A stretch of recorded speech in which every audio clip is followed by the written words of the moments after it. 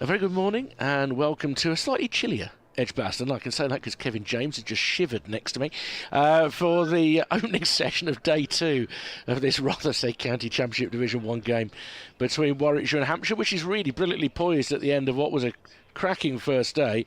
Hampshire 300 all out, and they battled from 130 for 5 to get there. James Fuller with a vital runner ball, 52 not out. On a track and in conditions where there was always something there for the bowlers. There was always a little bit of nip or nibble without it being too extravagant, so there was reward if you bowled well, and batsmen largely got set without going on to a big score. And then Hampshire had a crucial double breakthrough at the end of play, getting rid of both openers. Rob Yates trapped LBW by Abbott for 6. Alex Davis playing a rather indiscreet shot and holding out to third man off the bowling of Brad Wheel, who was sharp. He went for 16. So Warwickshire 27 for 2. They trail by 273. I'm Richard Wilford from BBC Radio WM. From BBC Solent, Kevin James is alongside me. Good morning to you, Kevin. Yeah, good morning. Yeah, it's a shame I only brought one jumper on this trip. So you'll be seeing this jumper for 4 days. Do they not sell any over at the supermarket over the road? Can't afford that. Oh, fair enough. I'll be in the middle aisles.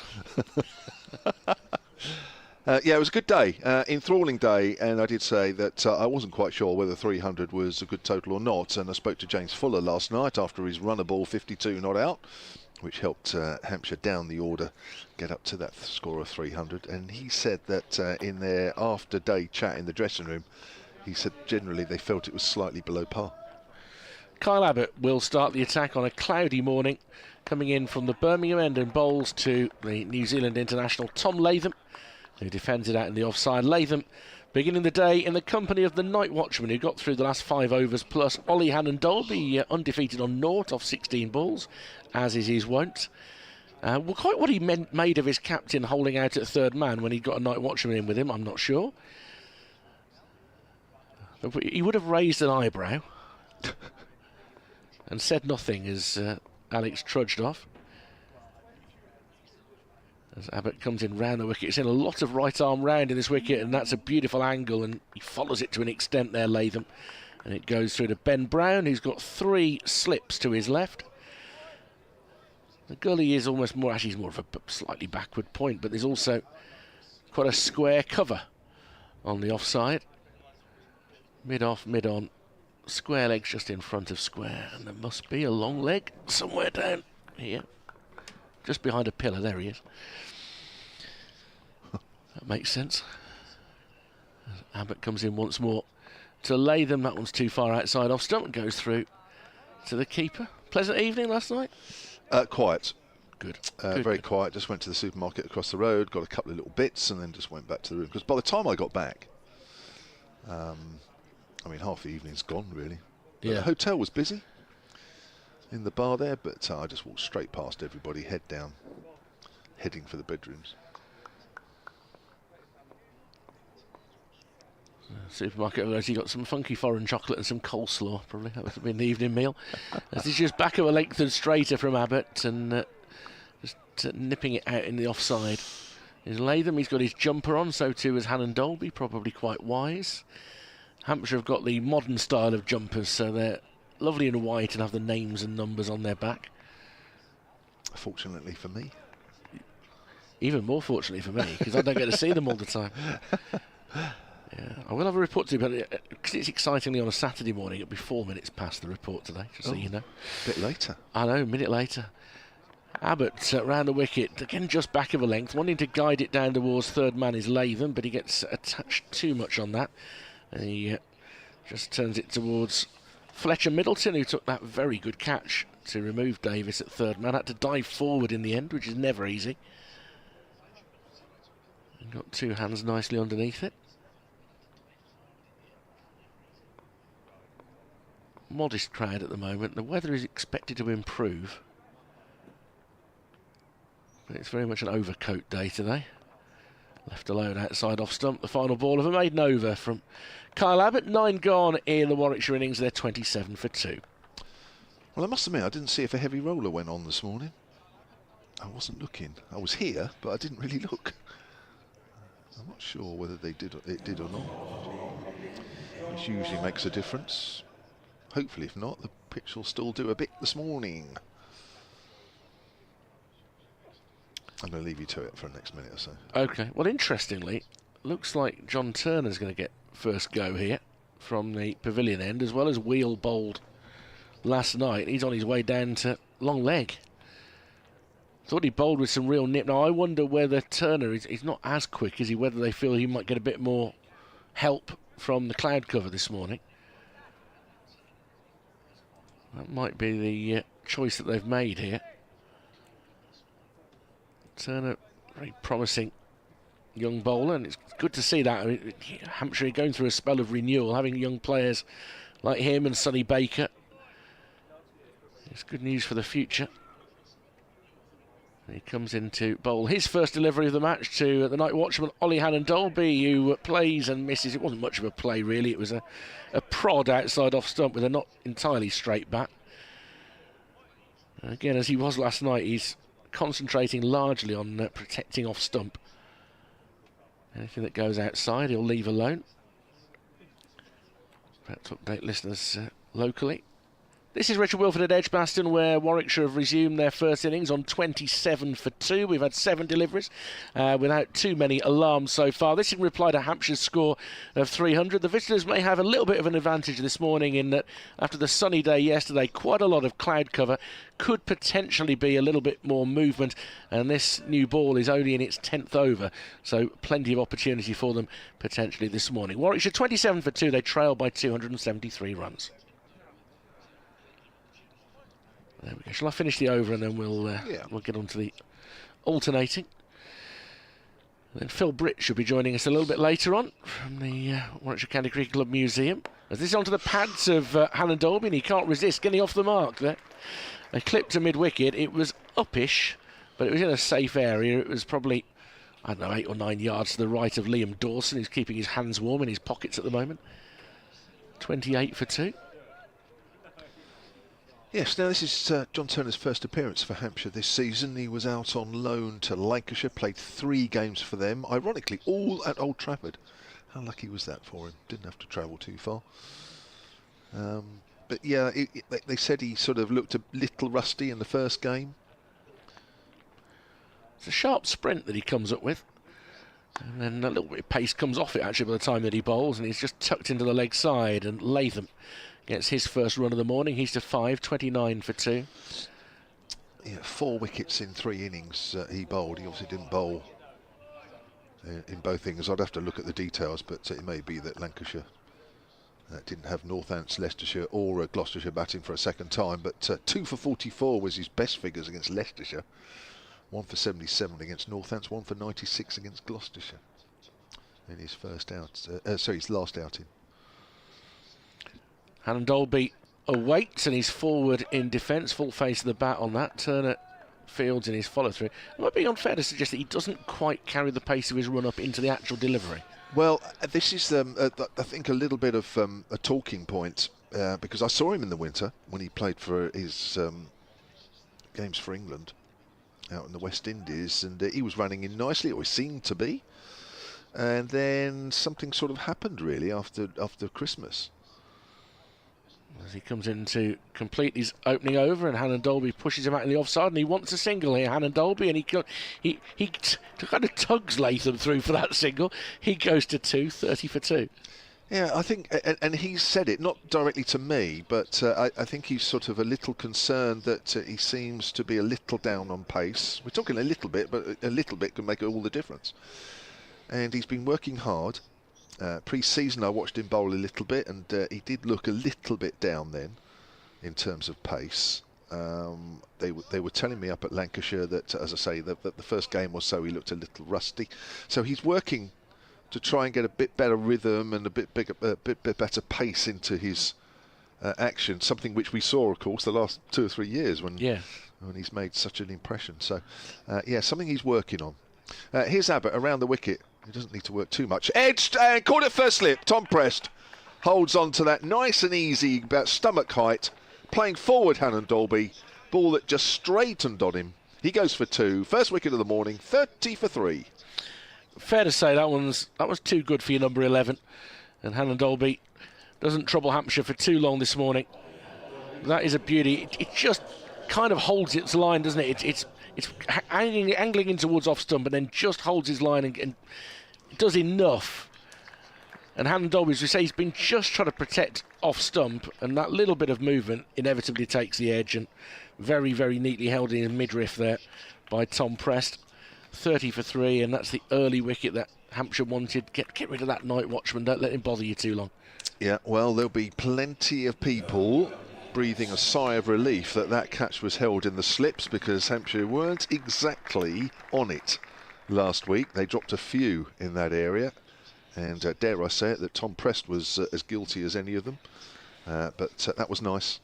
No worries there, and 100% success rate behind the stumps, which was something I wasn't able to report last week up at Trent Bridge. In fact, I think it was 100% unsuccess rate. To be honest, so that's good news. Good news all round. Good news for Kyle Abbott, who suffered a little bit last week, even though he had good match figures. He was on the receiving end of one or two of those drop catches. So he would also be mighty relieved. And a man who certainly would be relieved is the Hampshire head coach, A.D. Birrell, who's made it a big mission over the last season or two to get Hampshire's catching in that area up to an acceptable standard. An acceptable standard for him basically is 100% success rate, which I don't think is too bad, because some of the good teams, or the good teams in the past, have always been good behind the wicket. They don't let too many go. So Sam Hain, who played brilliantly here last year in the second innings, 111 not out to thwart Hampshire's bid for victory. Abbott comes in, Hain is forward. Ball just trickles up towards mid-off. Yeah, I know you said yesterday he's scored lots of runs against Hampshire over the years, and I think you're right. I can think of 100 he also got down at the Utilita a few years back. But last year I think he was particularly impressive, and I remember the game late on day 4, where it did look as though Hampshire were going to win it, and Hain was just brilliant. Fuller was brilliant with an old ball on a wicket which wasn't giving him a lot of help and a lot of pace. As Abbott comes in, Hain is forward. That goes up to mid-on, and I think on another day Hampshire would have won it, but Hain was just brilliant. Just absolutely everything that came at him, he was more than equal to it. That might have been the time I was down there with you, and he hadn't made a century in well over a year in the championship, but he made one in each innings. There was a game where they ended up with Jeetan Patel batting out for a draw. I think you might be right. Was Gregory Mike on loan or something? Ben Mike was on loan and made a few runs as well. That's right, yeah, I remember. Abbott from the city end, forward again is Hain. Again, the ball works its way up to mid-on, where Liam Dawson picks up. Because you'd have played against Gregory Mike, wouldn't you? Sorry? You'd have played against Greg Mike, wouldn't you? Yes, I did. Yes, that's who I was thinking of. He was a Notts player back in the 80s and 90s, wasn't he? Yeah, that's right. That's. I do get one or two names mixed up, because obviously I used to play with similar named people many moons ago.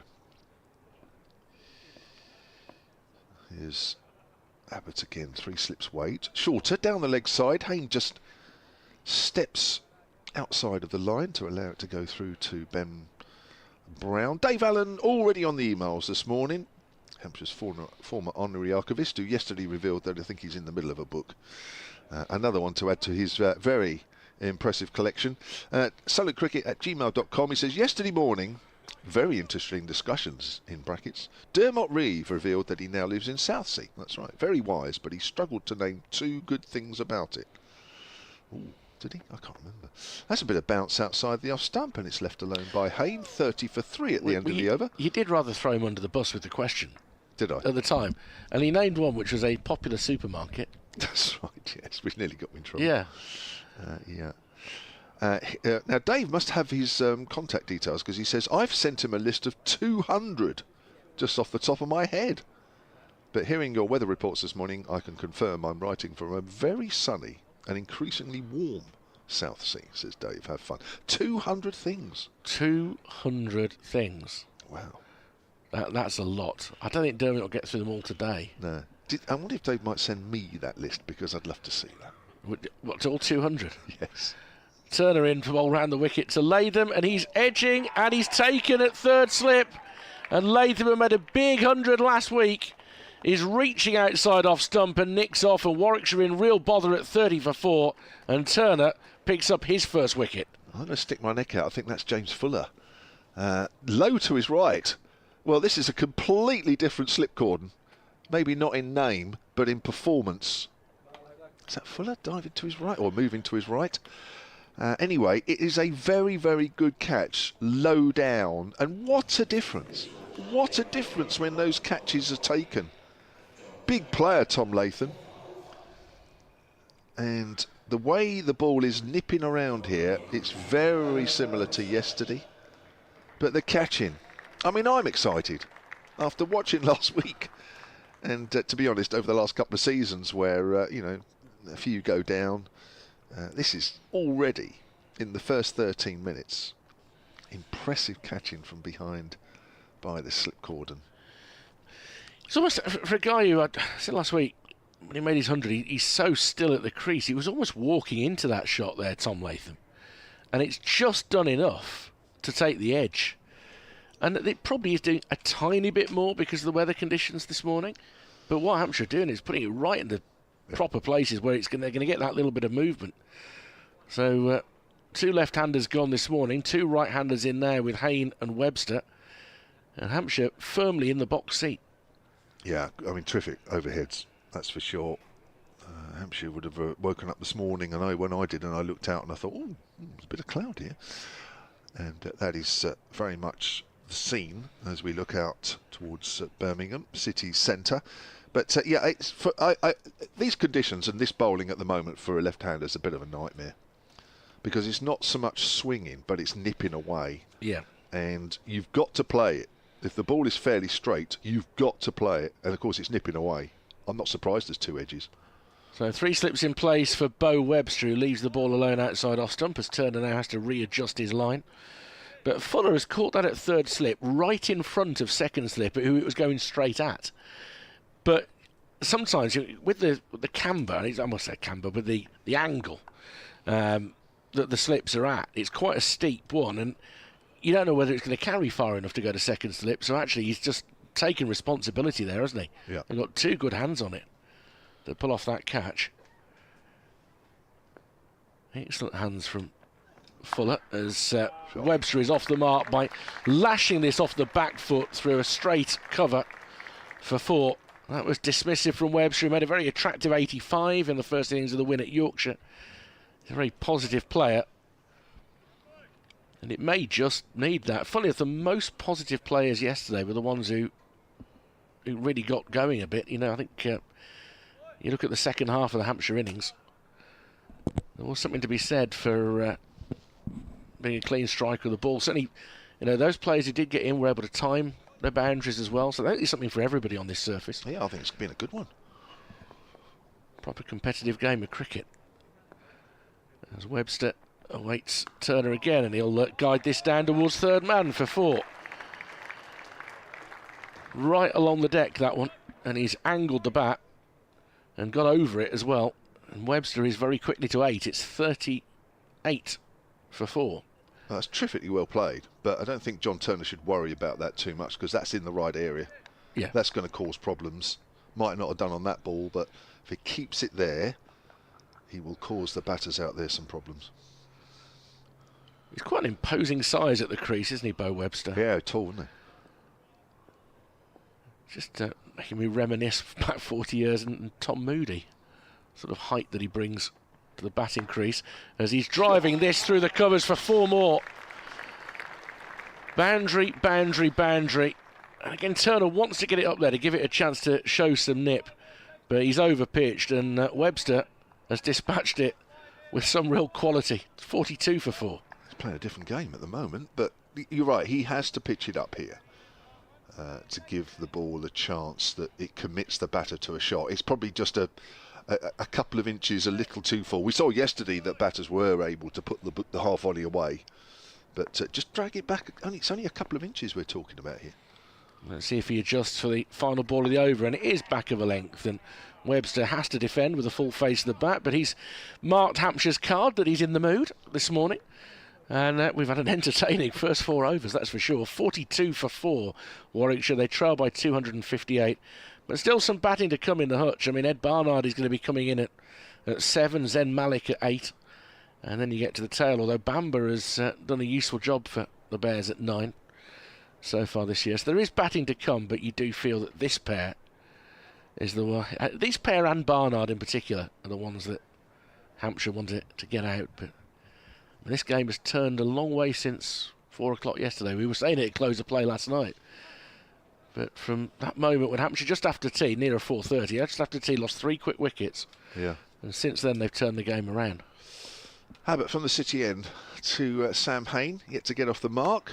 Hain is in behind that length ball. Ralph Brooker with his first email of the day. solidcricket@gmail.com. He says, hi Kevin Richard. Surely the Spinnaker Tower, talking about Southsea, is a gem.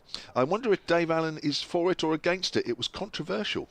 But Ralph says he loves it, but he's out in France, so he hasn't actually got to look at it too often. Dave Allen's come back. He says, I was kidding. And I don't have his details, but I'm looking out for him. Says Dave. I'm quite happy to send you his email. He seemed to be quite happy when his email was asked for earlier yesterday. That's pushed out to square on the offside by Haynes. I don't think Dermot will mind me passing his email on to you, Dave, if he obviously hasn't got those 200. 200 things to do in Southsea. Yeah. Welcome aboard, by the way, those of you listening to 5 Sports Extra. Kevin James and Richard Wilford at Edgbaston, where Hampshire have got 2 fine wickets already this morning. The night watchman, Hannon Dolby, caught at slip by Prest off Abbott, and then Latham caught brilliantly at third slip by Fuller off Turner. And here's Abbott as Hain whips that away down to fine leg. He's off the mark. 43 for 4, 257 runs behind Warwickshire. Fantastic overheads. There wasn't a cloud in the sky all day yesterday. We've more than made up for it today. The temperature has dropped by 10 degrees. Certainly feels it. So a little colder out there in the middle, but as a bowler, and you look around above you and you say, yeah, I'll take these conditions. And we have already seen the ball nip around and 2 edges to get rid of the 2 left-handers. And Hampshire's catching, I'm pleased to say, is back on track in the slips. They've caught 2 out of 2. Webster's on the back foot. He doesn't look as though he's going to hang around here, Bo Webster. This is a natural game. For those who've just joined us, when he came in after the dismissal of Latham, he left his first ball outside of off stump, crunched the next one through extra cover, guided his third ball along the ground to third, and then his fourth ball was another even better extra cover drive for 4. So he's only 6 deliveries into his innings and he's on 12. And he's not going to die wondering. Not by the looks of it. Or he leaves that one alone. That's a little wider of off stump, even though it nipped back from Kyle Abbott, who's now on to 25 wickets for the season, I think it is. He came into the game with 23. He's picked up 1 last night and 1 this morning. So he's still Division 1's leading wicket taker. So, Hampshire's slip catching 2 out of 2 this morning. 1 for Preston, 1 for James Fuller. Fuller the hardest of the 2. Here's Abbott, and Webster's playing at that. He did pull the bat away, but at the last moment, again the ball is nipped back. Taken low down to his left by Ben Brown. End of the over. 43 for 4. That's a peach from Kyle Abbott as well. These conditions, I mean, his eyes lit up when he saw these, surely, when he opened the curtains, because he even at his age. Well, it's another day. I've made it. No.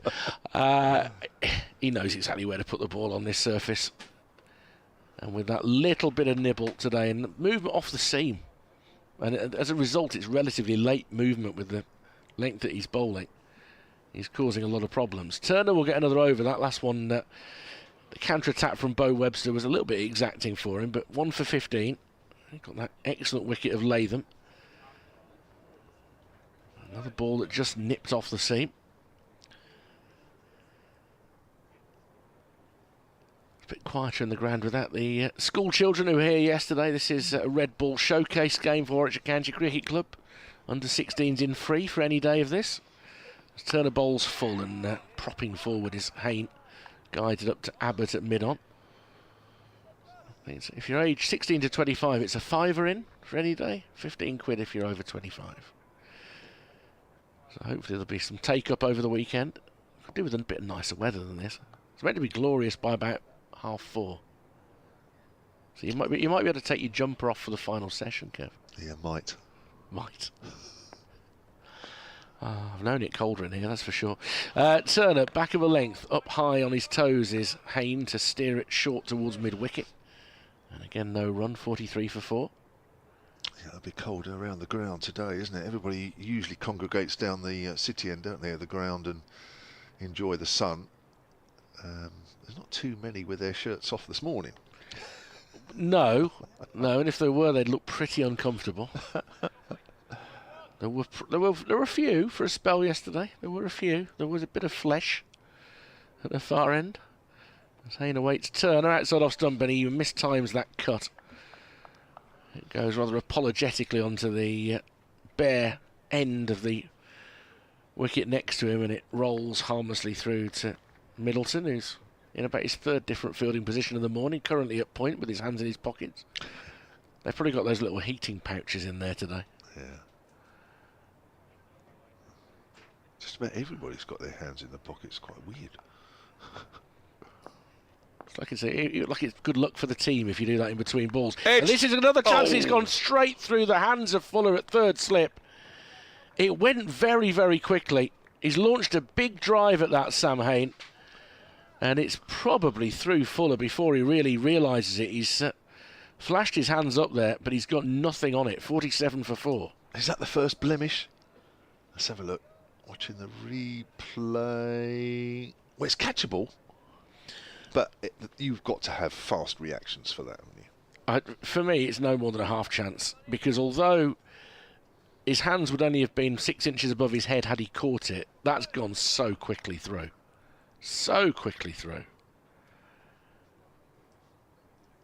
Hayne yet to make a half century in the championship this year. Missed the game at Headingley, but he's had a slow start. Had a bit of a life there as he gets this off a thick inside edge down towards long leg. For a single, Hayne to 6.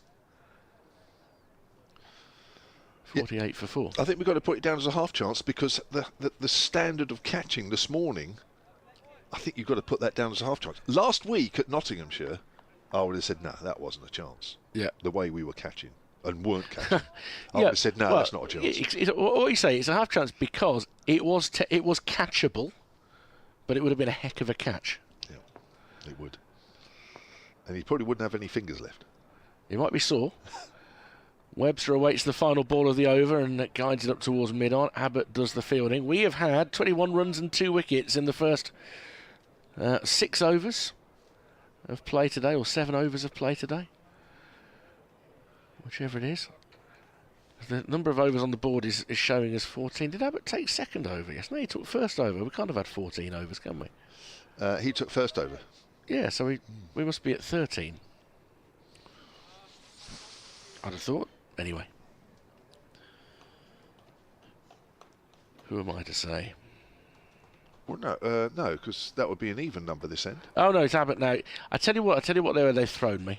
It's because the way the scoreboard instantly changes the name of the bowler at the moment the final ball's been bowled, it threw me. Here's Abbott. Short. Goes down the leg side. That's bounced. Taken neck high by Ben Brown. Yeah, talking to Ed Barnard last night, he said the thing that surprised them most, the Bears, was the fact that there was a bit more bounce. It is, isn't it? It's good. I mean, given that last week you had to risk a stress factor of the back to get the ball up to shoulder height, this week there's just that little bit more, isn't there? And that has encouraged Abbott to have his square leg back on the fence on the short boundary as well. Yeah. 3 slips wait for Abbott, comes in and Hayne flicks that away square on the leg side. There is a fielder on the short boundary to our left. That's Brad Wheel. Well, I can't explain it. Phil Britt is here, and I'm sure we'll bring him in very shortly, but he's choosing to sit at the back of the room behind a desk like he's invigilating an exam.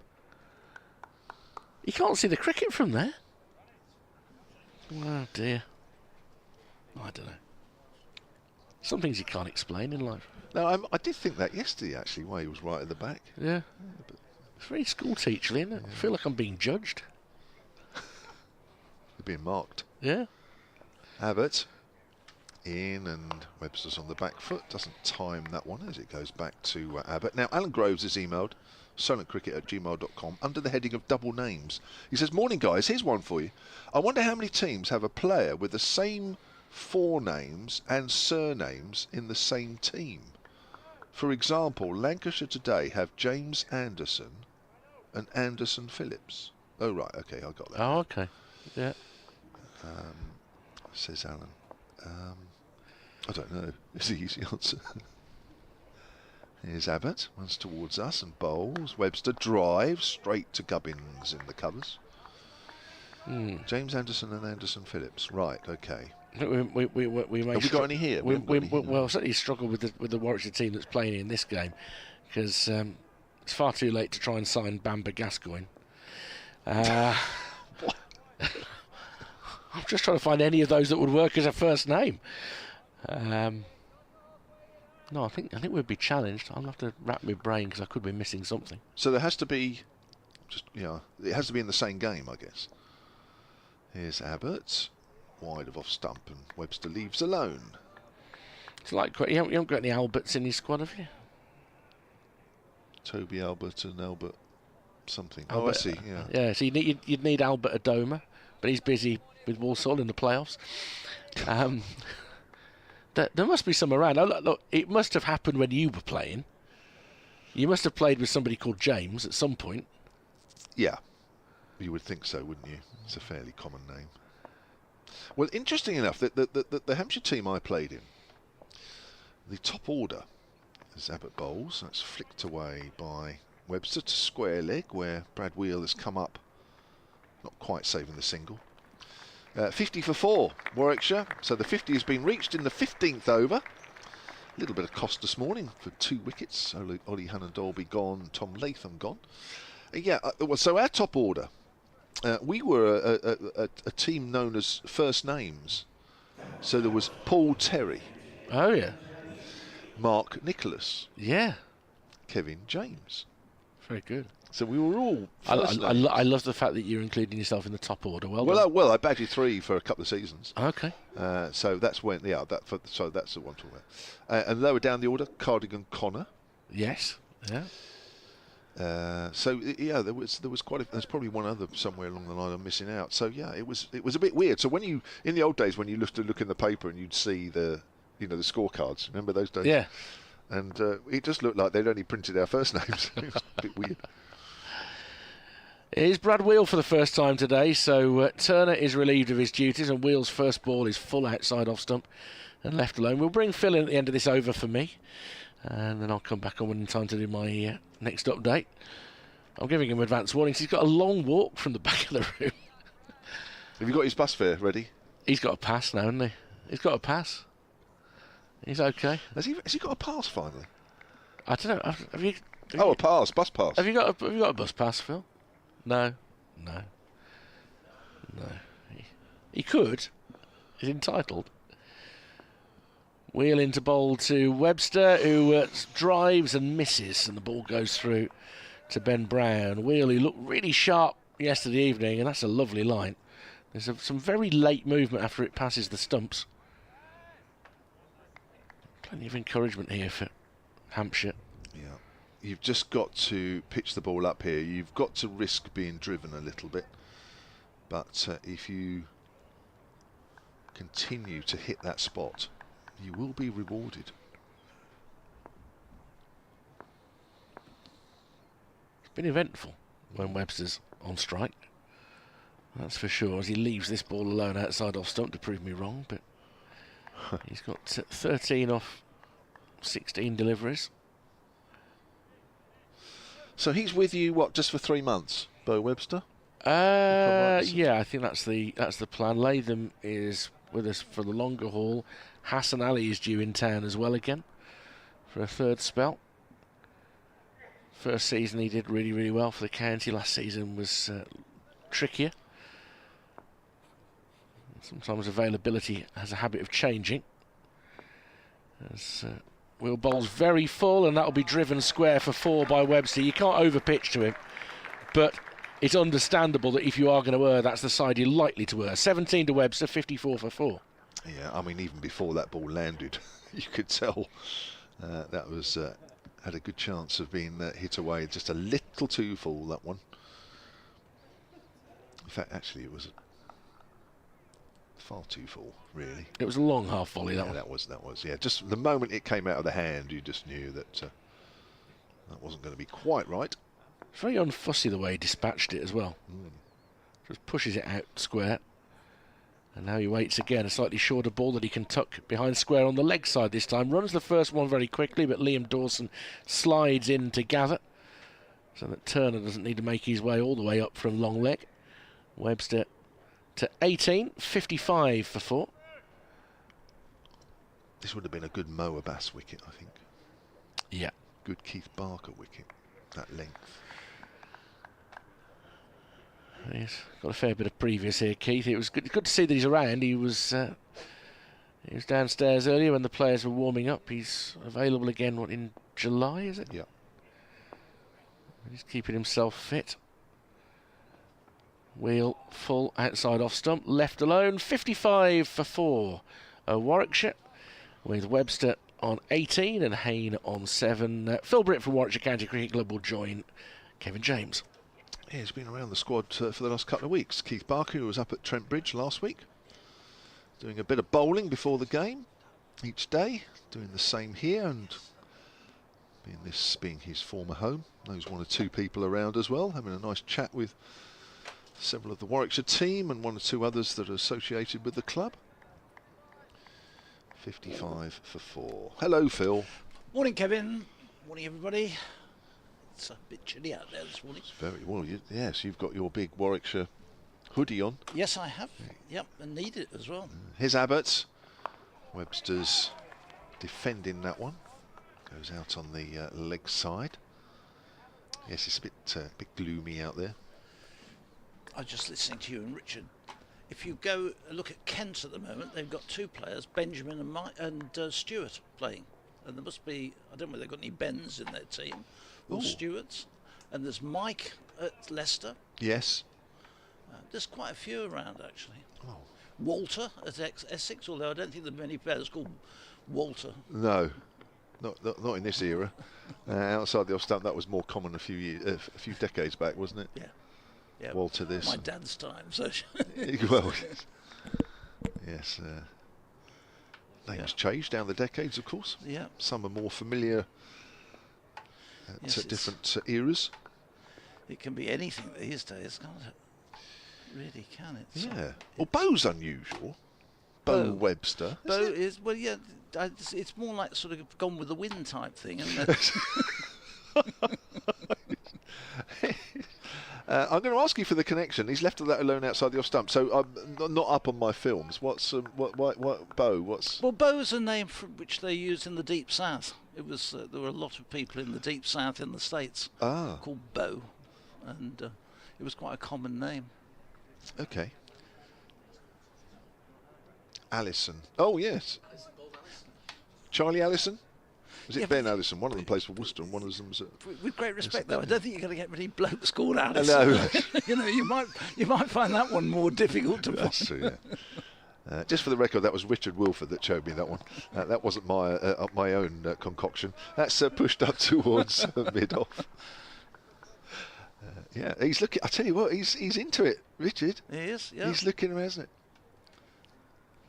Yeah. Now he got me looking through. I'm going to say you're looking as well now. Gosh, it's grey this morning, isn't it? After that beautiful day yesterday, there isn't a patch of blue anywhere this morning. It's like we've gone about 200 miles up north, isn't it? For the second day. Back about 6 weeks. Yes. Outside the off stump and left alone. That's quite wide there from Abbott. What did the players think about 300 as a score? Well, I did speak to James Fuller last night. Yep. Who said that they'd had a quick team meeting and a debrief at the end of the day. And they felt that it was a bit below par. Oh, really? A little bit below par, yeah. Right. Thought they should have got a few more. Yeah. Overall, I mean, as it was, the second half of the innings got them up to 300. Yes, It looked yeah. like they were going to struggle to get there at one stage.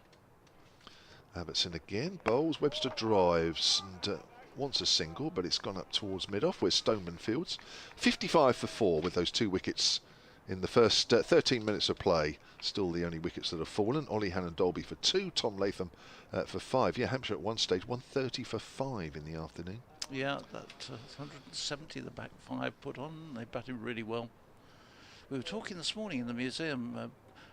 One of our regulars in there, Rob, who comes in with his mum, they were talking about what score Warwickshire would get today, and he was convinced Oliver Hannon-Dolby would go and get a half century, and he was still in the museum talking to me when Oliver Hannon-Dolby got out. So Rob isn't going to do the football pools or the lottery for anybody. Here's Brad Wheel, ex of this county, in and plays, and this one is bowled into the leg side. Hayne plays it into the onside. Yeah, because Brad Wheel is an ex-Bear. Yes. It wasn't very brief, and it was a help out, but he's still. I'm glad to see when he puts counties played or teams played for Warwickshire figures on the who's who. He's got Warwickshire down there as one of his former counties. Does that give him special privileges up Well, here? he quite justifiably can become a member of the WOCA, the Warwickshire Old County Cricketers Association. Okay. Oh yeah. He's in and bowls, and this is played again into the onside by Hayne, full delivery. Yeah, it gives him full throw. What moment you actually turn out for the county, you are eligible to become an old player, join the Old Players Association. Right. So he played one championship game against Surrey at the Oval. Yeah. That July 2022. It was when he wasn't playing in the Hampshire side, and Warwickshire had that period where every fast bowler they got was breaking down, and Ben Mike was there from Leicester for a time. He played and did quite well actually for Warwickshire. He's in again. This one wraps him on the pad.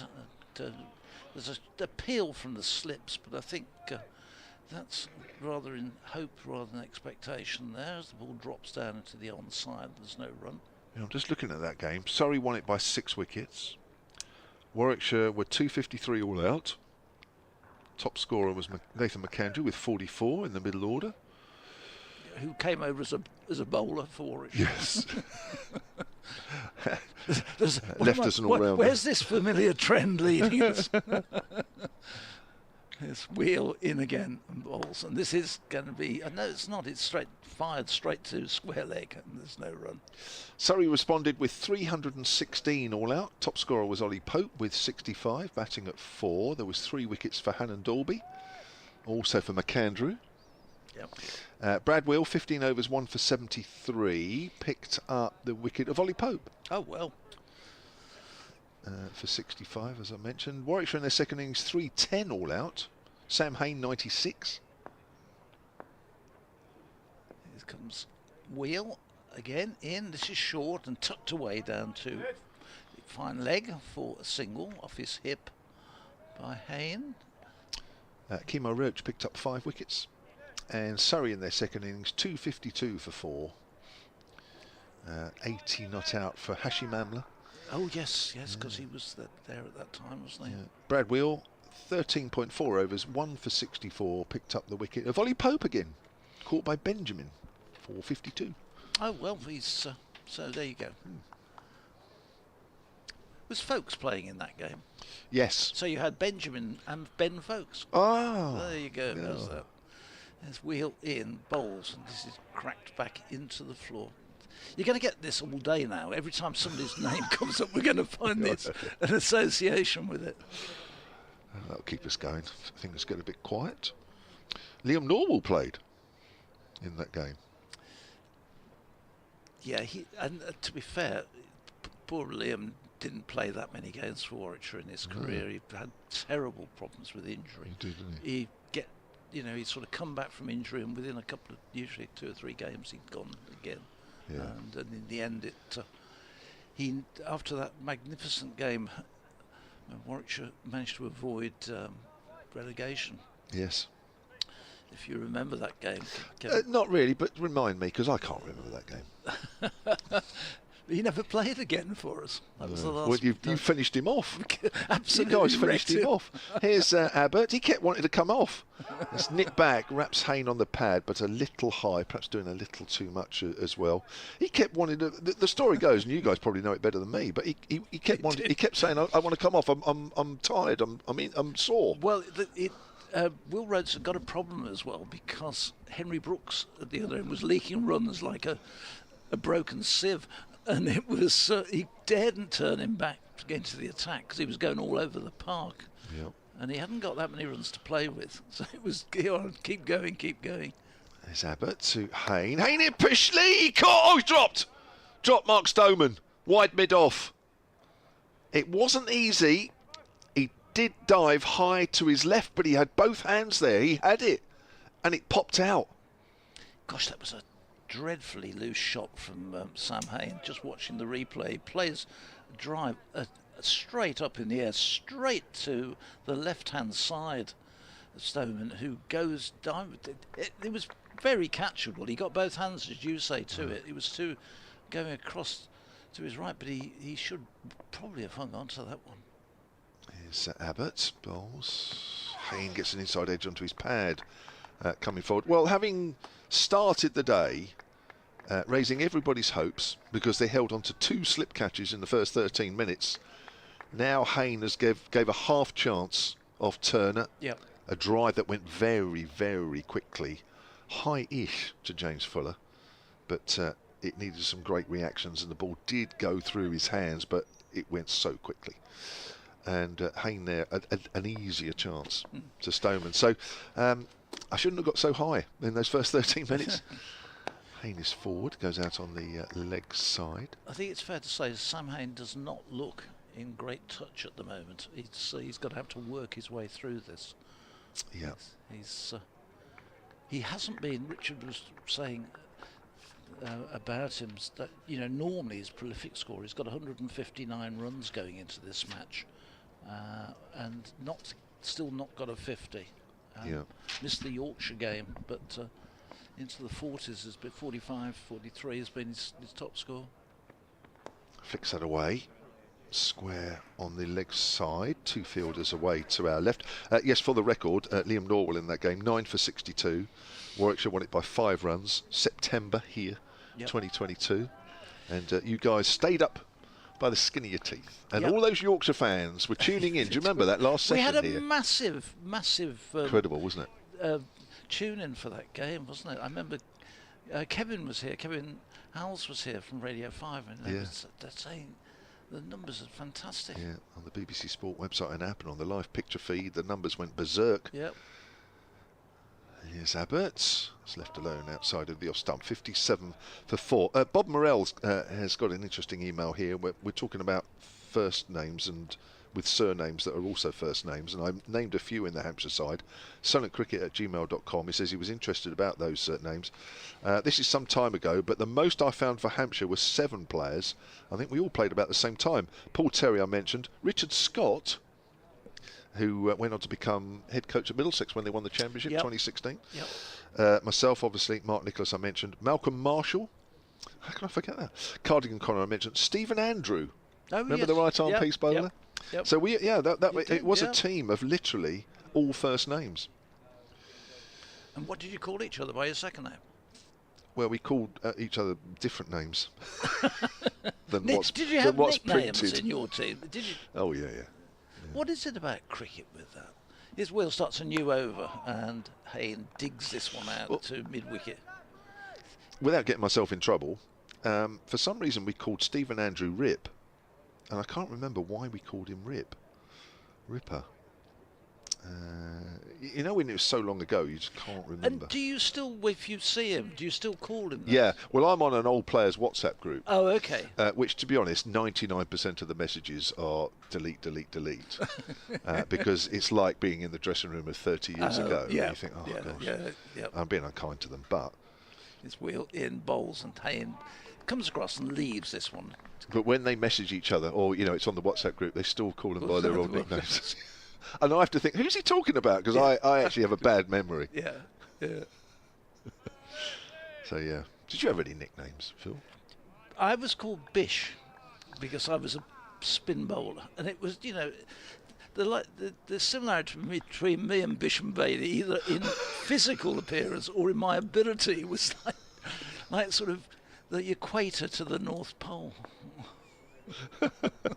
His wheel in and turn round the corner, but that was purely at the cricket club. The people who I knew through cricket, that was the name I got, and we all had names. But I played football, I played rugby, I played hockey, but none of us had nicknames in any of those sports. Did you not? No, it was all down to first names. There was none of that in those sports. It just seemed to be cricket. Yeah. And what gets me a bit is when you have the dressing room nickname, but then other people use that nickname with people, and like, no, I won't say who, but this one is. Oh no, that is dropped. Yeah, that one is dropped. A loose shot from Hayne, outside the off stump. He gets a top edge. It goes straight to slip, and that is pressed there. Who drops that one? And that was a regulation slip catch. He's at slip. He gets a pat from second slip, but that that one definitely should have gone. Hayne. No, it wasn't Hayne. Sorry, it was Webster who got that. It was Hayne. It was Hayne. They Hayne, took a single in the end on it. That's the third time they've dropped him. Oh, they did. They took a single. That's why I didn't see the single. I was so busy watching the drop. But Hayne is using up all his lives in one innings here. Wheel in again and bowls, and this is loose one down the leg side, and it's helped on its way down towards fine leg. Won't go all the way to the boundary. Webster will get a couple of runs for that, just turning it away down very fine past Ben Brown. 60 for 4, but Sam Hayne had, with that single, moved into double figures, but he's 10 for 3, we're going to call it. Certainly 10 for 2. I mean, that's the simplest catch of the lot. And I watched the rest of the Hampshire boys in the field. They all looked up to the skies and turned round. They couldn't believe that had gone down. Webster waits as Wheel is in and bowls, and Webster leaves this one outside the off stump, goes through to the keeper. Bad luck again for Brad Wheel as he goes back down to fine leg. Sam Hayne is really at the moment looking very, very edgy at the crease. Do you know what? There's an example of the highs and lows of professional sport, and obviously I'm going to get, with Hampshire, I'm going to get sort of high and low with them because it's my team. But, the first couple of catches, I thought, oh, great, we're back on it. And yet the last 3 have all gone down. And not all in the slips, but you just think, oh, God. So, for 15 minutes I was on a high there, and they would have been on a high, saying, yeah, the catching's back, we're on tip-top form. And now they put 3 down. 3 catches down in various positions, and you just think, oh, gosh, what is going on? What is going on? I think the first one was a tough one. The first one was tough. Second one, not so. The third one. Oh, no, the second and third ones, at this level, you would expect them to be taken. Change of bowling at the far end. It's going to be James Fuller, who took a very good catch in the slips to get rid of Tom Latham. Had a more difficult one with Hayne. That's way outside the off stump. And Hayne leaves that one alone. Bob Morell's back on the emails, sunandcricket@gmail.com. Those names I mentioned, he said that actually you did all play together. It was Hampshire at Somerset in 1989. So there you are. That would have been a fun scorecard, wasn't it? Where you'd look at that and say, well, print their surnames, for heaven's sake. Do you know, now he's said that, I can remember years ago actually looking at the Hampshire side and thinking that they were all first. I remember that it sort of triggered a sort of... It's weird, isn't it? Yeah. 7 out of the 11. That's bounced outside the off stump, but again, it's wide. Yeah. Yeah, it's fairly unusual. So, 60 for 4. Warwickshire starting the day 27 for 2. They're 240 runs behind. I think it's fair to say, and I can say it in front of Warwickshire people, that I think most people agree that Hayne should be back in the pavilion by now. But he's still out there. I'm going to come up with another one and then I'm going to drop it. Right. There's Chris Benjamin and Yes. Ben Compton. Yeah, that's... Both play for Kent. Yeah. I should imagine it's Benjamin Compton, isn't it? It's been shortened to Ben. And it's outside off stump. Yeah, Bens are Benjamin, aren't they, really? Yeah. They're Benjamin when they're naughty, Yeah. and they're Bens when everything's going right. I was always Philip from my mom. Was when you? I was in trouble. Philip! Always, yeah. The rest of the time it was you, hey.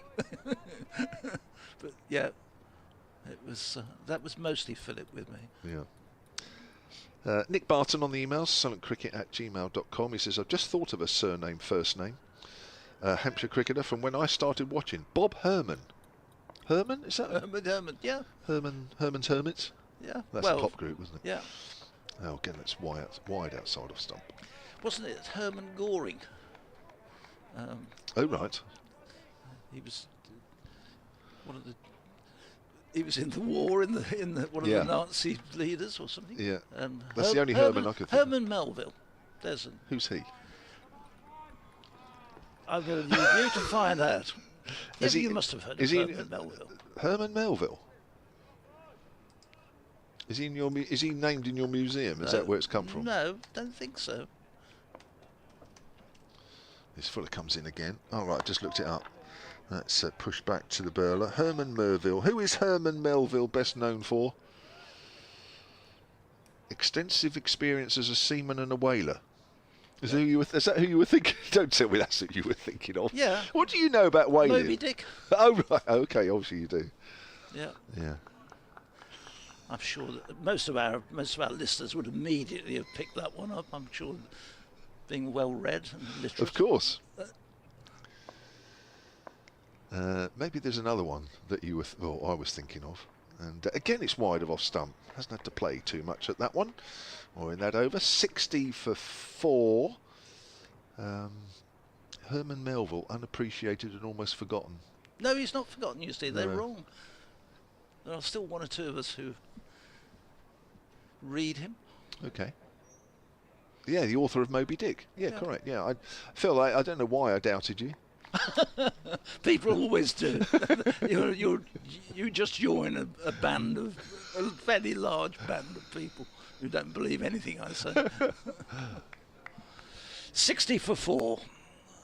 Perhaps the Warwickshire listeners won't believe that. 60 for 4. Webster is on 20, and Sam Hain is 10 for 3.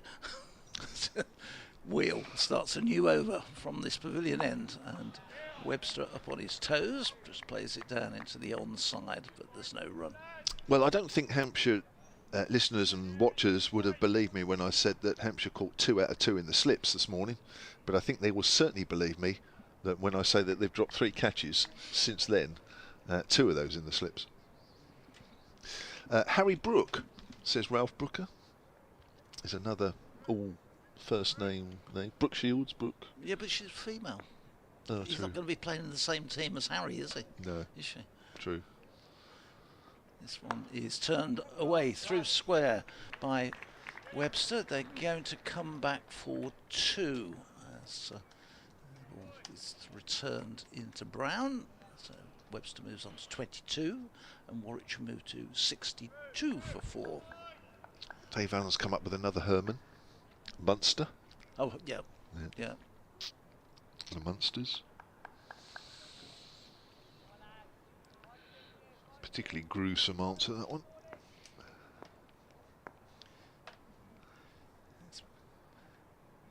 Wheels on his way, he's in, and bowls, turned again off his legs down fine. This is going to be another chase round, and it's going to be 2 more runs to Webster, and a quite good piece of fielding down there. Who's that down at Fine Leg? It's nearly on the other side of Birmingham down there. That's about as far away as you were at the back of the box. Yeah. Well, the only reason I'm at the back of the box is because the way they've laid the power plugs here, there's none close up. You have to go to the back of the box to get it, and my laptop is in such a desperate state.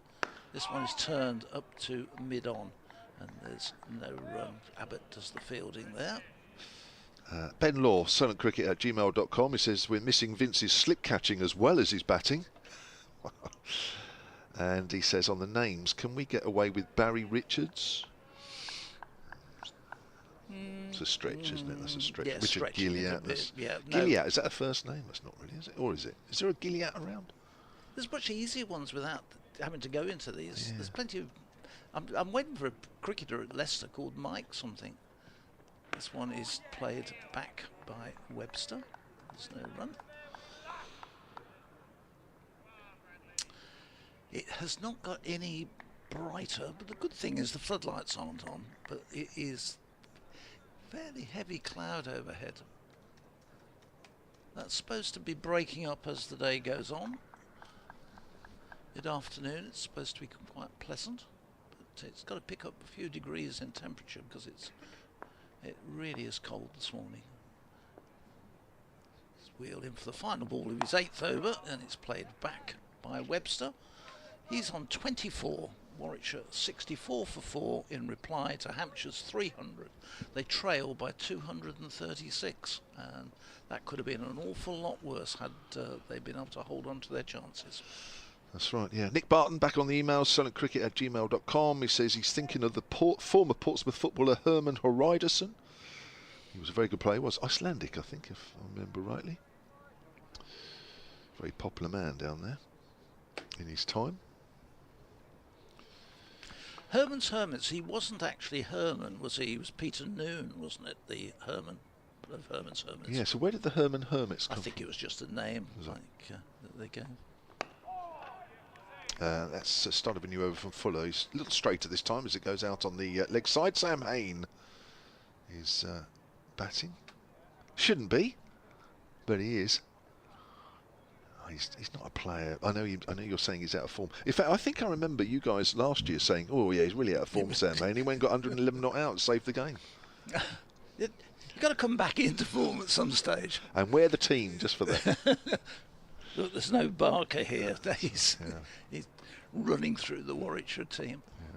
Yeah. He's Fuller. I think he got 5 wickets, didn't he? Oh, that's a good ball. He always gets 5 wickets.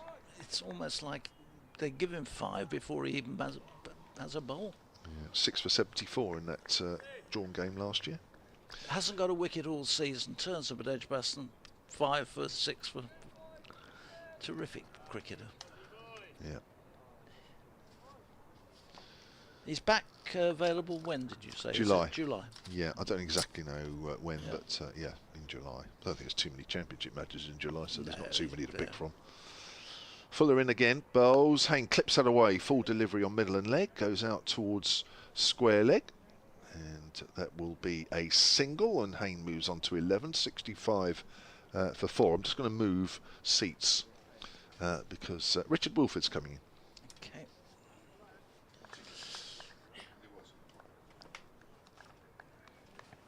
Give Kevin a break, I think. Yeah, and Richard's going to move in there. And Kevin's seat. 65 for 4 as Fuller comes from that Birmingham end. He's in to bowl. Goes up and cuts this one away through backward point down to the fence. So boundary for him. He goes on to 28 and the total goes to 69 for 4. I've been doing my research, so once we get past the bulletin at 4 minutes past, hey, don't you look at my workings now, because there are 2 things. I've been trying to find some work. I can only find a duo that might have coincided in the second 11 without going back to stuff in the 18s and early 19s. But then you can turn it into a really you know the final round of House of Games every day with Richard Osman. Yeah. Answer Smash, where you put 2 things together. There are some great names from the past that you can put together. They might not have played together, but there are some quite good fun ones. Trust me. Fuller in bowls, and this one is left by Webster. So do we get a picture and Yeah, you get a picture of 2 cricketers, and you have to mash their names together. Yeah. That is the theory behind I it. hope the prizes are better, Richard, than they are on the House of Games. I don't really want Would you not covet? a bird box or a plant or a fondue set. A House of Games cruet set, the salt and pepper, that's nice. How much do you reckon they spend on those prizes? About £20? That's not the point, is it? Like the celebrities really need something for free, don't they? This one is a bit of a swing from Webster. It's a ball which is wide outside the off stump from Fuller, and it gets wider, and Webster has a real thump at it. Lucky not to get a top edge through to the keeper. He doesn't, survives. It's 69 for 4. It's the end of the over. Yeah, it could have been a whole lot worse for Warwickshire. I'd slightly, what Kevin said about, Sam Haynes should be out. Well, no, you do have to take the catch for him to be out. It's not like he's had a controversial decision that's gone in his favour. And the one we did agree was no more than a half chance that whistled over the head of third slip. Yeah. I mean, that did absolutely speed through. But the other two, I think, should have been taken. Yes. Yeah. Yeah. The third one most definitely should have been taken. That was the easiest one of the three. They've bowled really well in the first hour here of Hampshire. As Brad Wheel begins a new over, and he's tucked behind square for a single to Hayne. He goes to 12. That's a little bit of a feed me ball from Haynes' point of view. 70 for 4. In just under a minute, we'll do an update for listeners to BBC Radio WM and BBC CWR. Here, of course, also courtesy of BBC Solent with Kevin via the BBC Cricket homepage and BBC Sounds. And if you're back home at some point later, smart speaker, if you ask the smart speaker to play Warwickshire against Hampshire, you should get it.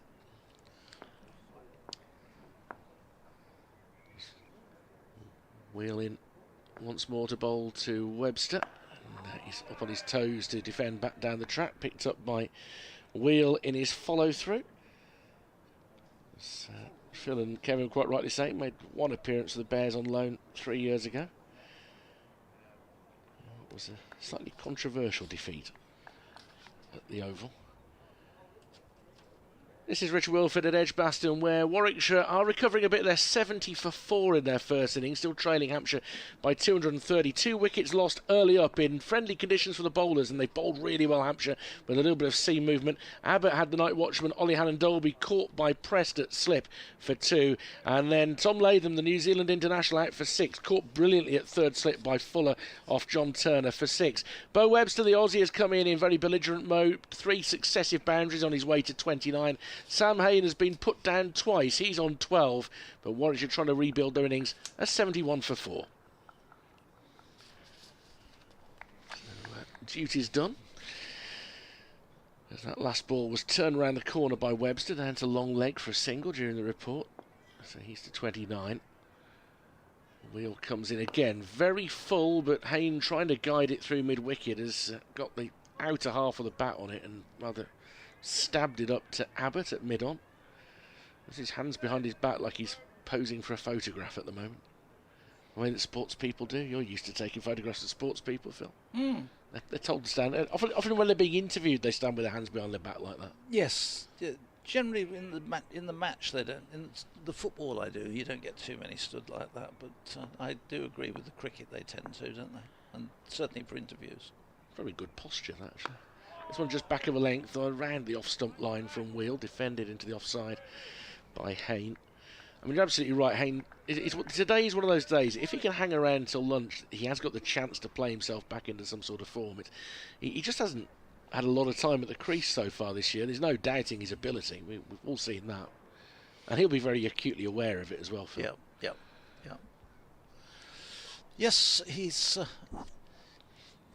big responsibility on his shoulders with Will Rhodes having gone and Michael Burgess having gone with their volume of runs.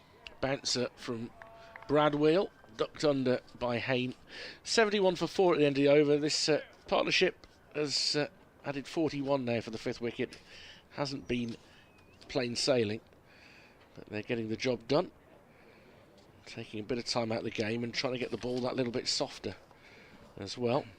I note Will Rhodes not in the Durham team this week. He's had a tough start to the season. Well, I'm not sure they quite know where to play him because he's been down at 6, hasn't he, some of the time? Yeah. And, I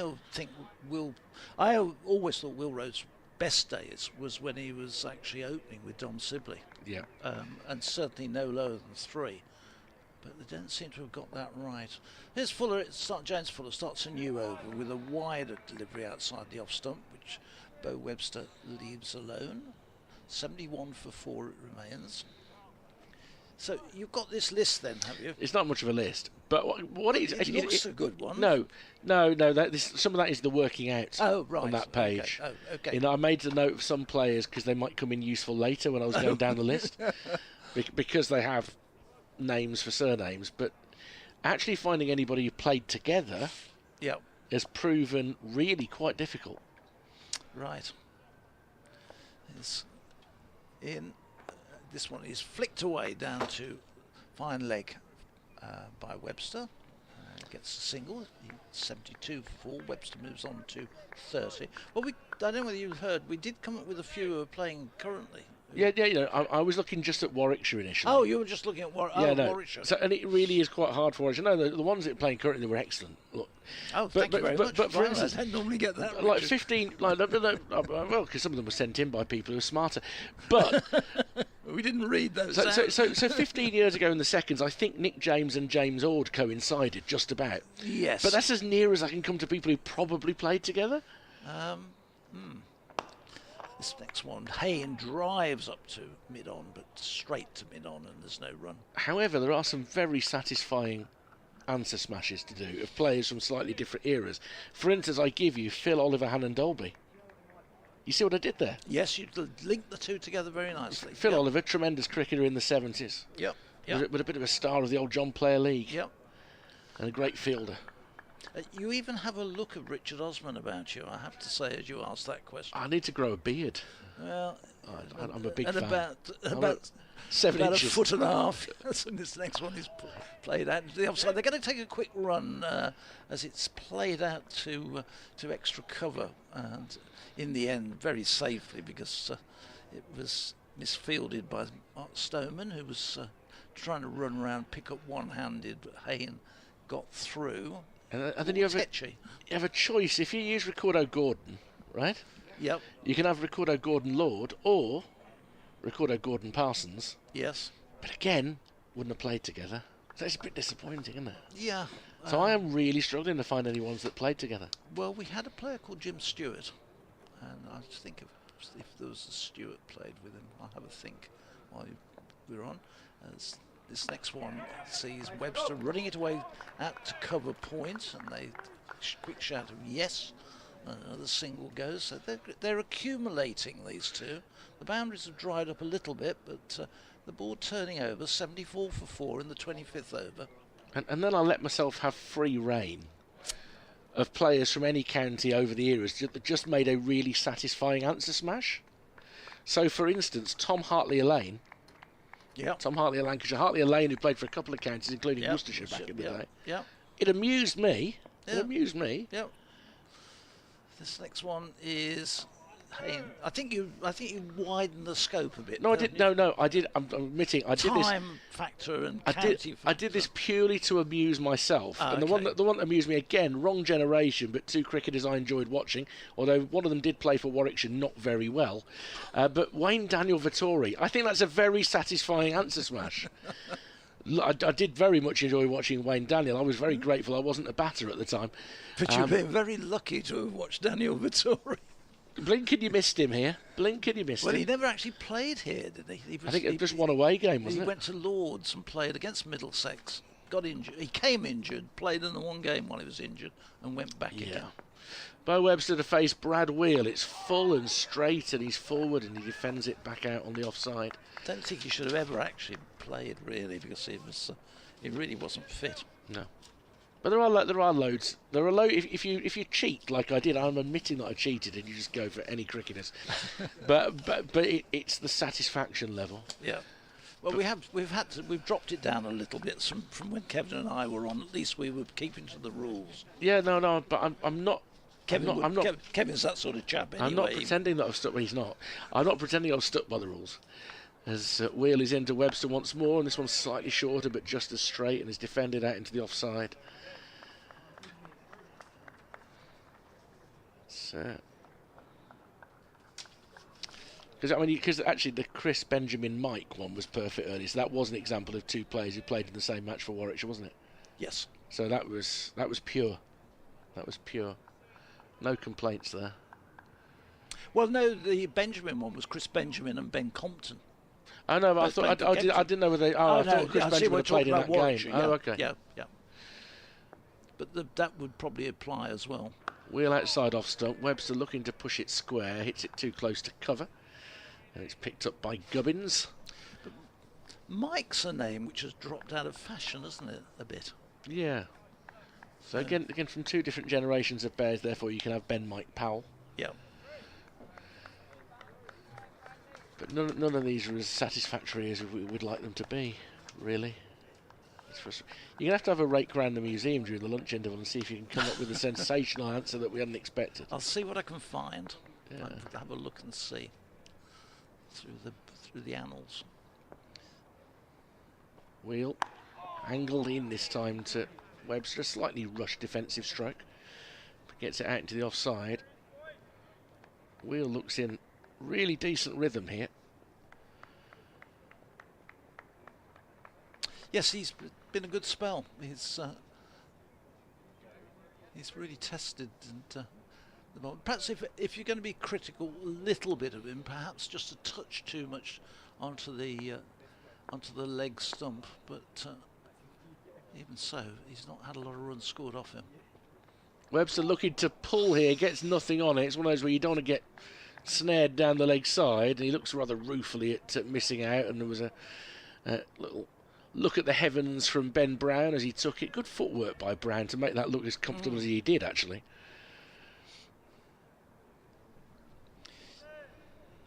Big tall man. When Hannon Dolby and Bo Webster at the wicket together, if that ever occurs, then two of the tallest men in the game, I would have thought.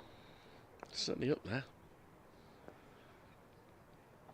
On the ball of the over, he's found a gap this time with the drive because it was angled in towards his pads. He didn't time it. They're certainly going to get two. They're thinking about three because, well, I think they could have taken three there. Kyle Abbott was running after it fairly gingerly with a spell in his legs, and I don't know that his arm would have troubled them. There probably were three there, but safety first. Webster is 33, Warwickshire 76 for 4, having lost Hannon Dolby and Latham early up today.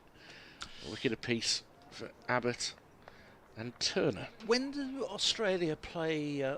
Is India, isn't it, at Lords in the final of the Test final? Webster's in the Australian squad for that, isn't he? So presumably that's going to be at least. I don't know whether it correlates with the county game or whether it's whilst the T20s are on, but obviously he's going to be missing for Warwickshire if he's part of that Australian squad. Yeah, that's you'd be absent for a little bit there.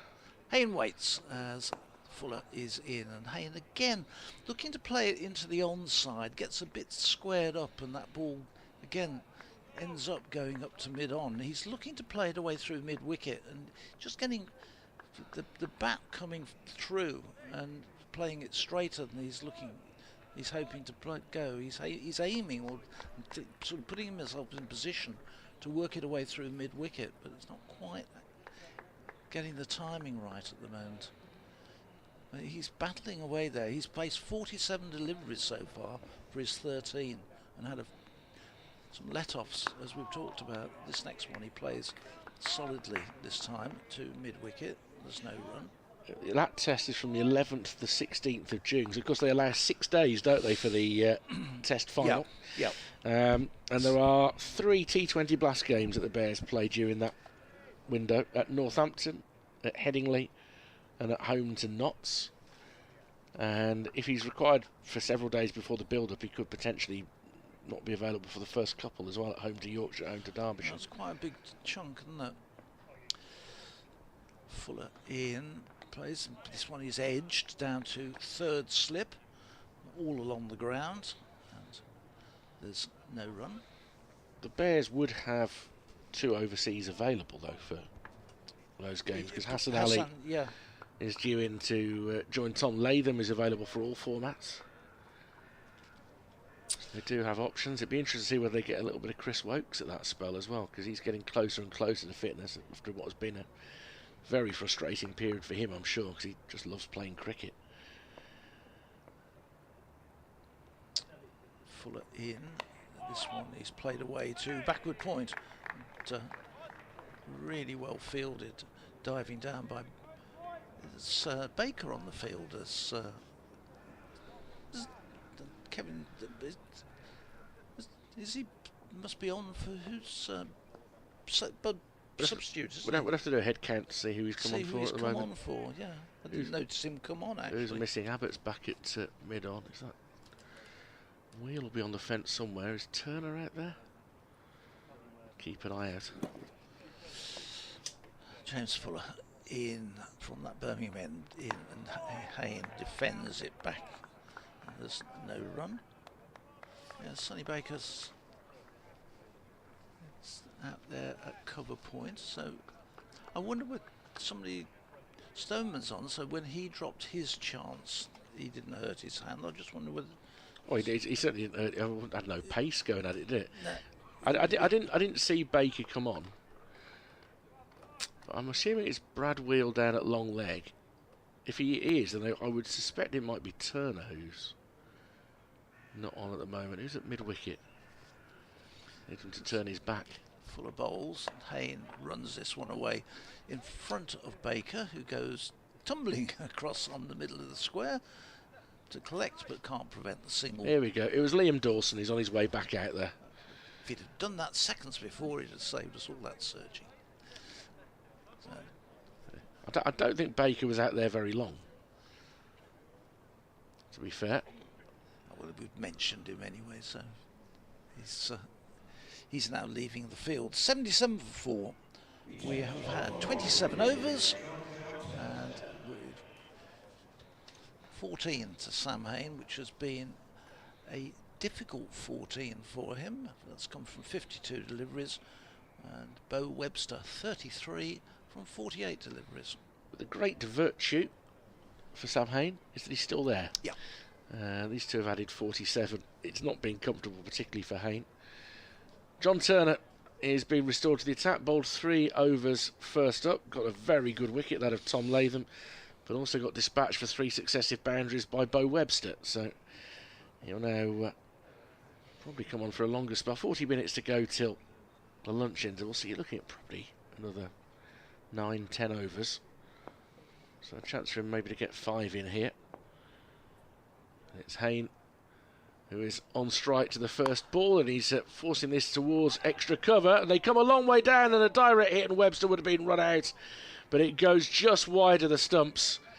There was hesitation, 2 batters who were unfamiliar with each other as well, and it was a difficult one because there was only 1 and a bit stumps to aim for from cover, but Webster knew that he was stranded, and Gubbins didn't miss by too much, you suspect. Well, he gave up, didn't he? Bo Webster saw the ball was out to Gubbins. He was committed. Knew he couldn't turn and get back.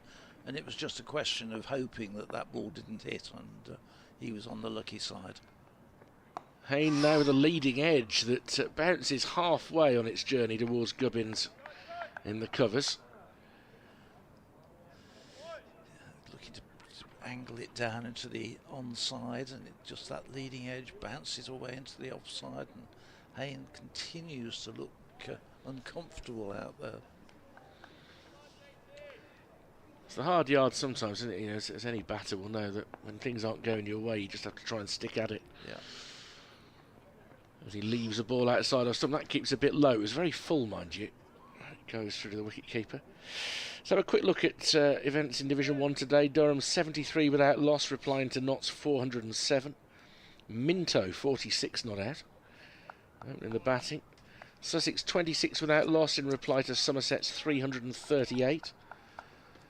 Runs down the order for Archie Vaughan, he made 18. Nathan McAndrew, formerly of this parish, 4 for 71. Ollie Robinson 3 for 70.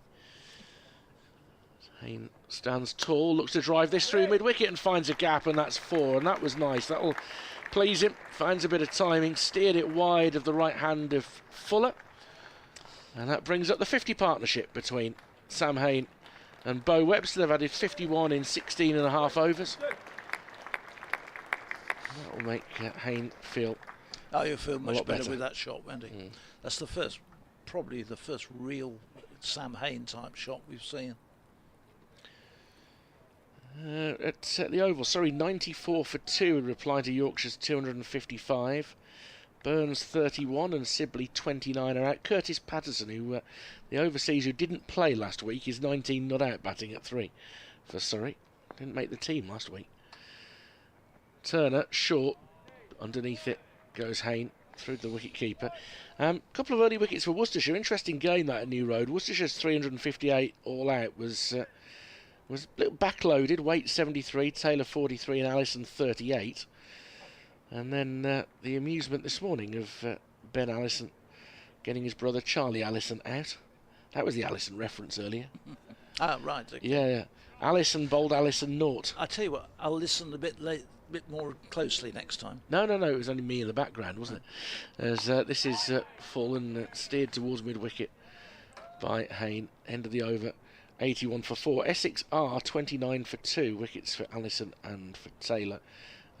Dean Elgar 10 not out. In Division 2, Glamorgan 175 for 4. Trail Northants by 10. Carlson has just gone for 54. Gloucestershire 6 without loss against Kent's extraordinary 424. That innings, Grant Stewart channeling Darren Stevens back in the day with that innings of 182 off 97 deliveries, was it? It was 189 deliveries. It was runner ball, 5 6s, 24s. What did Chris Benjamin end up 93. with? He's doing all right. Having got into the side, he's done all right. Yeah. Singdale 7 for 110. Go. James Fuller starts a new over in, and Bo Webster drives up to mid-on, but there's no run. Lancashire's solution to their recent problems seems to be to bat long. They're 352 for 5 against Derbyshire. Balderson on 57 and Bell on 46. So they're batting well into day 2. And Leicestershire 85 for 4, replying to Middlesex's 232.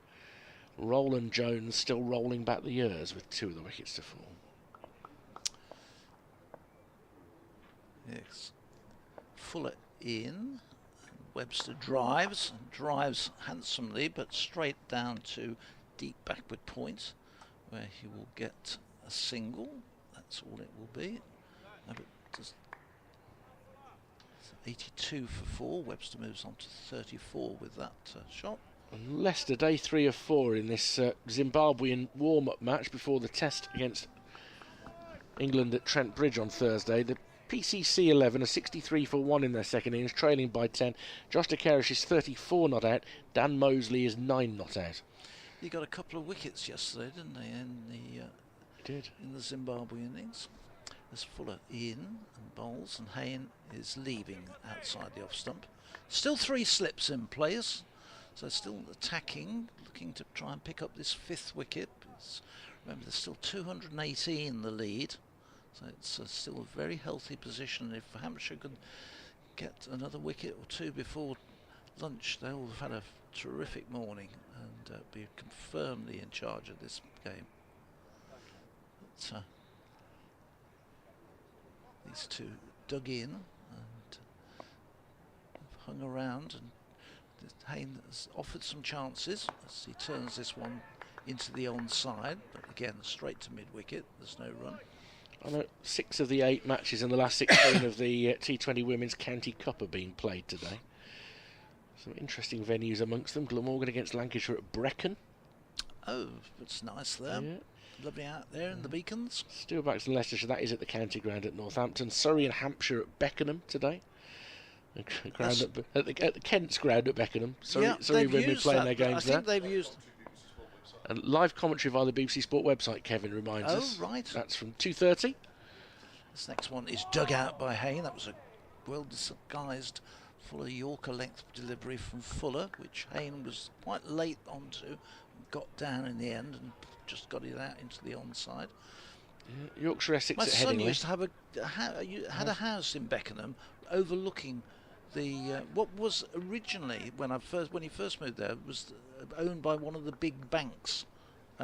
Before it was taken over by Kent, but it's the TSB or Gordon? Neither. Okay. It's more of the shipping line. Okay. One. This next one is left outside the off stump and through to the keeper. End of another over, and you used to be able to look from his window onto the to watch the cricket. Okay, nice. The Blaze in Oxfordshire today. They're playing at the Nottinghamshire Sports Ground in Nottingham, which I presume is the one up at Lady Bay, which is about 300 yards from Trent Bridge. And in Cambridgeshire against Kent being played at... Is that... Well, they have played at Coventry and North Warwick this season. What, Cambridgeshire? Cambridgeshire have played at Coventry and North Warwick. They're not today. They're playing at Fenners. They are playing at Fenners. Very good. I was setting you up to get that right. The Bears women, by the way, are at Devon tomorrow in the last 16. Being played at Ottermouth, Budley Salterton. Oh, right. Okay. How lovely. On the River Otter. Here's John Turner. 4 overs, 1 for 24 so far. Bowling to Bo Webster, who's tall on that back foot and steers it through the vacant point area. The fielder comes round from a square third. And there's a single. Webster to 35, 83 for 4. The end of this over, Kevin will rejoin you, Richard. You've got to go and unlock the museum. Well, no, Nikki, my wife's in today. Oh. Yeah, because it's supposed to be one of these heritage days. So Yes. we're opening the museum up, so she's volunteered to come and look after the museum and open it up a bit earlier. Okay. And leave it open, so if anybody wants to, it's in the ground, go and have a look.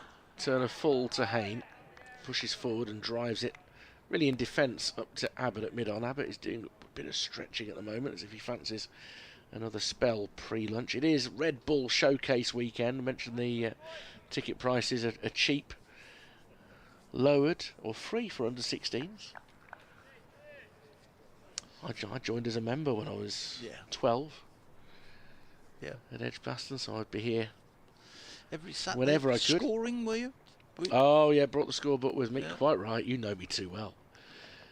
Turner short but straight and defended back to the bowler by Hayne. Sometimes on a Saturday I had a school or club match to go and play afterwards, so you try and get the first session in. I used to come down on the bus, get the bus into Acott's Green, and then get the change which dropped you outside the county ground, and we used to sit on the holly stand now. There was no roof on it, and every time I came it rained. I used to sit under my yellow cycling cape. Turner strays down the leg side here and it's whipped away by Hayne. He's to 19. That's another thing from the past you don't have today. Cycling capes. We all used to have those oilskin cycling capes.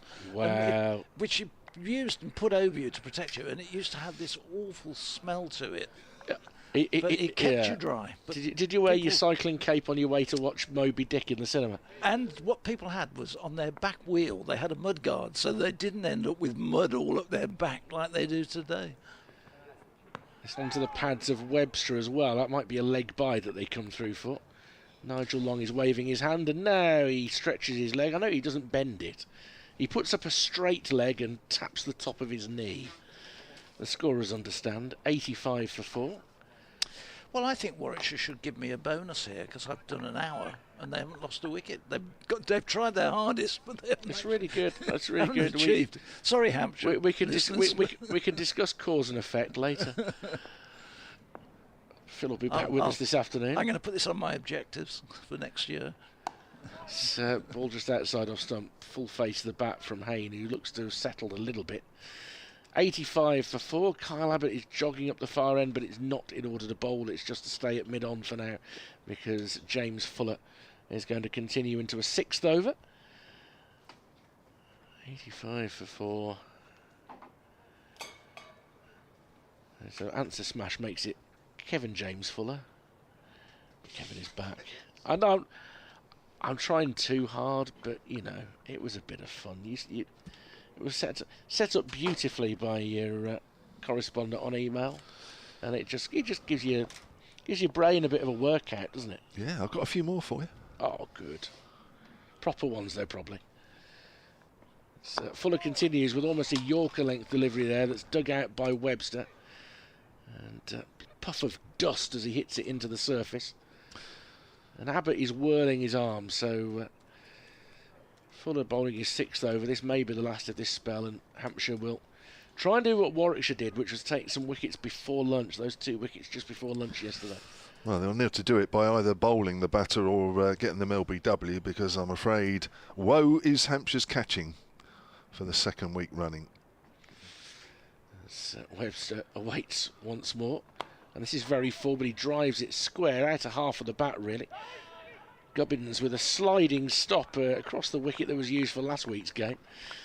And they come through for a single, 36 to Webster, 86 for 4. Though they held two really good ones early on.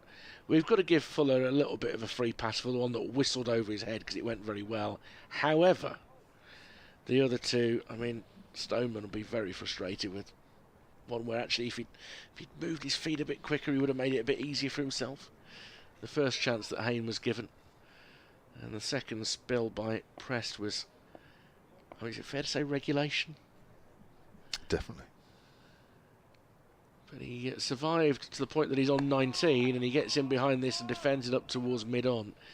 And just the last 10 minutes, he's looked a little bit more assured. That one delivery from Turner that he dispatched through mid-wicket was reminiscent of a more informed Sam Hayne. It's a good game of cricket, this, though, isn't it? And that Warwickshire have had to dig deep today, having got themselves into an early pickle. Hampshire had to dig deep yesterday. There's always been a little something there for the seamers. That's why we have seen nothing but that this morning. As Hayne drives immaculately through mid-off for 4. That was all timing. Just gets forward, leans on the ball, and goes into the 20s. He's 23, Warwickshire 90 for 4. Yeah, lovely shot. Well, Hampshire only have themselves to blame for the longer that Hayne bats out there. It's very disappointing indeed.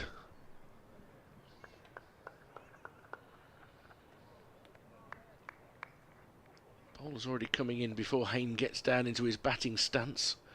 But he's there now and leaves a ball that's back of a length outside off stump. Still a bit of shape there for James Fuller. Just straightening a bit as it goes through, but a little wide once more. Still got the overheads to help the bowlers. I'm still freezing to death in here. It's warmer than it was when I got here. Is it? Well, we talked. Yeah. There's a bit more hotter here since we've been on air, I guess. I'm sorry, I can only plead guilty. Fuller approaches once more. It's full, it's driven, but this time it won't get past mid-off, who is quite wide. That previous boundary got past him on the inside.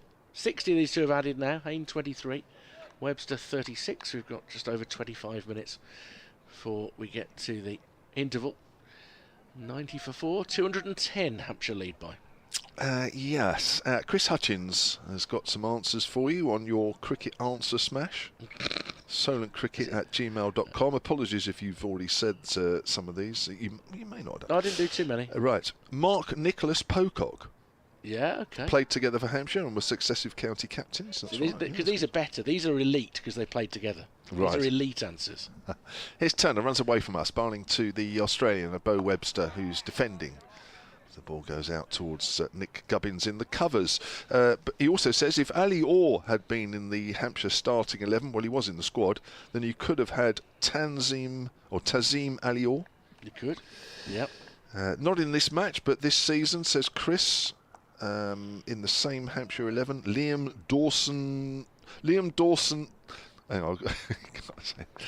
Liam Dawson-y Baker. Yes, that's the one. Here comes Turner. Webster again defending that one. You said that very well. It's yeah. No, see, that is pure answer smash in that it's taken a slight liberty with the original suggestion that the name is just the same name, but therefore it's very satisfying as an answer smash. Yeah, that's tremendous. That's worthy of a TV answer, isn't it? That one. That would have made the edit. What prize? You can have the House of Games watering can. I mean, you can't, but I'm saying you can. Yeah. Turner again. Bo Webster plays that a little later this time, and it's worked at point or 2 point. And Webster moves on to 37, 91 for 4. We mustn't forget, of course, that Webster could have been run out when Nick Gubbins had a chance to throw from cover. but he only had one stone to aim at, so a little difficult. But we've seen those hit. David Harris, sonatcricket@gmail.com. He says Portsmouth Football Club this season had both Isaac Hayden and Hayden Matthews start in the same team on a couple of occasions. Just expanding it to different sports. Here's Turner again. Hayne works that to mid-wicket, where James Fuller does the fielding. Just going through one or two of these as they come in. There's quite a few to get through, actually. Really? So, yeah, Well, it's no, quite good, actually. Well, look, it's a Saturday. People haven't got work, and you've got a bit of... I think just keeping the old grey matter ticking over is a good thing to do. Yeah. It's certainly stretching me a bit. Here comes Turner again. That's a little Fuller. Well driven by Hayne, but well stopped by James Fuller at mid-wicket, who's lying on the floor. And takes a little while to get up after fielding that one. This is Ron Paul, silentcricket@gmail.com. He says, thoroughly enjoying the match coverage as usual. Following the names theme, we have another current player in Dominic Kelly. I guess that's the two names. Kelly? Yeah, Kelly. There was a Kelly something, isn't there? Kelly somebody. Kelly Cates. That's outside the off stump, and that's left alone. BBC Football, of course. Hampshire players he mentioned that we've already mentioned as well. So thank you very much. Jimmy Adams. Is Adams the first name? No, so we're only taking part of that email. Yeah, no. See, the difficulty is I'm not... Are they going to find any male cricketers called Kelly? I think we're going to struggle. We might do. We're going to struggle. Eddie Jack. Andrew Denham, thank you very much. Hampshire fast bowler, not playing in this game. I think he's... I don't think he's playing in that county select 11. He might be. I think he is, isn't he? Yes, he might be. Yeah. Played some T20 cricket last year for Hampshire. But you need a Jack to go with him. So you can cheat by having somebody from another county and make it Eddie Jack leaning or something like that. But yes. You see what we're doing there. Yes, I've got you. You see, we don't just want a first name for a surname. We want to be creative with it. Right. So it's creative corner. Hampshire may be having a bit of joy here trying to get the ball changed. Kyle Abbott, coming back into the attack, has had a look at the ball and thought, I want a better one than that. But the umpires are having a bit of a look. Nigel Long drops it and then gives it back to Ben Debenham and says, no, it's fine. He remembers from his career, Nigel Long, if it's a ball that he can drop, then it's fine to carry on playing with it. So just as well he hasn't got an earpiece in, really, isn't it? 91 for 4, Warwickshire. So Abbott coming back on 20 minutes before lunch. Probably time for him to have another 3 overs. 2 for 17 from 10. Not unsurprisingly, the pick of the bowlers. And he comes in to bowl to Webster, who's looking to hammer him straight, but picks out the fielder at mid-off and there's no run. The bat and the pad weren't quite as close together, but he's looked in decent order this morning. Bo Webster looking towards a second half century for the county since arriving. The cloud isn't going anywhere in a hurry. There's not a lot of breeze. The flags are showing a little bit of life. That's next to the main scoreboard. As Webster dinks it into the offside and calls Hayne through for a smart single. Gubbins was moving to his left and therefore had to get to the other side of the ball to be able to pick up and throw. 92 for 4, Webster to 38. Played a couple of tests during the winter, didn't he, against Sri Lanka? In Sri Lanka, back in January and February, by Webster. Just a useful player to have at a time that Cameron Green had an injury, so you've got kind of that similar slot, and Green at the moment I think not able to bowl, isn't he? He's just playing as a batter for Gloucester. The ball back of a length goes through the wicketkeeper. Made 100 in his first innings and has barely made a run since, which is almost as spectacular as Tom Banton's season. 371 in one innings and hasn't been able to get the ball off the square since. I think he batted himself out of form. Incredible knock though. Yes, that can happen. I know it sounds silly, but you can actually do that. Bo Webster played the last test against India and then the 2 tests against Sri Lanka. So, yeah, his first test matches. Hayne awaits, and for a moment you thought he might be chipping that to mid-wicket, in that he's stepped across and hasn't played a full shot there. And the fact that he didn't play a full shot meant that it dropped well short of Gubbins, but the shape of it didn't look great. Gubbins might have thought he was in play for a second there. You thought he was in play for a second there? Yeah, wasn't a convincing shot, was No. it, from Hayne?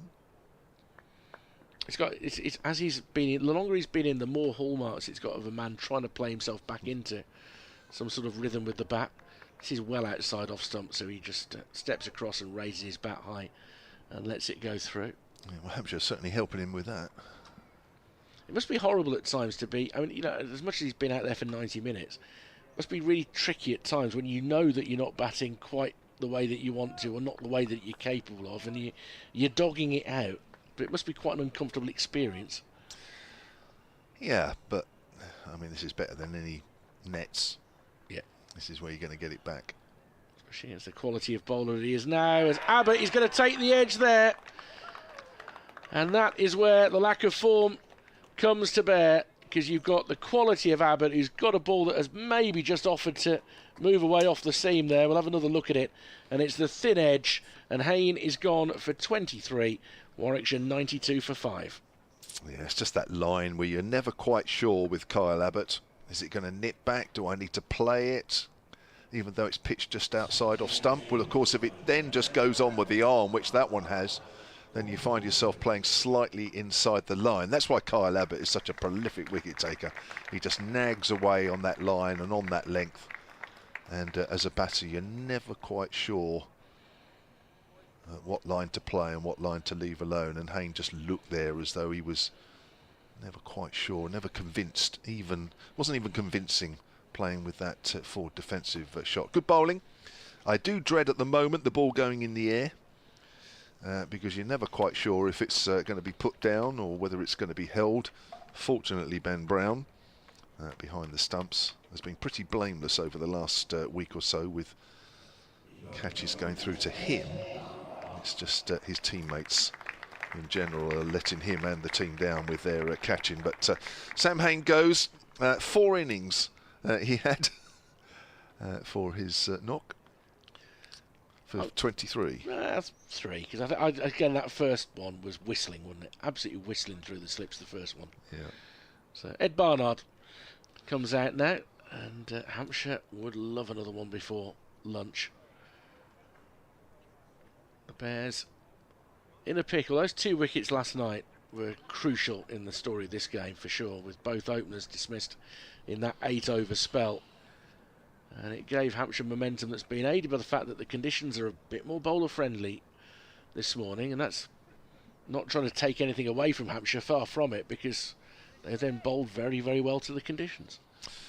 Yeah, and this is an interesting situation because Hampshire were 130 for 5, but managed to get to 300. Here, Warwickshire were 92 for 5, and every bit as capable of mounting a rearguard or second half innings revival. Here's Turner into Webster. It's a very full delivery. Webster drives. That's come off the bottom of the bat as the ball makes its way to mid-off. Now, Martin Hills has emailed sonatcricket@gmail.com. Earlier on this morning, it was mentioned that Dermot Reeve, who was with us yesterday, was asked by myself, name some positives about Portsmouth, where he is at the moment, and of course Southsea is very much part of Portsmouth. Martin says, I would recommend Southsea Wedgwood Rooms as one of the finest. That's pulled and missed. Short delivery through to Ben Brown. Of one of the finest independent venues on the south coast, where I've seen many diverse bands and musicians over the years.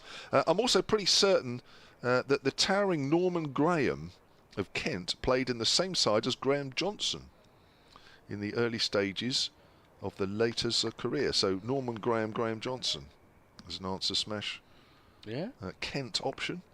Solid. Has anyone noticed the enormous contribution that Ian Holland, the ex-Hampshire player, as Webster gets one that just nips back on him, he works it away on the leg side where Liam Dawson's out in the deep, and Webster moves on to 39, 93 for 5.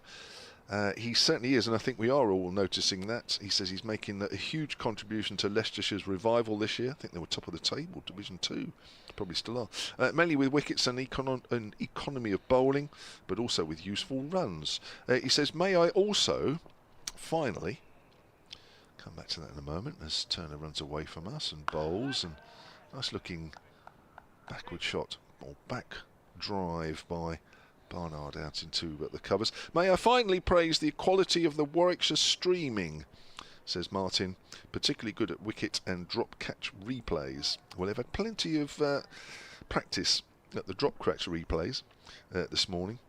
Martin's in Chichester. Really eats at you, doesn't it? Well, I saw last week, yeah. and you know, it's and it wasn't good, and it's left alone by Barnard. Nice pace from Turner, only because I know how hard they work at it. I know head coach A.D. Birrell, and I say this so many times, and Hampshire fans will get bored of me saying it, but A.D. Birrell does make it a top priority to make sure the catching is as good as it can be.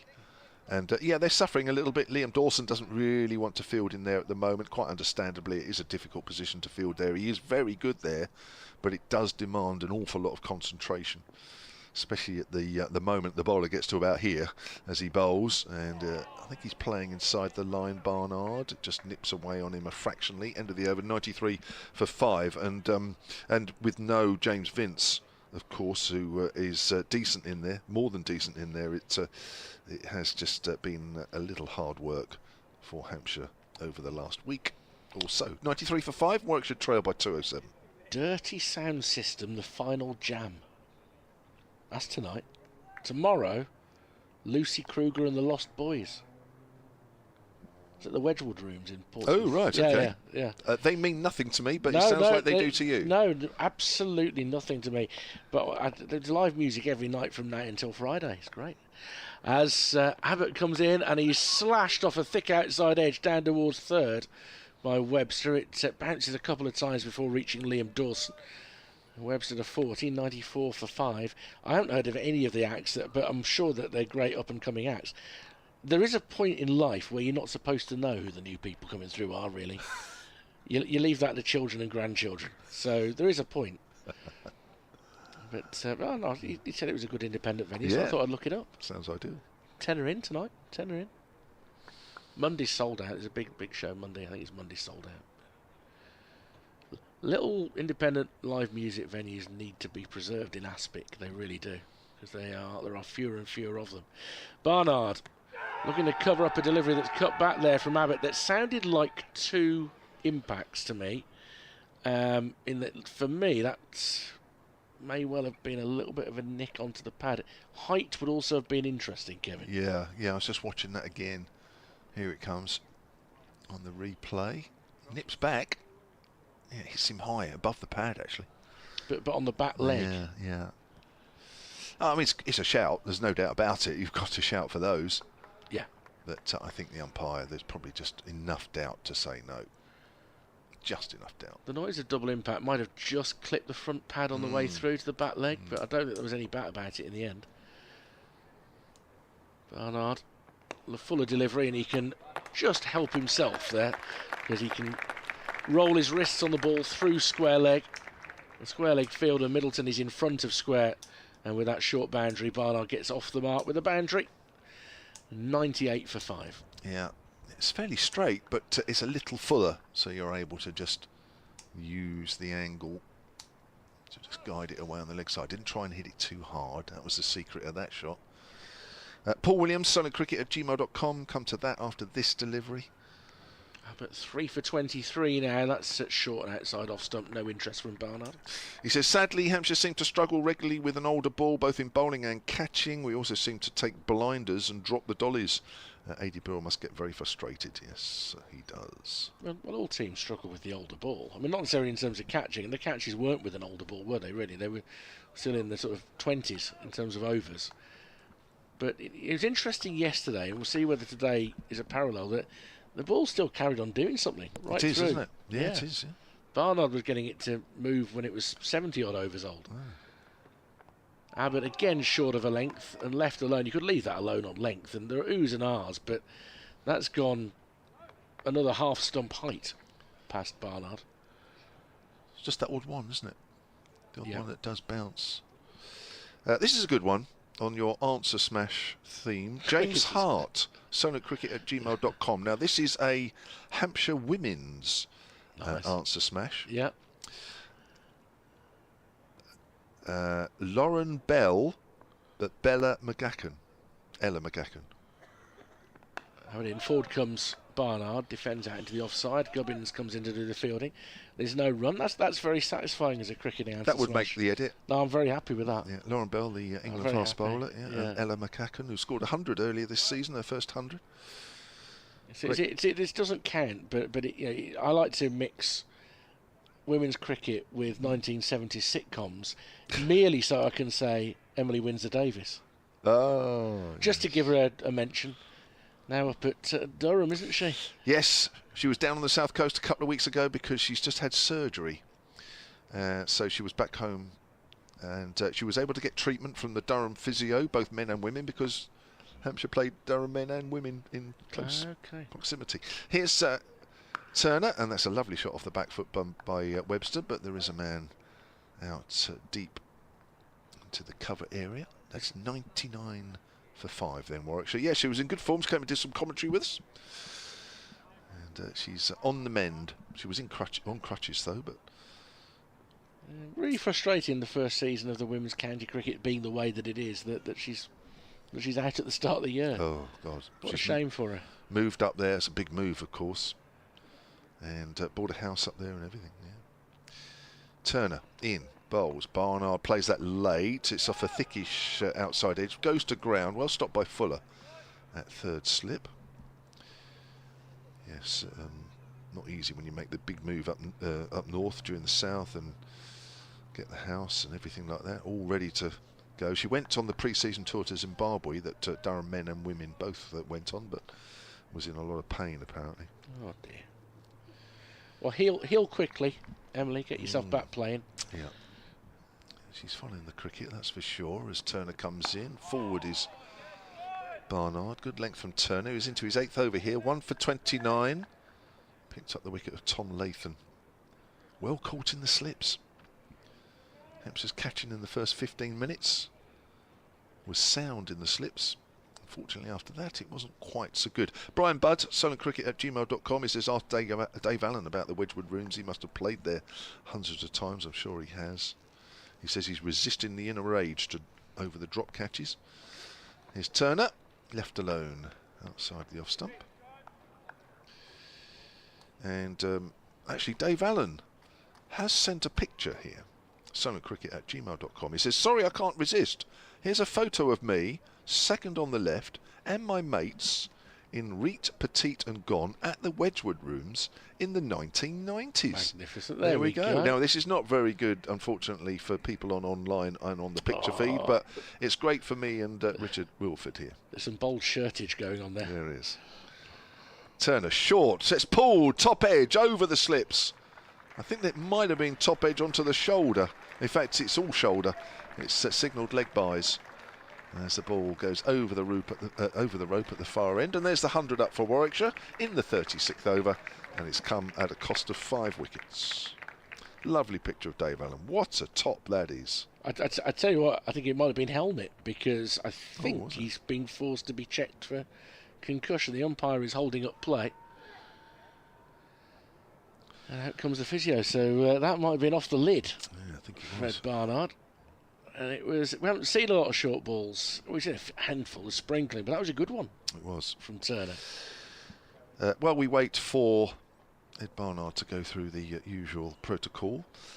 Chris Hutchins, you'll like this one. This is a sitcom answer smash. sonatcricket@gmail.com. He says, and this has a Midlands theme to it. Katie, George and Mildred.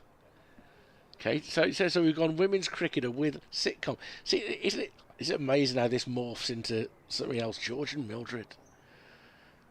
It's funny, I mean, Brian Murphy only passed away in the last 12 months, didn't he? Because I noted at the TV BAFTA Awards last year, he was in the obituary section that they always do. And very funny man. Yeah, that was... I mean, it's not a sitcom that has aged well. But nonetheless, of its time, it was very, very popular. Brian Murphy and Eutha Joyce. Yes. Gosh. Another one here. It looks like we're going to be ready to play again in a moment. Paul Griffiths, solentcricket@gmail.com. Hampshire players, but they didn't play in the same era. Richard Lewis and Lewis McManus. Oh, yeah. Okay. And Ajit Singh Dale and Dale Steyn, who again both played for Hampshire at various times, but not at the same time. Oh, one of them played for Warwickshire. Dale Steyn. Yeah. There's Turner then on the resumption. Short, and Barnard just pulls inside the line there as it goes through to Ben Brown. End of the over, 103 for 5. Bo Webster is 41 and Barnard is on 4. I'm very simple in some of my tactical thoughts of cricket, but I like the fact that having hit Ed Barnard on the helmet with the previous delivery, that he goes short again. I think that's kind of the instincts you want to have from a fast bowler, isn't it? Yes. You know, okay, we don't see the amount of short pitch stuff that we did in the 70s and 80s when, you know, the West Indies had that dominant attack, and so many of them were on the county circuit as well. And you were looking at your fixtures, and if you had 2-3 day games in a week, and you had Sylvester Clarke and Wayne Daniel to face back to back, I mean, that was the time to realise that the hamstring had been invented. This could be the last over before lunch as Abbott whirls in again. 3 for 23, pick of the bowlers, and Webster tucks up a little bit, but he's able to guide it up to mid-on. The fielding is done by Brad Wheel. So Chris Hutchins on the emails, solentcricket@gmail.com, is so pleased with his answer smash of Dawson Sonny Baker. He said, could he have the Richard Wilford emblazoned deck chair as his prize? Richard Wilford, I tell you what, I think you're better off with the Richard Osman one, but it's nice. But then self-praise is no praise at all, Chris. As Abbott is in once more, and he's through him, and he's bowled him, and Webster is gone for 41, and a crucial wicket just before the interval. I think he's got a little nick on that as he tried to drive a ball that I don't think was quite there. And Warwickshire find themselves on 103 for 6. Lunch will be taken at this point, and Kyle Abbott has made every use of these conditions. 4 for 23, and he has Hampshire very much on top. Well, he's got as much movement in this spell as he has at any point last night and this morning. That has come back. He's driving. There's a gap between bat and pad, and Abbott has found it. And that is Abbott's 3rd wicket of the morning. Hampshire took 4 overall. So the visitors, those 2 wickets late last night, and then they've capitalised on an overcast morning. They've kept the ball in the right place, but the gun bowler, Kyle Abbott, has done the bulk of the damage. Webster not making it through to lunch. That's a key because he looked the man most likely to go on to make a good score. He's gone for 41. So we will be back in around 40 minutes' time.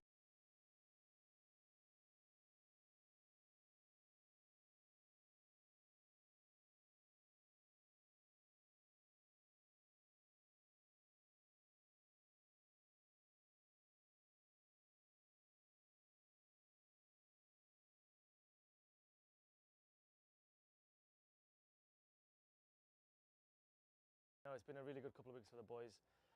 Obviously a very enjoyable win last week at Headingley, and then obviously a more challenging wicket here against Surrey, but yeah, all in all a really good 2 weeks. Definitely it was worth it. There was obviously a lot of struggles and a lot of sort of questions along the way, but I think to sort of have made my debut last week at Headingley sort of put all those feelings to bed, and I was just sort of so happy in that moment, very proud for all the hard work that I put in and my family have put in over the years, and yeah, just very relieved that I was able to make my debut.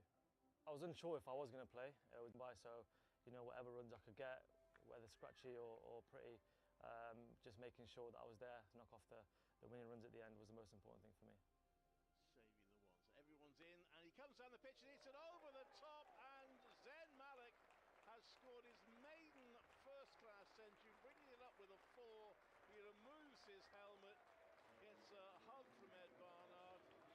27 years of age when he made his first-class debut, and in his 2nd first-class match, he has scored a century. Can't really put into words. It was a lot of years of hard work. Felt like went into that moment. It's a lot of sacrifice. So yeah, I really enjoyed that moment. It was good to be out there with Barney, who you know I grew up playing with at Worcester as well. So all in all, a really enjoyable experience. You can only learn being around people like Bo Webster, Tom Latham, the quality that we've got in the dressing room, the facilities that we've got, the coaches, everything that you've got here on hand. You know, you can only improve here. So I'm just trying to take each day as it comes, and trying to better myself every single day. And yeah, it's great to be out there in the middle as well and playing and experiencing first-class cricket. I feel like I'm sort of, you know, picking up things slowly as well. So hopefully I can just keep going from strength to strength. And just a little word on Vanch, who's just signed. So he's another product of Saka. Obviously, you've come through staffs, and obviously you had time at Worcester and through Saka as well. I think we spoke earlier that it's the 11th person to graduate from Saka to sign at least a rookie contract. Just, you know, just a word on the initiative of Saka and how excellent it is around the country. Yeah, again, you know, I can't really speak highly enough of it. It's doing amazing work, and you know, people like Vanch getting the recognition that they deserve. You know, he's put unbelievable scores on the board, you know, early in the season. I think he's already scored 400. So, you know, for him to be signed now, it's a credit to his hard work, and it's a credit to, you know, Saka and Tom Brown for giving him the platform to go out and playing against counties. So yeah, really well deserved for him. I mean, it's still very early in the season. You know, still a lot of cricket to be played. I just want to make sure that I'm ready for each and every game. We've got Hampshire coming up very soon, so just making sure that I'm as well prepared as I am for that. You know, I'm not too focused on performances or outcomes. You know, I think I just want to make sure that when the opportunity comes, I'm there to do my job.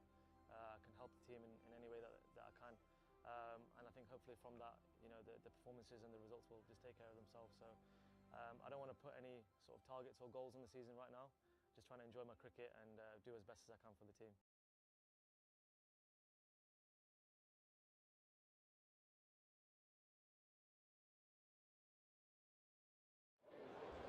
Yeah, get the flag out.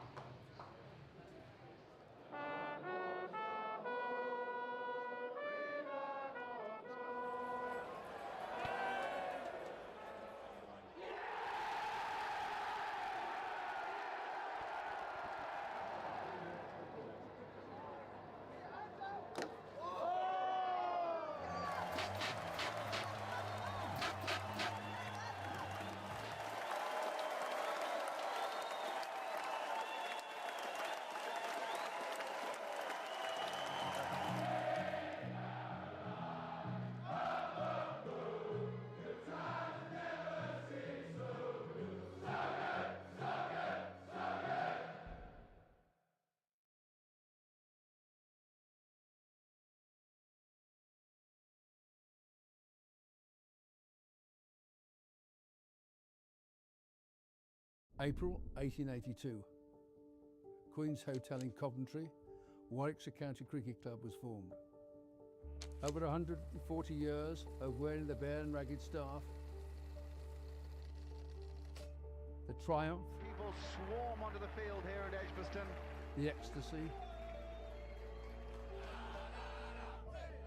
the agony, disappointment for Warwickshire, who can't secure the domestic double. but throughout we've been together as bears. We're now ready for the next chapter. History will be made. Are you in?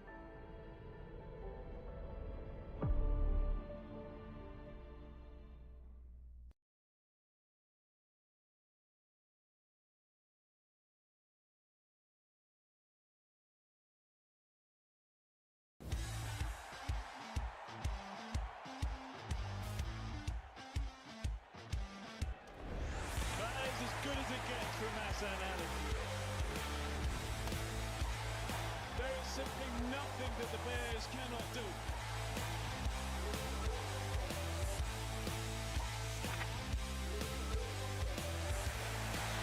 Oh my goodness! Oh yes! Oh yes!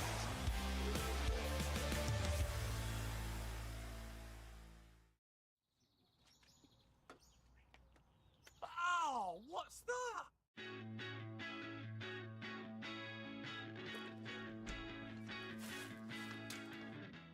Attention all stewards. Prepare for the bluff.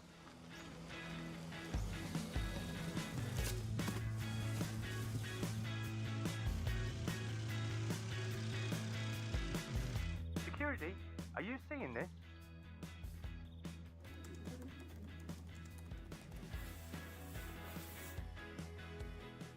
can do it. What do you mean? It's important.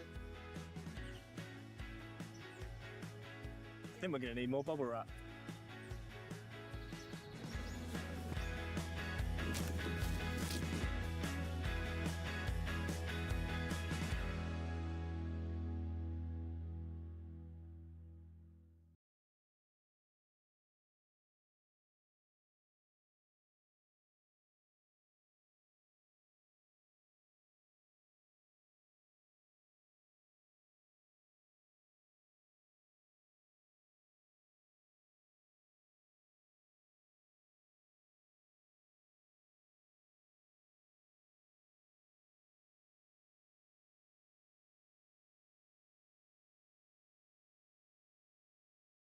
No, it's been a really good couple of weeks for the boys. Obviously a very enjoyable win last week at Headingley, and then obviously a more challenging wicket here against Surrey, but yeah, all in all a really good 2 weeks. Definitely it was worth it. There was obviously a lot of struggles and a lot of sort of questions along the way, but I think to sort of I've made my debut last week at Headingley, sort of put all those feelings to bed, and I was just sort of so happy in that moment, very proud for all the hard work that I put in and my family have put in over the years, and yeah, just very relieved that I was able to make my debut. I was unsure if I was going to play. It was dependent on Haney's injury and if he was going to be fit enough to play. So I was trying to prepare as though I would be playing, and I was going through all the pre-game routines as though I was playing. And then Davo told me sort of 10 minutes before the toss that, you know, I'd be in to play. I was just really excited against a very strong Yorkshire team who obviously had international players in their lineup. Yeah, I was just really excited to be playing. I think I just tried to keep things really simple. It was obviously doing a little bit, and they had a very good bowling attack. So for me, it was just about absorbing as much pressure as I could out there. We lost a couple of quick wickets when I was out there, so I just wanted to make sure that I stopped the bleeding a little bit and take the sting out of their attack. I knew that runs wouldn't be easy to come by, so you know, whatever runs I could get, whether scratchy or pretty, just making sure that I was there to knock off the winning runs at the end was the most important thing for me. Saving the ones. Everyone's in, and he comes down the pitch and hits it over the top, and Zen Malik has scored his maiden first-class century, bringing it up with a 4. He removes his helmet, gets a hug from Ed Barnard. 27 years of age when he made his first-class debut, and in his second first-class match, he has scored a century. Can't really put into words. It was a lot of years of hard work. Felt like went into that moment. It's a lot of sacrifice. So yeah, I really enjoyed that moment. It was good to be out there with Barney, who, you know, I grew up playing with at Worcester as well. So all in all, a really enjoyable experience. You can only learn being around people like Bo Webster, Tom Latham, the quality that we've got in the dressing room, the facilities that we've got, the coaches, everything that you've got here on hand. You know, you can only improve here. So I'm just trying to take each day as it comes, trying to better myself every single day. And yeah, it's great to be out there in the middle as well and playing and experiencing first-class cricket. I feel like I'm sort of, you know, picking up things slowly as well. So hopefully I can just keep going from strength to strength. And just a little word on Vanch, who's just signed. So he's another product of Saka. Obviously, you've come through staffs, and obviously you had time at Worcester and through Saka as well. I think we spoke earlier that it's the 11th person to graduate from Saka to sign at least a rookie contract. Just, you know, just a word on the initiative of Saka and how excellent it is around the country. Yeah, again, you know, I can't really speak highly enough of it. It's doing amazing work, and you know, people like Vanch getting the recognition that they deserve.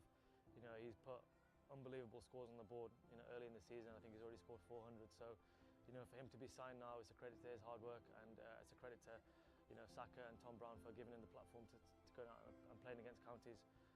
So yeah, really well deserved for him. I mean, it's still very early in the season. You know, still a lot of cricket to be played. I just want to make sure that I'm ready for each and every game. We've got Hampshire coming up very soon, so just making sure that I'm as well prepared as I am for that. You know, I'm not too focused on performances or outcomes. You know, I think I just want to make sure that when the opportunity comes, I'm there to do my job. I can help the team in any way that I can. And I think hopefully from that, you know, the performances and the results will just take care of themselves. So I don't want to put any sort of targets or goals on the season right now. Just trying to enjoy my cricket and do as best as I can for the team.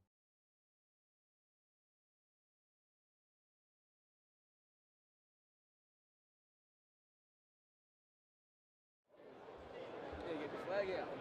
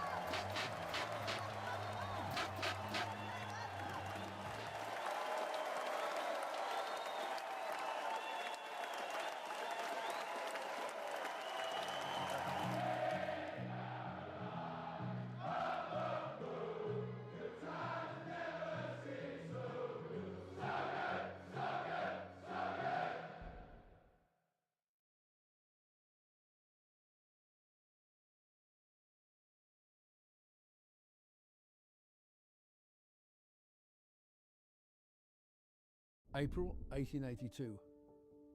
Queen's Hotel in Coventry, Warwickshire County Cricket Club was formed. Over 140 years of wearing the bare and ragged staff, the triumph, People swarm onto the field here at Edgbaston. the ecstasy, the agony, Disappointment for Warwickshire, who can't secure the domestic double. but throughout we've been together as bears. We're now ready for the next chapter. History will be made. Are you in?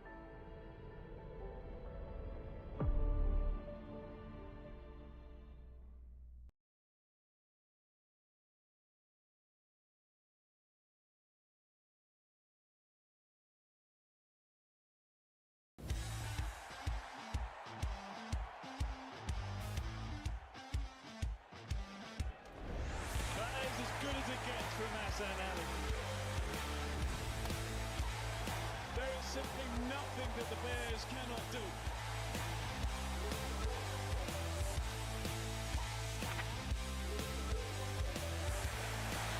Oh my goodness! Oh yes! Oh yes!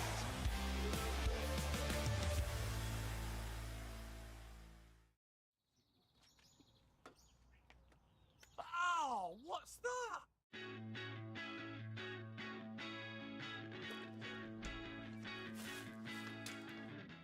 Attention all stewards. Prepare for the blast.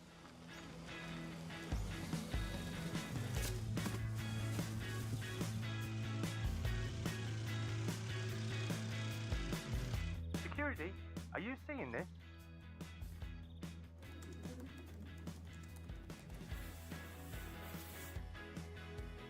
What are you doing? What do you mean? It's important.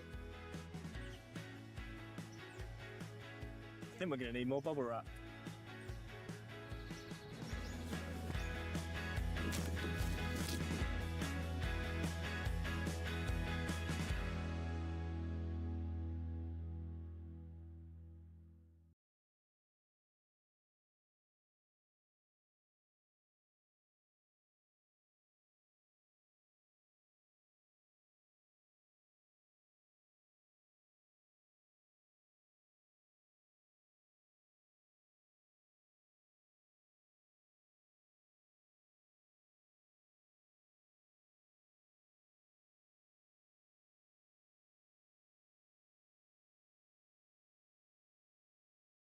No, it's been a really good couple of weeks for the boys. Obviously a very enjoyable win last week at Headingley, and then obviously a more challenging wicket here against Surrey, but yeah, all in all a really good 2 weeks. Definitely it was worth it. There was obviously a lot of struggles and a lot of sort of questions along the way, but I think to sort of have made my debut last week at Headingley sort of put all those feelings to bed, and I was just sort of so happy in that moment, very proud for all the hard work that I put in and my family have put in over the years, and yeah, just very relieved that I was able to make my debut. I was unsure if I was going to play. It was dependent on Haney's injury and if he was going to be fit enough to play. So I was trying to prepare as though I would be playing, and I was going through all the pre-game routines as though I was playing. And then Davo told me sort of 10 minutes before the toss that I'd be in to play. I was just really excited against a very strong Yorkshire team who obviously had international players in their lineup. Yeah, I was just really excited to be playing. I think I just tried to keep things really simple. It was obviously doing a little bit, and they had a very good bowling attack. So for me, it was just about absorbing as much pressure as I could out there. We lost a couple of quick wickets when I was out there, so I just wanted to make sure that I stopped the bleeding a little bit and take the sting out of their attack. I knew that runs wouldn't be easy to come by, so whatever runs I could get, whether scratchy or pretty, just making sure that I was there to knock off the winning runs at the end was the most important thing for me. Saving the ones. Everyone's in, and he comes down the pitch and hits it over the top, and Zen Malik has scored his maiden first-class century, bringing it up with a 4. He removes his helmet, gets a hug from Ed Barnard. 27 years of age when he made his first-class debut, and in his second first-class match, he has scored a century. Can't really put into words. It was a lot of years of hard work. Felt like went into that moment. It's a lot of sacrifice. So yeah, I really enjoyed that moment. It was good to be out there with Barney, who I grew up playing with at Worcester as well. So all in all, I really enjoyed enjoyable experience. You can only learn being around people like Bo Webster, Tom Latham, the quality that we've got in the dressing room, the facilities that we've got, the coaches, everything that you've got here on hand. You know, you can only improve here. So I'm just trying to take each day as it comes, trying to better myself every single day. And yeah, it's great to be out there in the middle as well and playing and experiencing first-class cricket. I feel like I'm sort of, you know, picking up things slowly as well. So hopefully I can just keep going from strength to strength. And just a little word on Vance, who's just signed. He's another product of Saka. Obviously, you've come through staffs and obviously you had time at Worcester and through Saka as well. I think we spoke earlier that it's the 11th person to graduate from Saka to sign at least a rookie contract. Just, you know, just a word on the initiative of Saka and how excellent it is around the country. Yeah, again, you know, I can't really speak highly enough of it. It's doing amazing work, and you know, people like Vance getting the recognition that they deserve. You know, he's put unbelievable scores on the board, you know, early in the season. I think he's already scored 400. So, you know, for him to be signed now, it's a credit to his hard work, and it's a credit to, you know, Saka and Tom Brown for giving him the platform to go out and playing against counties. So yeah, really well deserved for him. I mean, it's still very early in the season. You know, still a lot of cricket to be played. I just want to make sure that I'm ready for each and every game. We've got Hampshire coming up very soon, so just making sure that I'm as well prepared as I am for that. You know, I'm not too focused on performances or outcomes. You know, I think I just want to make sure that when the opportunity comes, I'm there to do my job. I can help the team in any way that I can. And I think hopefully from that, you know, the performances and the results will just take care of themselves. So I don't want to put any sort of targets or goals on the season right now. Just trying to enjoy my cricket and do as best as I can for the team.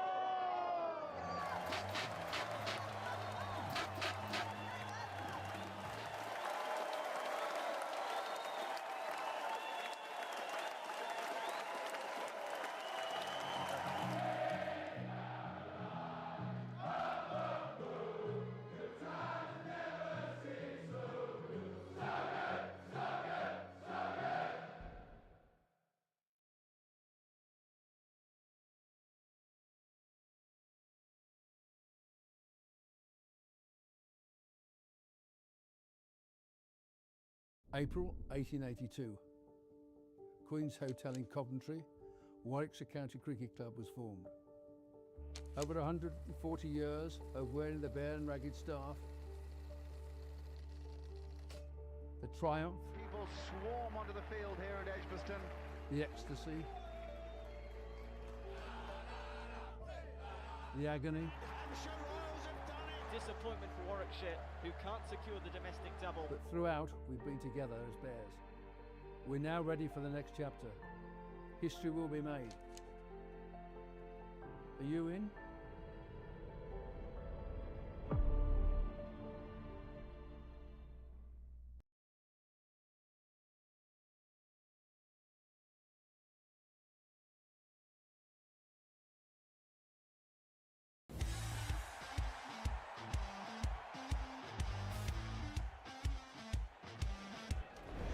That is as good as it gets from Hassan Ali. There is simply nothing that the Bears cannot do.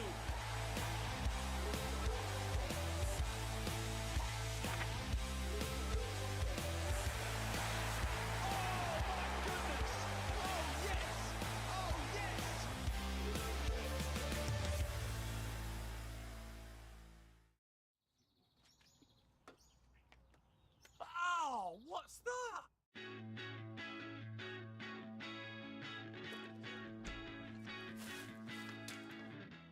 Attention all stewards. Prepare for the blast.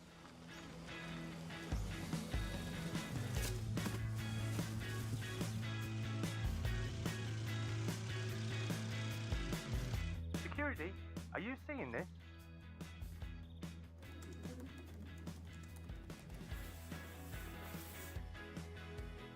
What are you doing? What do you mean? It's important.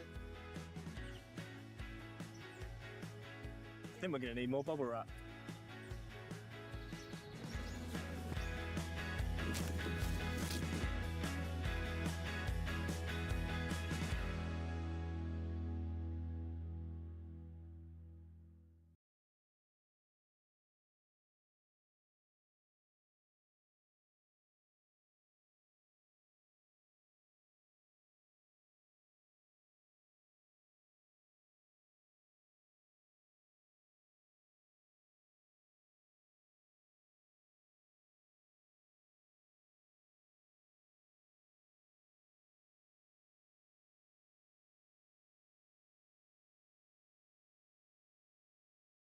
No, it's been a really good couple of weeks for the boys. Obviously a very enjoyable win last week at Headingley, and then obviously a more challenging wicket here against Surrey, but yeah, all in all a really good 2 weeks. Definitely it was worth it. There was obviously a lot of struggles and a lot of sort of questions along the way, but I think to sort of I've made my debut last week at Headingley, sort of put all those feelings to bed, and I was just sort of so happy in that moment, very proud for all the hard work that I put in and my family have put in over the years, and yeah, just very relieved that I was able to make my debut. I was unsure if I was going to play. It was dependent on Haney's injury and if he was going to be fit enough to play. So I was trying to prepare as though I would be playing, and I was going through all the pre-game routines as though I was playing. And then Davo told me sort of 10 minutes before the toss that I'd be in to play. I was just really excited against a very strong Yorkshire team who obviously had international players in their lineup. Yeah, I was just really excited to be playing. I think I just tried to keep things really simple. It was obviously doing a little bit, and they had a very good bowling attack. So for me, it was just about absorbing as much pressure as I could out there. We lost a couple of quick wickets when I was out there, so I just wanted to make sure that I stopped the bleeding a little bit and take the sting out of their attack. I knew that runs wouldn't be easy to come by, so whatever runs I could get, whether scratchy or pretty, just making sure that I was there to knock off the winning runs at the end was the most important thing for me. Saving the ones. Everyone's in, and he comes down the pitch and hits it over the top, and Zain Malik has scored his maiden first-class century, bringing it up with a 4. He removes his helmet, gets a hug from Ed Barnard. 27 years of age when he made his first-class debut, and in his second first-class match, he has scored a century. Can't really put into words. It was a lot of years of hard work. Felt like went into that moment. It's a lot of sacrifice. So yeah, I really enjoyed that moment. It was good to be out there with Barney, who I grew up playing with at Worcester as well. So all in all, a really enjoyable experience. You can only learn being around people like Bo Webster, Tom Latham, the quality that we've got in the dressing room, the facilities that we've got, the coaches, everything that you've got here on hand. You can only improve here. So I'm just trying to take each day as it comes, trying to better myself every single day. And yeah, it's great to be out there in the middle as well and playing and experiencing first-class cricket. I feel like I'm sort of picking up things slowly as well. So hopefully I can just keep going from strength to strength. And just a little word on Vanch, who's just signed. So he's another product of Saka. Obviously, you've come through staffs, and obviously you had time at Worcester and through Saka as well.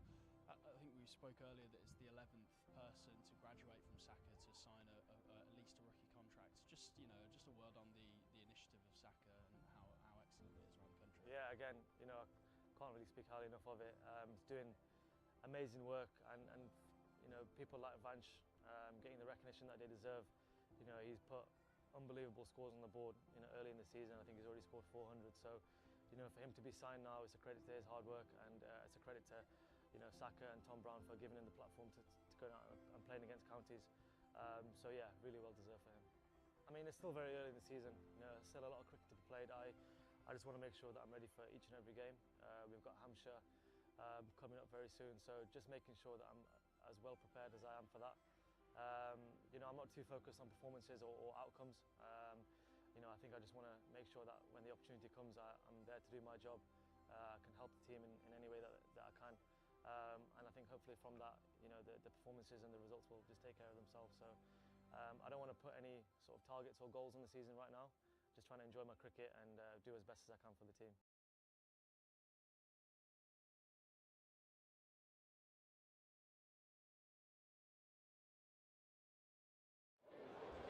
Yeah, get the flag out.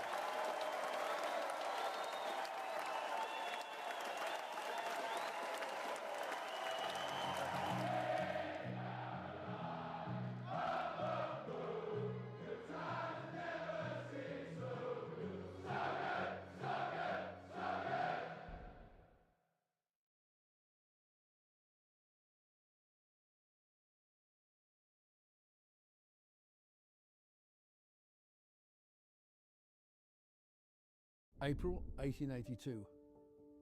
Queen's Hotel in Coventry, Warwickshire County Cricket Club was formed. Over 140 years of wearing the bare and ragged staff, the triumph, People swarm onto the field here at Edgbaston. the ecstasy,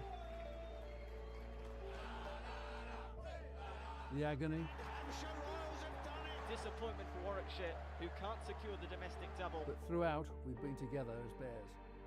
We're now ready for the next chapter. History will be made. Are you in?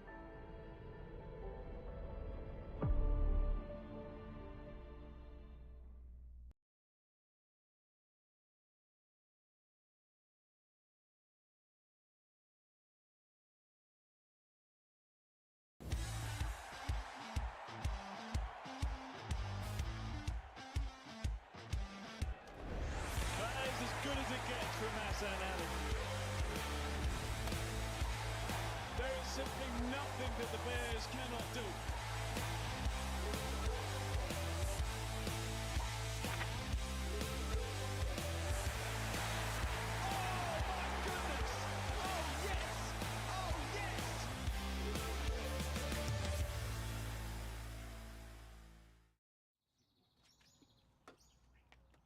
Oh, what's that?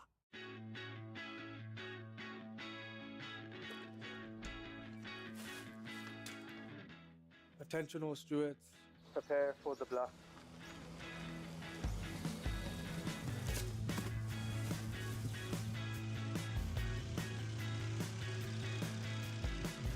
Security, are you seeing this?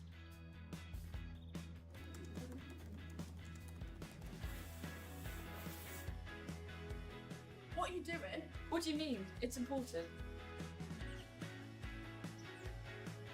I think we're going to need more bubble wrap.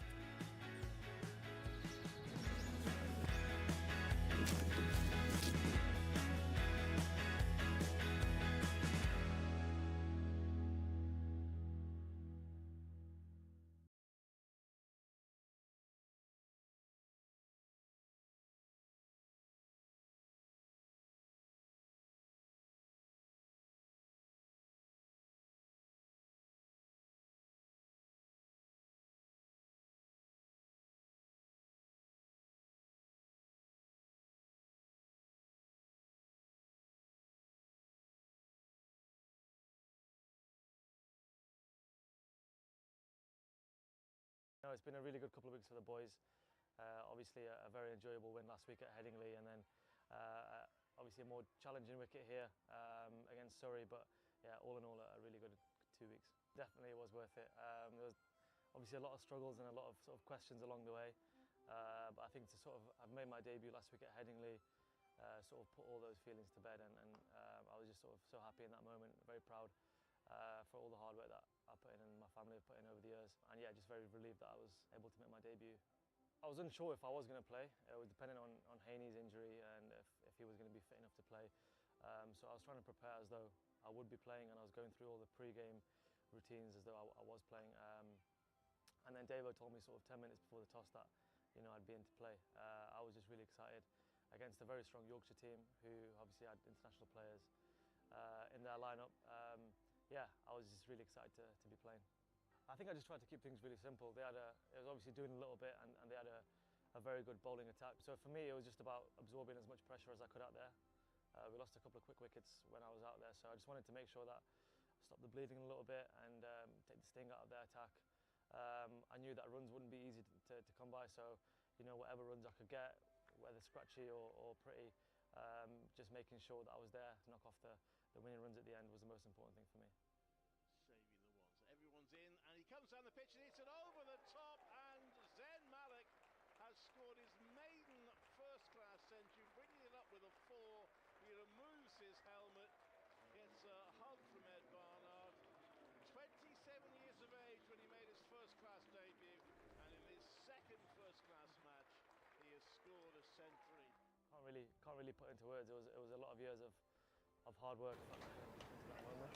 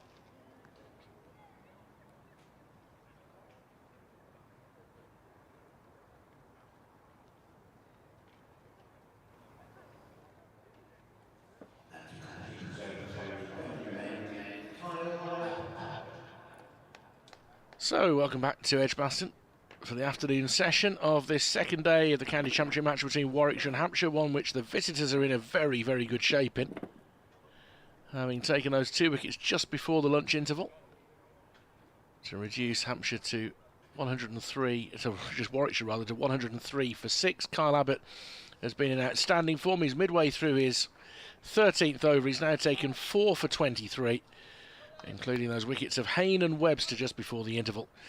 So it means that Zen Malik is here, coming out to bat in only his 3rd first-class game, joining Ed Barnard, who's been sketchy. 4 not out, a couple of plays and misses, a strike on their helmet as well. I'm Richard Wilford from BBC Radio WM, alongside me Kevin James from BBC Solent. And Hampshire will be very, very pleased with the position they find themselves in, Kevin. Yeah, I think you're right. And this man here is leading from the front, as always. And he'll continue the over in progress, and that was a bit of a loosener outside off stump. Zen Malik watches that whirl away towards the slip cordon. So you look at this situation, 197 runs in front, Hampshire. They'll be wanting to end this Warwickshire innings as quickly as possible. I presume they wouldn't consider a follow-on, would they? Do you know what? I've given up predicting because I've got it wrong so many times. My suggestion is they wouldn't. But in to Malik, and there's a bit of bat and a bit of pad, and it balloons in the air towards square leg, but it drops short of Turner. There's no run, 2 balls left in the over. That ballooned, didn't it? Wow. So what's our man, Mr. Malik, like with the bat? Because obviously it's only his 3rd first-class match. I mean, at the moment he's settled it incredibly well. That unbeaten 49 to see them over the line, chasing 185 at Headingley, and then the century on a flat track last week. Very wristy player. He comes forward straight to this the penultimate ball of Abbott's over, and defends it out into the leg side. This is as difficult a position he's walked into yet in his first-class career. I mean, Warwickshire to be back in this game need to get beyond the 200 mark here, and that looks a long way away with 3 relative tail enders to come. I mean, Bamba was due to bat at 8 in this, which is high for him. Anand Dolby, of course, has already batted, but Bamba, Ali and Simmons are all genuine tail enders. He wants more to bowl, and playing and missing there is Malik. Looks at his guard, tries to get that out of his mind. 103 for 6, Warwickshire still at the end of that 37th over. Well, listening to you mentioning his scores there, he's clearly taken to first-team cricket with the bat fairly easily. Obviously finds it not too daunting, but I think you're right. I think what we've seen today, you don't really want to be too many more than 100 behind. Even that's huge if the conditions stay like this. The wicket did a bit yesterday. It's certainly done a little bit this morning. Still the full cloud cover. So yeah, this could be a long route towards getting somewhere near that Hampshire first innings total. Brad Wheel then to get things underway from the pavilion end. That's worked on the onside by Barnard.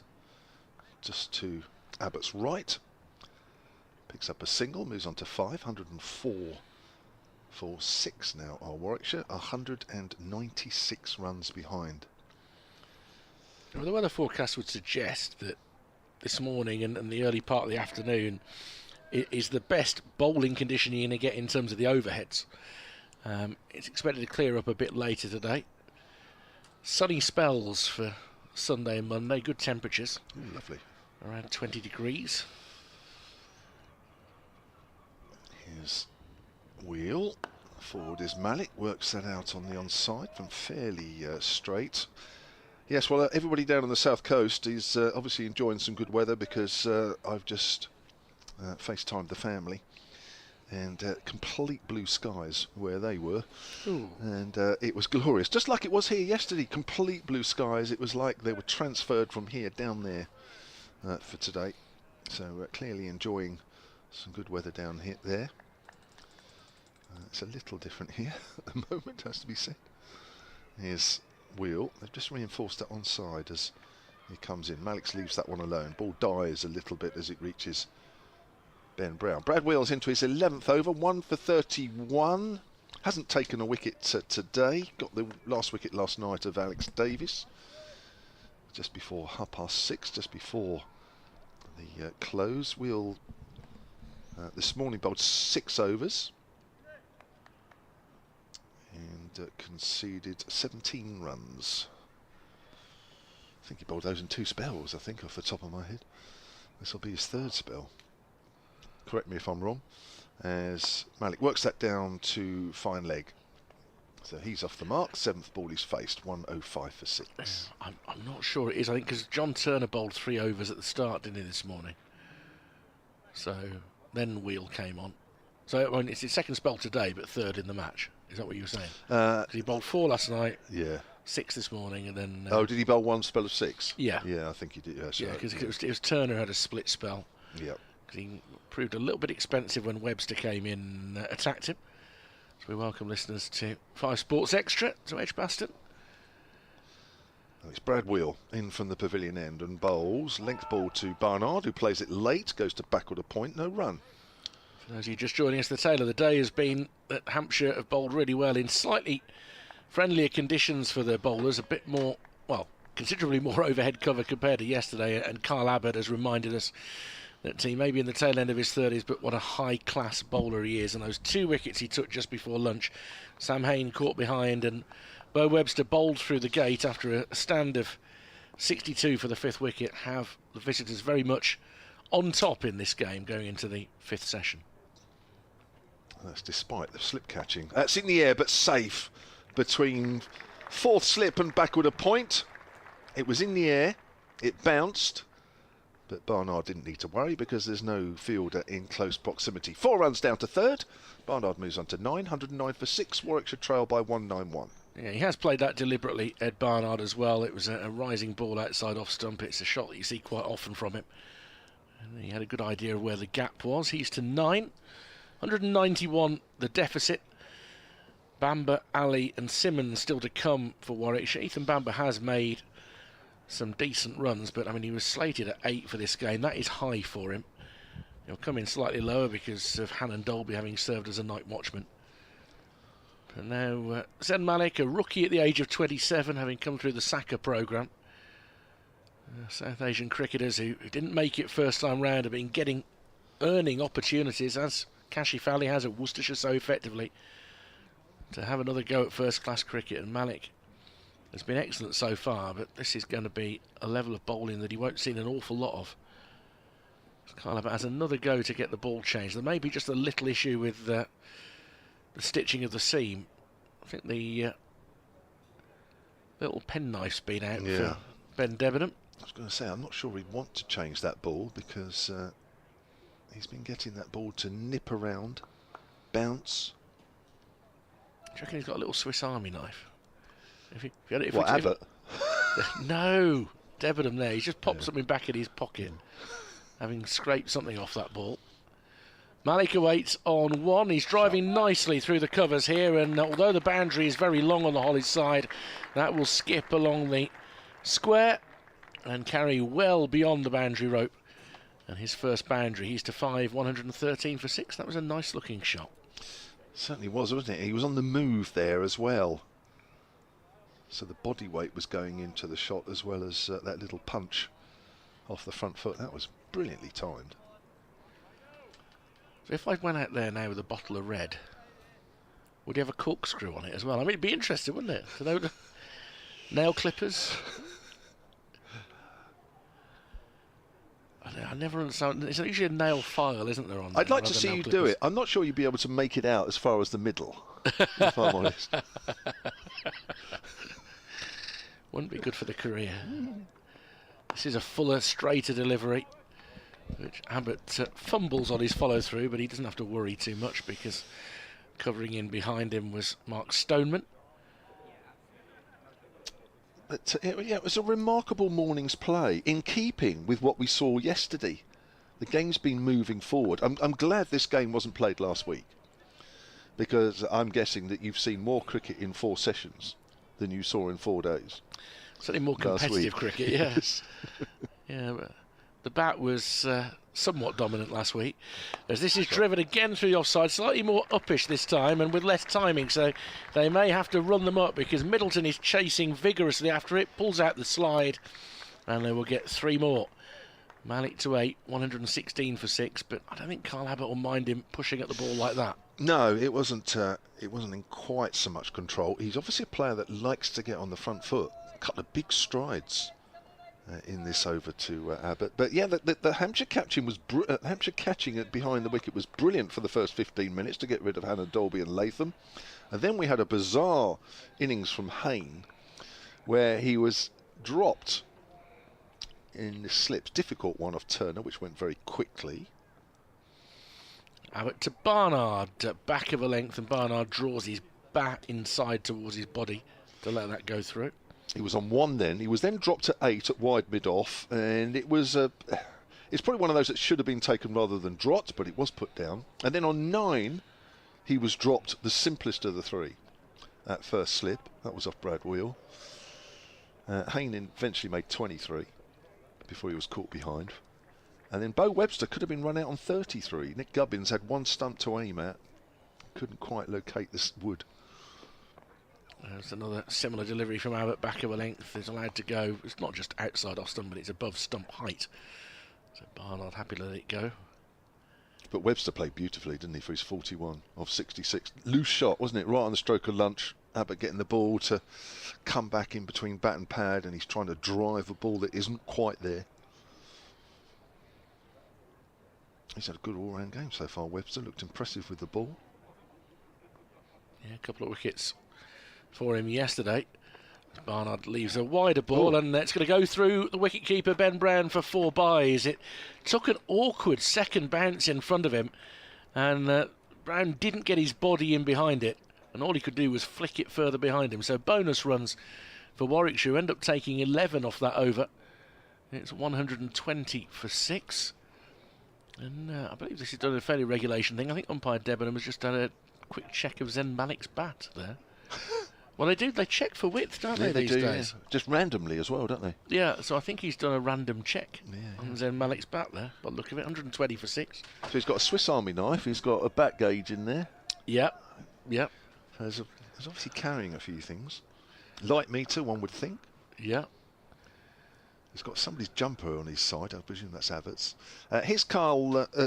Here's Brad Wheel. That's outside the off stump, and Malik leaves that one alone. Keith Allen has emailed silentcricket@gmail.com. He says Kyle Abbott is 38 next month, and as great as he is, and in brackets he is, it is concerning how dependent Hampshire are on him. How many more seasons do you think that he will carry on for? Well, I would say in this form, and he's been in this form for quite a while, I would say he's playing for another contract. I don't think he's got a little one at home. I don't think he's ready to quite give up yet. I think you'll find he's borrowing as much for another contract as he is for himself and for the team. Here's Brad Wheel. That's outside the off stump again. Well, I mean, you're a long time retired, aren't you? Yes. And there is no evidence approaching his 38th birthday of a drop-off from Kyle Abbott. I agree. I think actually the last couple of years, I think he's looked leaner and fitter than he has done. Yeah. And I think that's testament, and I think that's a clue to how he's thinking. I think he's certainly enjoying his cricket at the moment. He wouldn't bowl as many overs as he does and look as enthusiastic while he's bowling if he didn't enjoy the game. I think he's up for another year. I really do. They bowled through the gate. First wicket for Brad Wheel through the defences of Malik. He goes for 8. That's just clipped the top of the bails there. 124-7 now are Warwickshire, and they trail by 180. Yeah, that delivery from Wheel, it's just angled in. I don't think it's had to do an awful lot, but it's gone past the outside of the bat and clipped the top of off stump. He's been very, very sharp since he took the ball last evening. Brad Wheel, he's looked in good order. The ball's going through pretty quickly, and Malik, I think it's been done as much by pace as anything else. He goes for 8, and we are now down into the tail enders. And Hampshire, after what was a tough loss to take last week, are fancying the chances of taking away plenty of points here from Edgbaston, and credit to them for that. They have bowled outstandingly from that little 8-over spell yesterday evening where they took the 2 openers down, and probably not the best of shots from Alex Davis for one of them. And they now find themselves in with a chance of a significant first innings lead on a surface that gives credit to shot play. When we've seen batters being perfectly capable of timing it and playing some attractive shots, but I don't know that you ever feel that you're fully in, and we've only seen 1 half century, and that was bludgeoned at a runner ball by James Fuller, who batted so well. Yes, he did. And for large periods of yesterday, whether the ball was 10 overs old or 70 overs old, in fact, especially from 70 overs old, it was still moving about. Ed Barnard especially getting the ball to nip around both ways and just shape. So, and today, basically, it's done it for most of what we've seen so far here on day 2. So there's nothing to suggest that perhaps this wicket is calming down. It's not doing a lot, but it's just doing enough. And even when batters get in, as we saw in the Hampshire innings, nobody able to go on and get 50, and that's been the case so far for Warwickshire. Wheel comes in short. That's a good bouncer. My word, that's a good bouncer to Ethan Bamber. Ducked underneath it only just. Yeah, Bamber's shown some sturdy resourcefulness with the bat so far this season, but this is not a good situation for him to come into. He'd rather be able to put bat to ball, but that little bit of pace about this surface, I think Hampshire have exposed that better. I mean, it's not just about the slightly greater amount of movement today. I just think that little bit of extra pace they've got in this attack has been the difference. Yeah, it's been a good cricket wicket, I think, this one, as Brad Wheel comes in. Length ball, Bamber leaves it alone. It comes off the bat, bounces just in front of the slips. Probably another example there of the extra pace that comes off this wicket from time to time, where even there, Bamber can't get the bat out of the way in time. Seen quite a lot of that in the first 2 days. Players not quite able to leave the way that they intended. So yes, 180. That is a big deficit in these conditions. Warwickshire will hope to get an awful lot closer yet. Otherwise, Hampshire will certainly have a big advantage on the first innings as Wheel comes in again. Bamber gets one that nips back on him. A wicked nip backer, that one. Hits him high on the pad. 120 for 7. We saw actually in phases yesterday where it did seem as though the ball calmed down a fraction, and then all of a sudden, didn't matter how old the ball was, it just sort of seemed to start up again, and bowlers seemed to find a bit more life. And I think there in that over from Brad Wheel, there seemed to be a lot of life in that pitch. Yeah. Abbott is getting maybe a bit more than he did first up this morning. I think only Fuller has maybe struggled to cause some problems in this Warwickshire innings, and he looked to be holding himself back a bit pace-wise. And we talk about Abbott's age, I think the ball's come through very nicely from him as well as he charges in from the Birmingham end, and it's dabbed down into the leg side, maybe off the pad from Ed Barnard. I'll come through for 1, but he did get some wood on it. So Barnard into double figures with 10, 121 for 7. It's about giving Ed Barnard as much support as they possibly can. He's got a couple of championship centuries this season. One on a surface that was pretty competitive as well up at Headingley. Up at Durham. Not as competitive as the one at Headingley. That was lively. Last week's century was on that flat track away to our right. As Abbott is in to bowl to Bamber, is nicely in behind it. And it's out towards the covers, where it's picked up by Nick Gubbins, who gets about shining the ball. Dermot Reeve was with us yesterday, the former Bears skipper. He does like to watch players shine the ball. He's a great believer in working that ball hard. Yeah, he made that point several times, and you think, okay, that was obviously a big thing when you were skipper. Yeah. There have been some designated ball shiners in that team for sure. I think Andy Moles was one of them for a while. As this is short of a length and outside off stump, so Bamber just withdraws the bat from it. I'm just trying to think in that team in the 80s and 90s who actually swung the ball. Because most of them, from what I remember, were bowlers that hit the seam. Dougie Brown. Tim Munton would have done. Tim Munton, was he a hit the seam bowler more than a swing bowler? He was tall, but he got lateral movement. Yeah, probably. Graham Welsh, he sort of swung it a little. Oh, definitely. No, he was Pop a was definitely a swing bowler, yeah. As forward in defence is Bamber. It actually hits the stumps at the far end as it rolls past Kyle Abbott. He decided not to stoop down to pick it up because he knew that mid-on and mid-off were in position anyway. And Dougie could bowl swing, but more often than not he liked to hit the middle of the wicket, as would Paul Smith. He was fond of a half-tracker, was Paul Smith. Paul Smith, yes. He was definitely a hit-the-track bowler, wasn't he? He really was.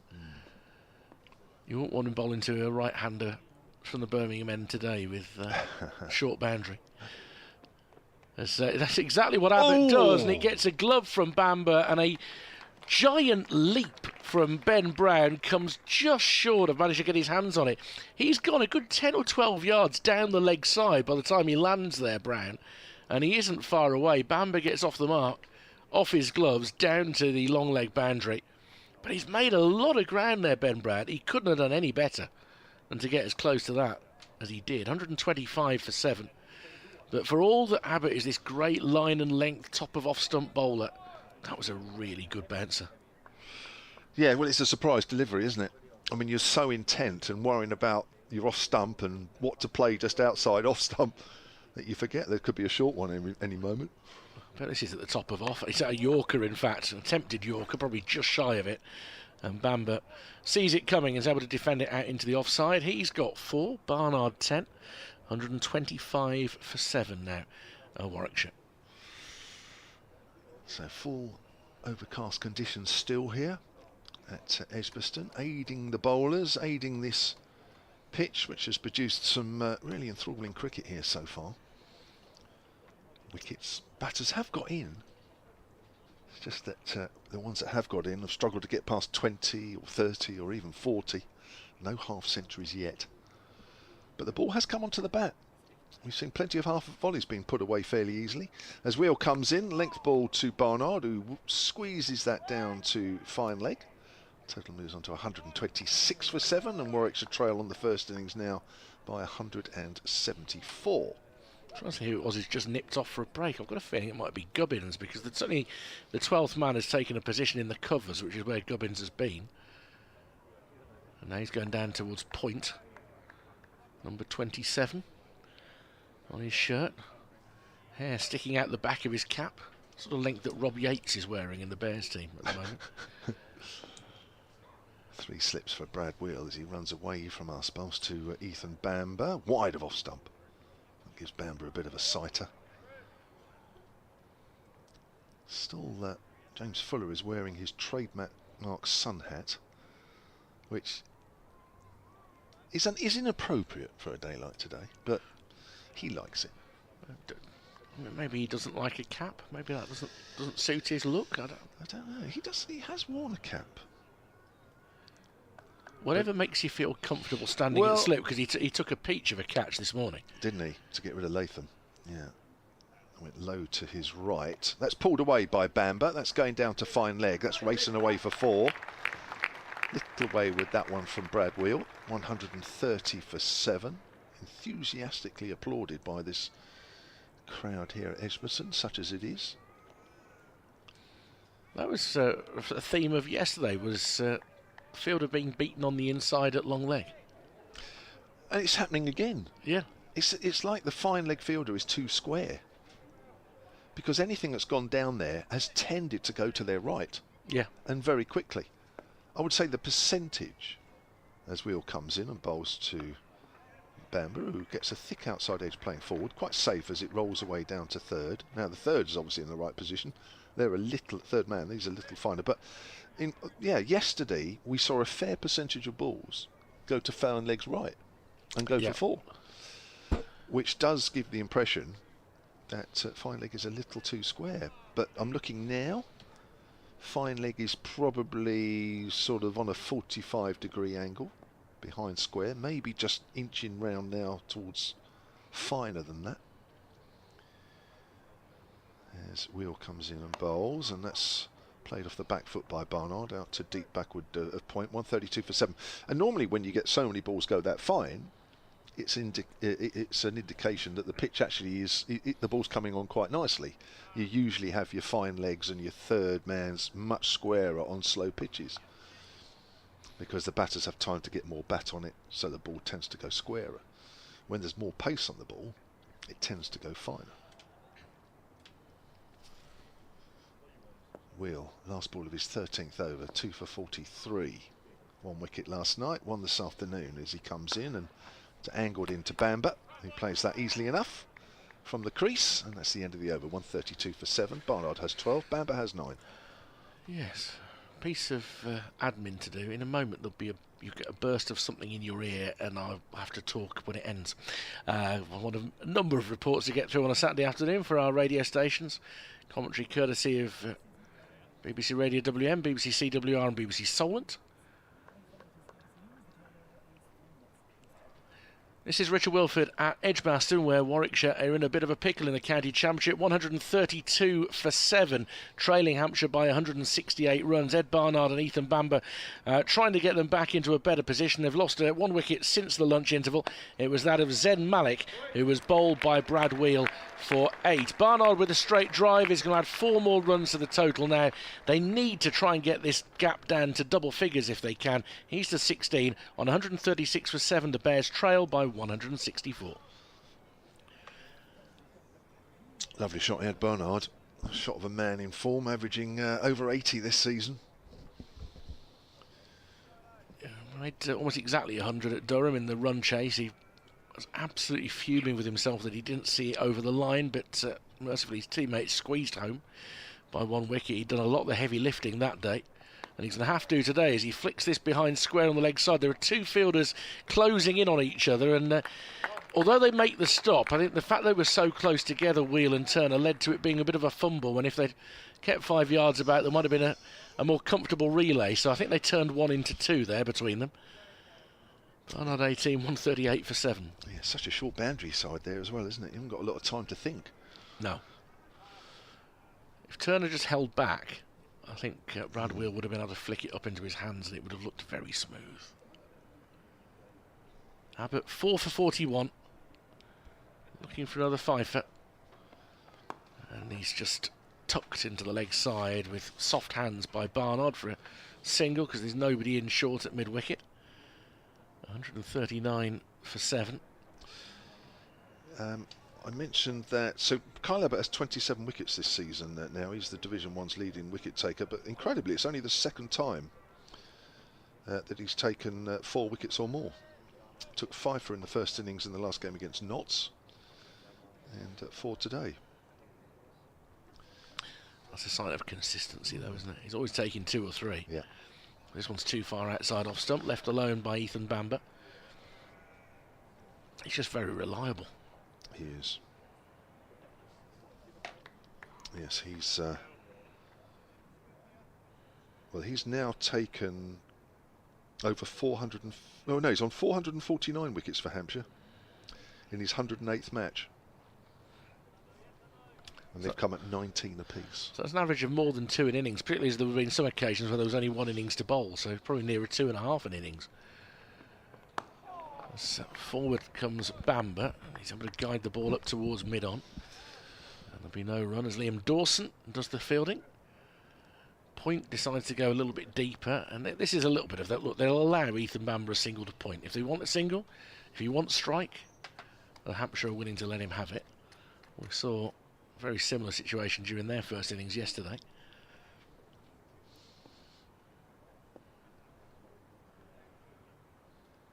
Abbott broad of shoulder into Bamber, and he thinks about that single through point, but there's a sharp shout of no from Barnard as Middleton came across to gather. I think there was probably a single there if Barnard had gone for it. I think he's mindful of taking the lion's share of the strike. 2 for 43, Wheel. He's about to come on again, but 139 for 7. Hampshire with a lead of 161, and they just want to make sure they don't surrender the advantage they've given themselves here. Yeah, you don't want to be run out in this situation. Yeah, it was to Fletcher Middleton's left hand, so I think it was probably the right call initially to go, but if you're not sure, as long as you call early, Shouldn't be a problem. Here comes Brad Wheel, then bowls to Ed Barnard. Barnard works that into the gap on the leg side. He moves on to 20. 140 for 7 now is the Warwickshire total in their first innings. They trail Hampshire by 160. Quite a tense period of play now for Warwickshire as they look to try and close that gap. And it needs to be closed by quite a bit more yet. That's for sure. James Fuller is doing some warming up at the moment. Either side of lunch, Abbott's had about another 6 over spell, hasn't he? Yeah. Trying to pull that away is Bamber. Misses. That's reminiscent of the shot that Alex Davis played last night. But he got a top edge down to third man. That ball might have been a fraction shorter. Yeah, no, to that give was Bamber his due. shorter. Fuller is taking his stretching exercises to a new level. He's done a full run-up down towards the third man boundary, and now he comes jogging back into position. Third slip. It's about rotating the four seamers as best he can here for Ben Brown. Here comes Wheel again then. Bowls and Bamber plays that well actually, plays it quite late, keeps it down as it goes off the outside half of the bat, down to third. That's the right way to play. Just let the ball come to you, don't go looking for it. That's when the ball and the edges carry. Played that quite nicely. Quite impressed with that one. Well, it was better than the shot the ball before, which is the sort of more uncomplicated shot that Bamber will often have played. But I mean, look, a lot of the time at Middlesex he'd have batted at 10 or 11.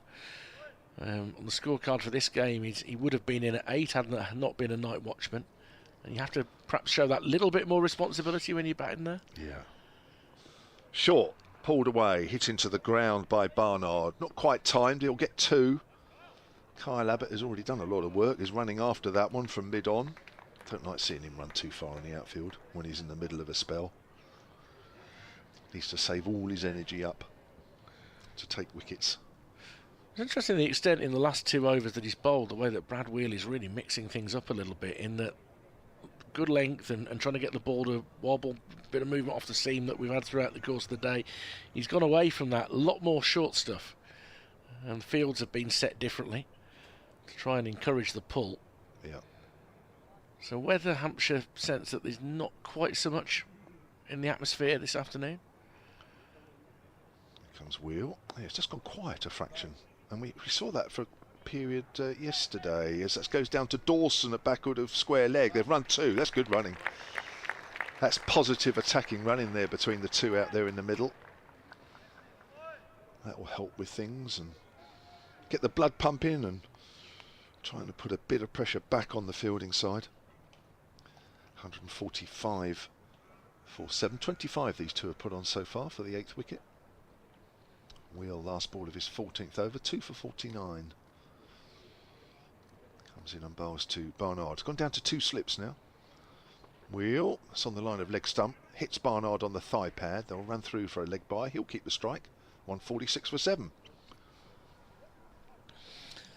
So, 12th man is back on to bring something on this time.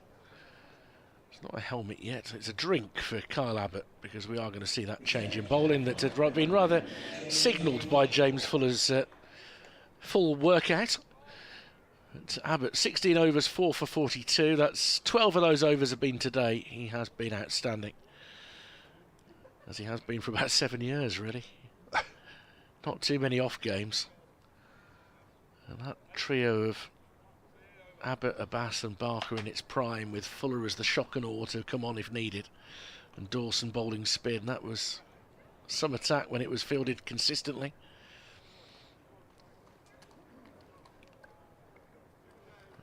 Hampshire sort of having to move on from that gradually, aren't they? Which is the sands of time doing its inevitable thing. But with the likes of Turner and Baker, that's encouraging, to say the least. Here's Fuller to begin his new spell. None for 15 from his first 6 overs, and he's driven to point, 1 bounce before it lands in the hands of Gubbins, who's back on the field. Barnard on 24, Bamber on 10. It looks like Turner is now warming up quite vigorously. He's doing the high knee stretch, And quite a nice ability to hold his hand at shoulder height and touch it with his toes. If all else fails in his cricket career, there's always the Moulin Rouge, if he can do that.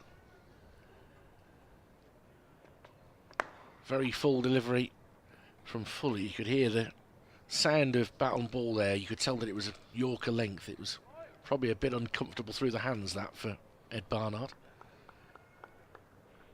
There's a lot of places on the leg side he could score a run, but having got his bat down on that, it just rolled straight towards mid-on.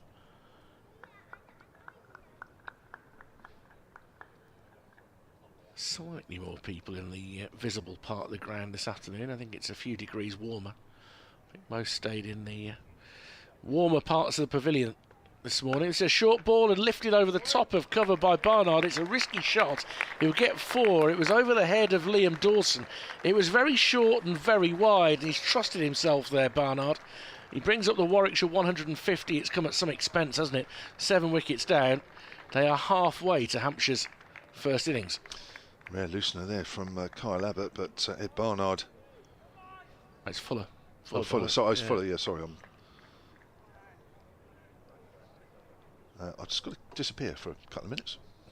I'll tell you what, we can bring Mr. Britt in for a while. I've got a 2:30 to do, and then we'll rotate you back in at 2:30, Kev, if that's all right. Phil Britt is waiting in the wings as Fuller comes in to bowl to Barnard, who dabs this down behind point. Gubbins is around quickly, has a shy at the stumps when Bamber was going to be home anyway. They're through for another single. 29 to Barnard, 151 for 7.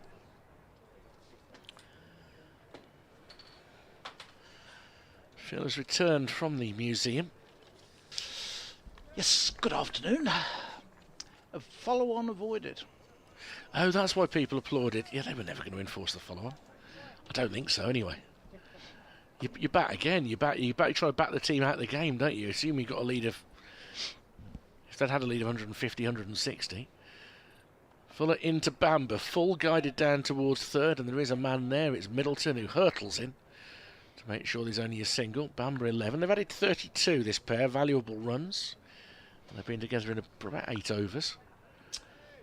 Yeah. The conditions might prevail against Warwickshire because the clouds are beginning to break, and it could be that when Hampshire get their second innings going, the cloud cover may have disappeared completely. Although the ball did move around yesterday in glorious sunshine, just done that bit more today.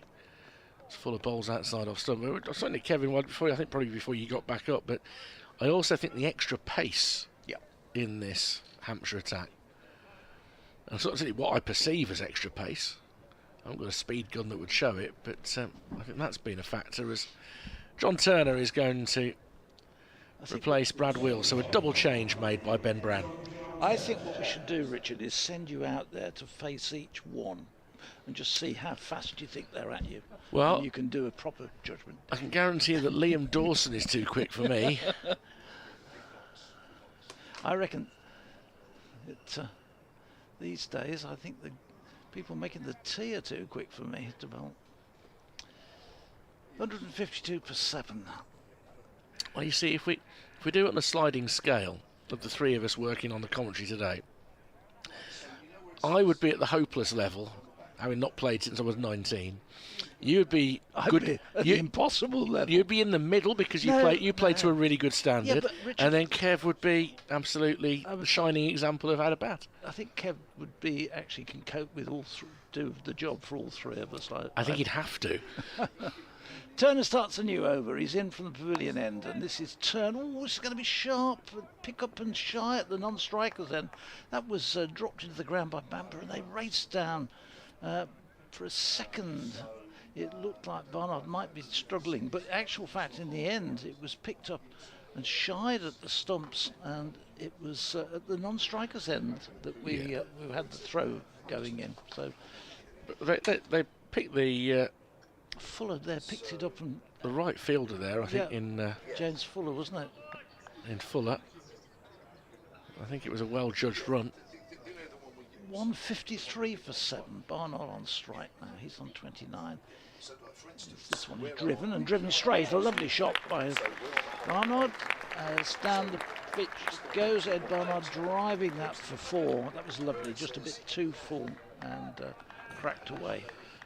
I mean, today, Phil, is a day where you always feel there's a ball that's going to get you sooner or later. However, the contrast between a batter who looks very much like he's in nick, which Ed Barnard has been all season, compared to Sam Haid, who battled. I mean, not knocking him. He knows he's not in great form, and in the end, just as he was looking a bit better, a good ball gets him. But the contrast in the confidence is extraordinary. Yes, immense. And the next one is flicked away through mid-wicket. We'll get... they'll get 2 on a misfield. It initially looked like they were going to be restricted to a single, but Abbott was a little bit pain getting down. It's just like the ground, as it does as you get a little bit older, gets further away from you every time when you bend down.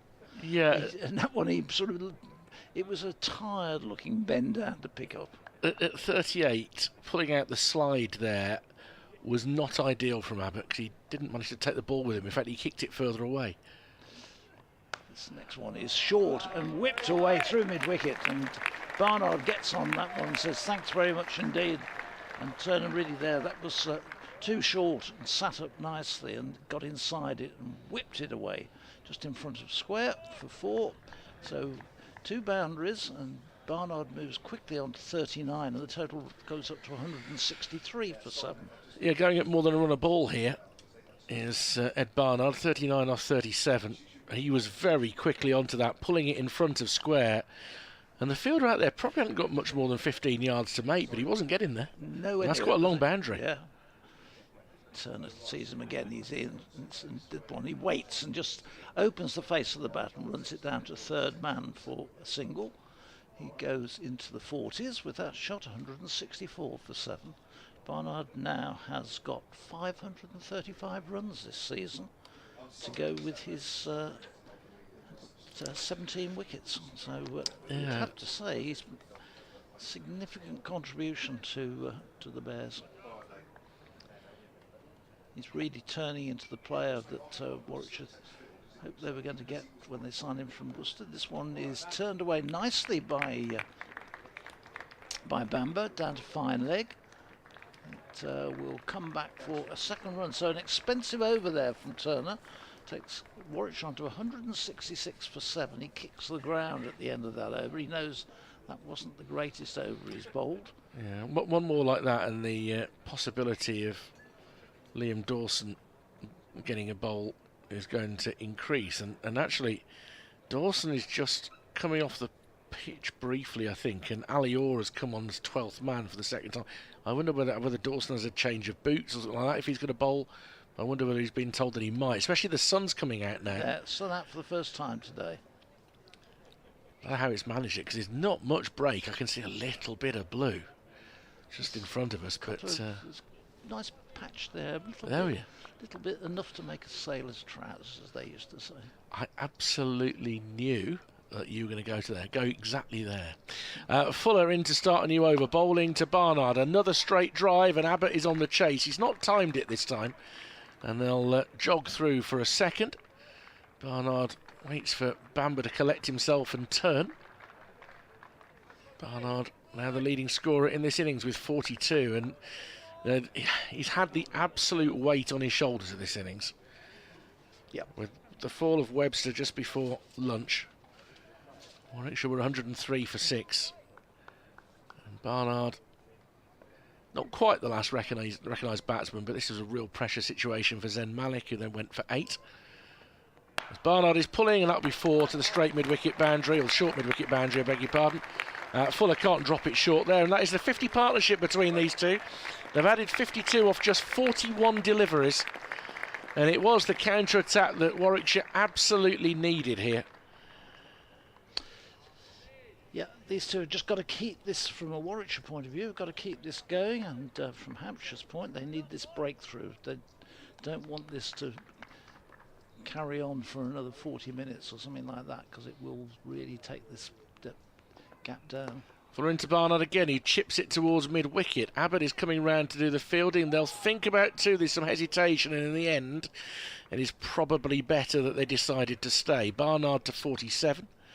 173 for 7. Is it me, or has the running between the wickets with the Warwickshire players looked a little bit uncertain today? We've had a cup there. They weren't sure whether to go or not. And they come down and have a chat with each other, but we saw that when Webster was at the wicket. Yeah, Webster and Hayne. Webster and Hayne, they had a couple of moments, one of which would have been a run out if Gubbins had hit the stumps, but he only had one to aim at. What I would say is these two, I think, have run very, very positively, and I think that would have been a bit too positive. So in the end, they came to the right conclusion. But again, they wouldn't have batted together much. No, that's true.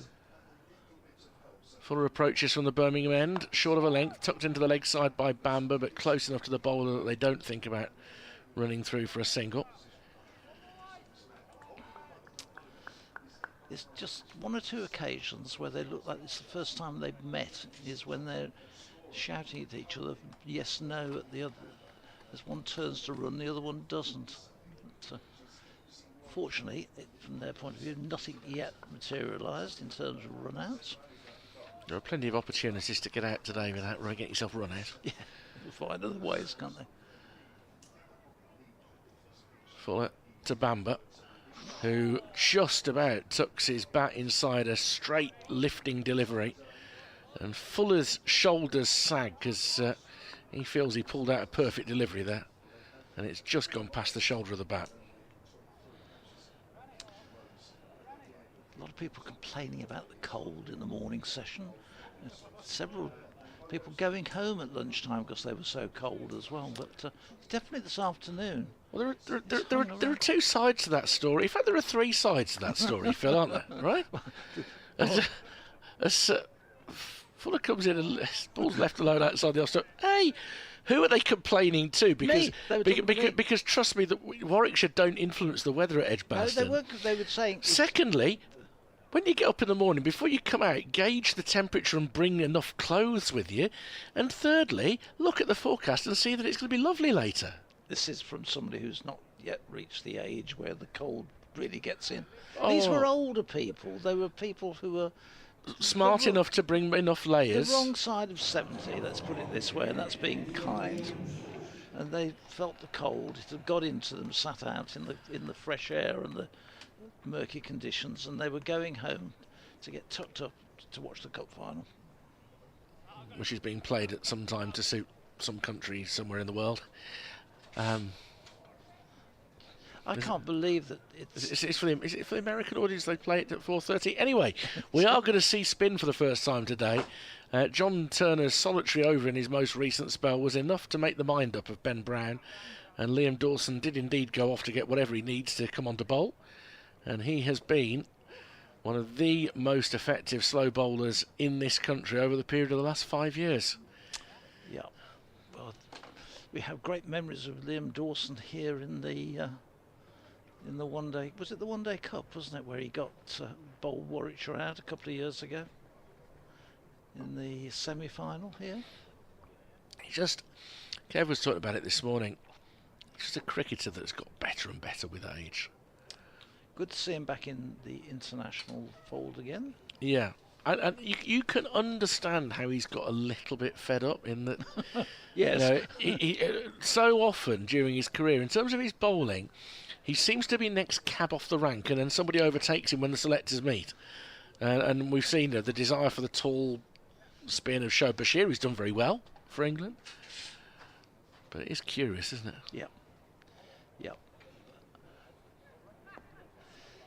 So he will bowl from this pavilion end, and he's on his way to Ed Barnard, who's takes the first ball and tucks it nicely away through mid-wicket. There'll be a couple of runs here for him as it's retrieved now and returned back to Dawson himself. So Sonny Baker out there. Baker back on the field substituting. Yeah. He spent a bit of time on the field today. Couple of spells. Just see maybe I think Kyle Abbott might have gone for a shirt change. This next one's too short and it's thumped away through extra cover. The pause you can hear, as that has brought up Barnard's 50. That's come off 3 balls, 7 fours included in that. It's interesting, the 2 half-centuries that have been obtained in this match have come at a run of ball or better. Fuller brought up his 51st ball, and Barnard doing it 43rd ball. The difference between the 2 innings is that Fuller's was considerably more belligerent, 3 long balls into the crowd. Barnard's has just been really positive, without a huge element of risk. He's just worked it around the field very, very well. This next one from Dawson is played solidly by Bamber. So that's the 4th occasion this season that Barnard has reached 50. These other 3 occasions he's gone on to make centuries and an 80. So he's been in terrific form this summer so far with the bat. And averaging about the 80 mark as well. Bamber defends this next one. It drives him back onto his stumps and squares him up, but he plays it in the end solidly out the middle of the bat, out to short extra cover. Gubbins does the fielding. Dawson again has a look. He's got a short leg and a slip around the bat. As he's in. This one is whipped away, but straight into short leg. And there's no run. Fletcher Middleton under the lid at short leg. A man of many positions in the field. That's about the 7th different one he's had today. They put him where the ball's going to go, generally. Yeah. This final ball, Dawson's over. This one is clipped away to a deep backward point where Bamber will get a single. They amble through off the final ball of that over, 177 for 7. Bamber moves on to 15, 50 to Barnard. So these two doing a bit of recovery work for the Bears, who trail by 123. Second half-century partnership of the innings, the other one between Hayne and Webster, which was rather sketchier. For Hampshire, there was Stoneman and Gubbins added 62, and then 68 for the 7th wicket, which would have been Fuller and Dawson. So they had 2 half-century partnerships. It's going to be Fuller to continue. Well, I'm more than happy to let Bamber have the strike. It might be a bit different as and when Taz Ali and Shea Simmons are batting with him. Warwickshire desperate to at least get beyond the 200 mark here. As Fuller careers in, and he's pushed with the outer half of the bat into the offside by Bamber.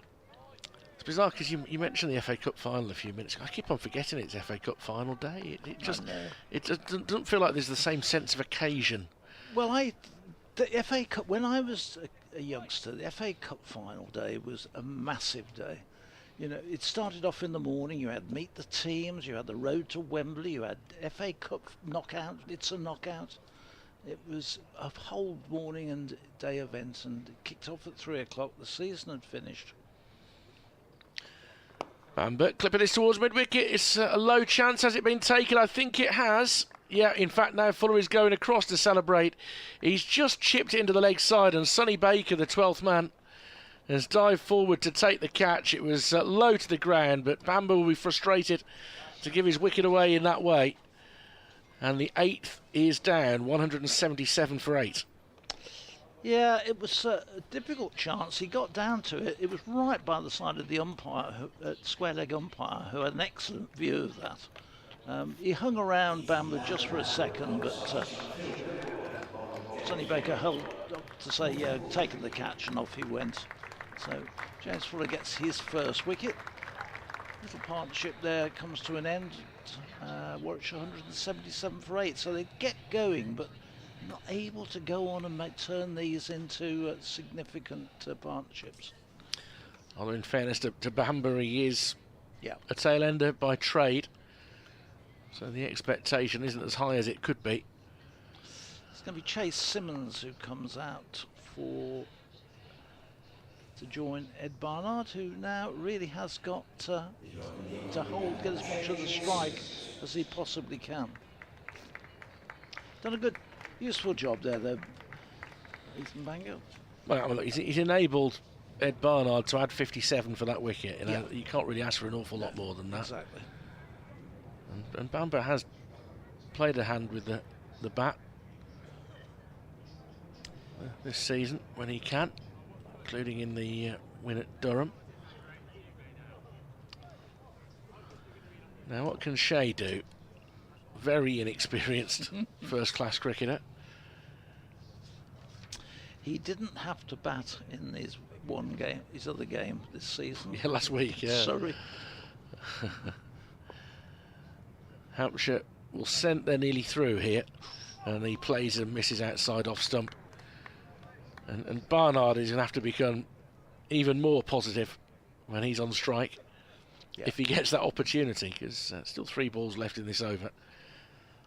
Shea Simmons right at the start of his career. He is ahead of Tazim Ali, and Taz has shown the ability to hold an end up so far this season. Played in the first 2 championship games. Spent a bit of time at the crease. Yeah, not long. He got 9 in the first match and 1 and 3 in the second game. Yeah, I think the 9 took him. He was in a while for his 9. As this is driven not terribly convincingly by Simmons, and Fuller looks skywards and then rubs the back of his head.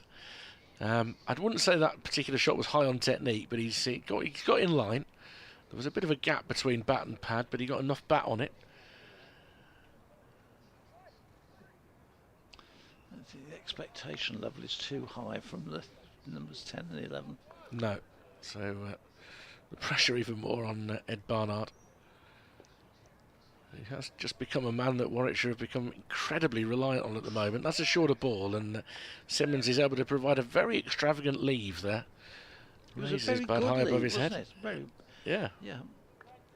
It was sort of leaving it almost before the ball had left the bowler's hand.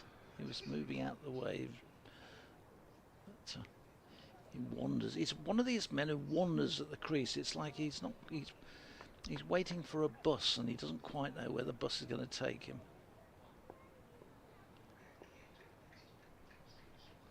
Fuller in to complete the over, steered into the leg side by Simmons, and he'll get off the mark. And interestingly, Barnard is more than happy to take the run there. So Simmons gets 178 for 8. Hampshire's lead still 122. I didn't think they'd catch the bus there, though, Richard. I thought he might have let that one go.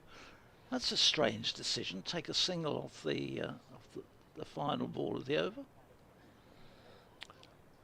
That's an update for BBC CWR, after which I'll vacate.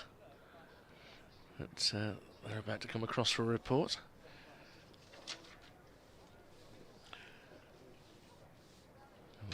They've got a rugby programme today. Coventry and Nottingham, 2 great traditional rivals over the years.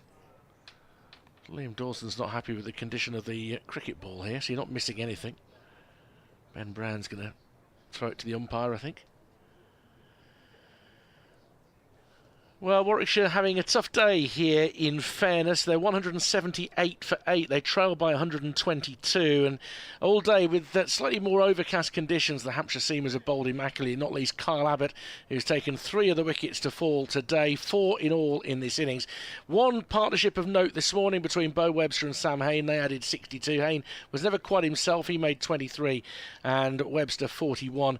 And then in this session, a very positive partnership indeed between the inform Ed Barnard and Ethan Bamber. Bamber's just gone for 15, caught at mid-wicket off the bowling of James Fuller, but Barnard's half-century has come off 43 balls. He's just looked to counter-attack. He's done it with real control to try and get Warwickshire a little bit closer to that Hampshire first innings of 300, but they've still got a lot of work to do. They're 178 for 8. Shea Simmons has defended the first couple of balls of this over, and Kevin's not available at the moment, so I'll just stay with you, Phil. Okay. For a little bit longer. So, Simmons just long stride forward and blocks it out into the offside. He's dealt with the first 3 deliveries pretty well, Simmons. Just still think it was a strange one to take that single off the last ball of the over, but still. Well, I suppose it's 2 wickets to fall. The logic is he might be better against the slower bowlers. Again, he just pushes forward. And what he is doing, he's getting his front foot well down the surface. Yeah. Playing the ball with reasonably soft hands. He's a big man, and it's a big stride he's putting in. So. And time at the crease is only going to be of benefit to Shea Adams at this stage in his career. And again he's forward, and that was with a fair amount of assurance that he defends it into the offside. Could be Shay Simmons, this one, not Shay Adams. I don't call him Shay Adams. You're anticipating what's going to happen, perhaps. Yeah, I don't think it is, by the way. If you're a Birmingham City fan, I don't think that will happen, but yeah. Two sporting Shays to get mixed up. There we go, conflating them, and he defends the final ball and over. It's a maiden from Dawson, but Shay Simmons did his job rather well. He was a good player for Birmingham City with Shay Adams. Well, of course, he's well known down in the Southampton region, isn't he? Area. Exactly. So we can both enjoy that. So there you go. He's had a very good first season in Serie A with Torino as well. But Kevin James is looking at us, wondering what on earth is going on. Kev, I'm ready to make way for you when you're available, but he's going to come across now. I need to be back about 3 to do another update for WM Phil, so I'll let you know that. Yep. Okay, Richard. Thank you. So James Fuller will continue at the Birmingham end as the sun comes back out here, and the blue sky is getting more and more. It can actually do a whole cruise trousers now. As Fuller in and bowls, and this is driven nicely by Barnard, but straight up to Dawson at extra cover, and there's no run. 178 for 8. It's considerably better now than it was even at lunchtime, and progressively it's supposed to get better as the day goes on. So when Hampshire come to bat again, I think the conditions could be perfect again for them. Here, Warwickshire trail by 122. We say good afternoon to Kevin. Hello, Phil. Well, it's a bit like Hampshire's innings, isn't it? The lower order getting some runs here for Warwickshire. Yeah. This is driven beautifully by Barnard, moving into it, putting it away through extra cover. It might be pulled up inside. No, it's just got the legs to beat the chase and cross the boundary. And that was all pure timing. He laid into it. It was just nicely drilled away by Barnard. He moves on to 54, which is the top score of the match so far with that shot. He's looked fairly comfortable out there as well, hasn't he? Well, he's in a real rich vein of form with the bat. He comes to this game on the back of unbeaten 177 against Surrey. Had a good season with the bat. This next one, he whips away through the covers. Not going to get 4 this time. Cummins is quickly round to it, and that's good fielding because he got down, picked up and through, and restricted Barnard to a single. 183 for 8. Barnard moves to 55. Yeah, he's. You can tell there's a lot of confidence there in the middle. Quick on anything loose, over pitched, short. Nicely played off his legs, a few shots as well, and he's in a good shape, isn't he? Yeah, he's just got to hope that these last 2 stay with him and allow him to be able to make some. This next one is turned just behind square on the onside, and Simmons picks up a single, putting Barnard back onto strike. So Simmons doing his job. But, Warwickshire will hope that Barnard, these two, can, him and Taz Ali, who's still to come, can give some support. Look, Bamber did a good job. Yes, he did. You know, again, similar, as you say, to what went on in the Hampshire innings. Good support and one player making a half century. He waits this time. Barnard plays it back solidly into the onside. There's no run. Yeah, it was quite a surprise when he was out, really, wasn't it? Yeah, he looked quite a tidy batsman for a lower order man. He looks as though he knew what he could do. In fact, both sides in this match have provided lower order bats who have been able to apply themselves pretty well. We were saying this though last week when I was commentating with Mark Church. There really aren't the rabbits about anymore, are there, with the bat, or very few of them as they used to be. This next one is driven out into the offside. It's a nice looking full flourish of the bat from Barnard, which will keep him the strike with that single out to Gubbins, out on the cover boundary. He goes to 56, 185 for 8. So Warwickshire trail by 115. Yeah, I think if I was out there in the middle, I think as a Hampshire player, I'd want to see 100. You know, a 3-figure deficit, ideally. I mean, that feels, you know, that would feel good. Yeah, I think Warwickshire would be, having got themselves into real trouble,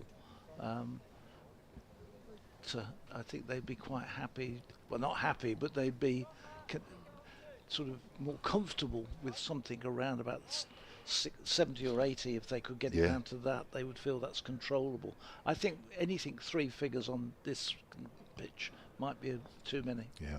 Of course, it still puts Hampshire under pressure second innings to build a sizable lead. We'll have to wait on that one. Anyway, reverse sweep. They're probably a little bit of a bat onto the pad there, Barnard.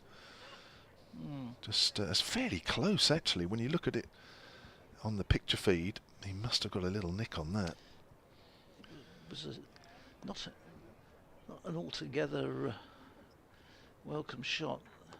On the back foot, doesn't quite make a decent connection on that one as it goes out to short fine leg. When those reverse sweeps work, they're great, but when they don't, they look awful, and people, you say, well, why has he done that at that stage? Yeah. It's a good way of playing the spinners, but you're right, it's got to come off, hasn't it? Yeah. Barnard eases that onto the leg side for a single, moves on to 57, 186 for 8. That deficit now is 114. It does remind me, when I see a reverse sweep on this ground, when Hampshire came here late on, before COVID, wasn't much before COVID, and they had to get a draw here to keep their Division 1 status.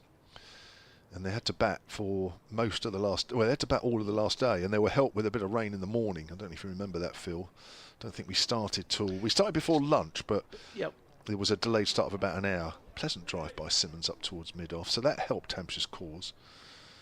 And then the Australian that was playing for Hampshire at the time, who was captain, his name slips my mind for the moment, and batted reasonably well up to lunch, to be fair to them. Well, they did bat well up to lunch, and then it's turned up to mid-on. You heard the shout of run out, but actually it's a good run, as both Gubbins and John Turner converged from mid-wicket and mid-on. Couldn't quite take advantage of that situation. 187 for 8. And virtually straight after lunch, he went and played a reverse sweep and was out OBW. A reverse sweep when you're trying to bat all day. And it was like, oh my God, what are you doing? Fortunately, Hampshire did bat out all the rest of the day and saved their Division 1 status. I must look that up. I can't. He's a former Hampshire captain as well. I'm trying to think who he was. Australian. He's a selector now, I think. That's turned away on the onside. 187 for 8. Barnard has 57. Simmons has 3.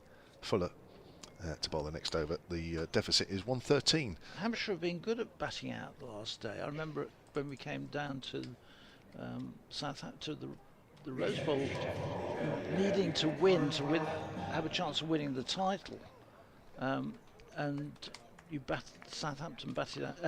Hampshire batted the whole final day to prevent Warwickshire's win. Okay. And Lancashire won their match, and won the title. And we were playing on a pitch which had been prepared for the one-day international, and the cameras were there, the Sky cameras were there, and they didn't want to move the cameras. Okay. And the groundsman at the Rose Bowl said to me, he said, this isn't the pitch we picked for this game. Because I said, why? Oh, I think I remember that. Yeah. It was 2011, I think. No, 11, yeah. Shows how long we've been doing this. I know, it's a worry, isn't it? This first ball of the new spelt from Abbott, who, has replaced Fuller at the Birmingham end. Sorry, talking, and haven't kept you up to date. No, it's fine. The first ball through harmlessly outside the off stump, through to Ben Brown. He's bowling to Chase Simmons, who somehow has managed to get himself at the striker's end, which isn't quite what I thought the plan was here. Barnard seems to be quite happy to let Simmons have strike. I just wonder if this might go wrong. Simmons in, gets an outside edge, which runs away down towards third man. There's a man down here who has been able to stop it. Yes, I think he has. It's racing down. Is that Middleton down there? Yes. Yeah, who's come racing round, just disappeared from our sight, right down below us, hidden by the gantry. But it gets Barnard back onto strike, which I suppose was the intent. So Simmons gets another single, 188 for 8.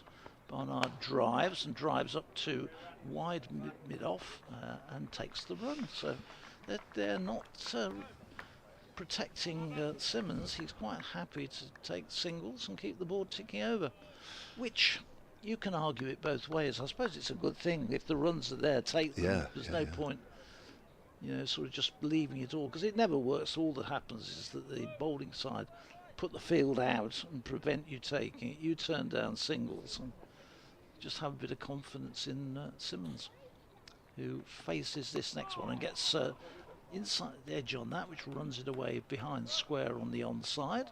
Might have come off the pad. No, it didn't. 190 for 8, so he gets another one. George Bailey, thank you, Ian, on the email, suncricket@gmail.com. That was 2017. Was it? Yeah. I thought it was about 2018, well, I didn't think it was 2019, but yeah, 2017. And who was the captain? George Bailey. George Bailey. No, I'll be honest with you, I would not have got that. This next one is defended by Barnard, and up to mid-on, there's no run. And we've now got bright sunshine and lots of blue sky. It really has changed. It's got exactly what the forecast was. And back to sunny Birmingham, it really has been Costa del Brum. It's been Costa del Brum. That's not. Tell me you've just made that up. It's not a common terminology for the I'm not surprised. This next, oh, he's behind, caught behind, he's gone. Simmons pushing at a ball outside the off stump. Abbott gets his 5th wicket of the innings, and Warwickshire lose their 9th wicket. That was, in fact, that was not, that switched them round. It was Barnard who's gone, he's pushing at it. I thought it was, they've changed round. So Barnard goes, Warwickshire have lost their 9th wicket.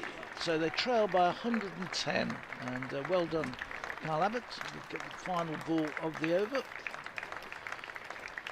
and it's going to be now the two tail enders. Round of applause as Barnard comes off, caught behind. Ben Brown taking the catch, just trying to run it away down through down to third man. Just got the little outside edge on it, and it will be Taz Ali coming out to join Chad Simmons. 190 for 9. First question, are Warwickshire able to get up to 200? But it does look like certainly going to be somewhere around that 3 figures, Kevin. Yeah, it is at the moment. Was it 110 at the moment? Terrific innings from Ed Barnard. You're right, he was just flicking at that one, wasn't he, really? The ball just held its line. Kyle Abbott with back-to-back fifers. He's 5 for 57 in the first innings at Nottinghamshire last week, backed up by 5 wickets here, and that, over his career, is his 44th 5-wicket bag. But a terrific performance. Each time he's come back into the attack, he's given his captain just reward. Yeah, and he's needed to, really. James Fuller just became a little too expensive in you know, when you're looking for a, you know, squeeze as a big a lead as you can. You can't afford to have too many overs that are leaking runs. So Liam Dawson in the sunshine with a short leg bowls, and Simmons on the back foot pushes that out to extra cover, and there's no run. Dawson into his 4th over, none for 6, and Kyle Abbott once more to the 4. My word, what a player he's been, not just for Hampshire but South Africa and the other teams that he's played for that's turned away on the leg side. Did play a match or 2 for Worcester a few years back. Did he? Yeah, he did, yeah. I don't think Hampshire could I think, if my memory serves me rightly, Hampshire couldn't accommodate him as an overseas player because I think he had other commitments or something. I think South Africa might have been here, actually. Simmons goes for a hit and a heave on the leg side. It runs away. It won't quite reach the boundary on the far side, but he'll pick up 2. And he moves on to 7, 192 for 9. So Worcester picked him up for a couple of games, yeah. So I know you're very near neighbours, Birmingham and Worcester. Yes. They're the bigger relations, of course. You're the Paul relations here at Birmingham. Yes, of course. Here's Dawson again. It's a little low, but Simmons is watchful in defence. We're there in a couple of next. Are you? Is it next week? Just check. I think it may well be next week. Gosh, this season seems to be going through at a rate of knots. It does, doesn't it? I know, it's quite scary, isn't it? Really, how quickly it's all going as Ball comes off the outside half of the bat to backward a point. Abbott fields. Yep, starting on Friday, next Oh, Friday. dear. God. You going down? I might go down for a day. Yeah. Dawson around the wicket, flighted, driven back to the bowler by Simmons. End of the over. So 108 runs separate these two sides currently, with Warwickshire on 192 for 9. The 3 wickets that have fallen since lunch. Zen Malik for 8, Ethan Bamber for 15, Ed Barnard just gone to Kyle Abbott, and the wickets spread around since lunch. Wheel, Fuller and Abbott. So Warwickshire leaked wickets throughout the day. Remember, started 2 down and lost wickets this morning virtually straight away. Lost Oliver Hannon-Dolby, and then Tom Latham followed. Sam Hain and Bo Webster put on a stand before Hain eventually was out. He'd done his best to get out several times during this innings. Dropped at least certainly 2 real chances dropped, and a third harder chance. But and then Webster was bowled off the final ball before lunch. Here comes Abbott. Ian bowls outside the off stump, and Taz Ali leaves his first ball through outside the off stump. He's had 3 innings this season. Taz Ali got 9 in the first match here against Sussex, and then at Chester Street he got 1 and 3 in his other match. So he's scored. At least he's scored runs in every inning so far. He's still, let's see if we can break that. So as Abbott into him, and this is turned, and he will get the run. Yes, he will. I hesitated because I thought for a second as he played the ball to square leg, and it was for a second that I thought there that he was going to be Wheel was going to get in and pick the ball up and perhaps run him out, but he's off the mark, so he continues. And 1 more to the total, 193 for 9. Simmons is on 7.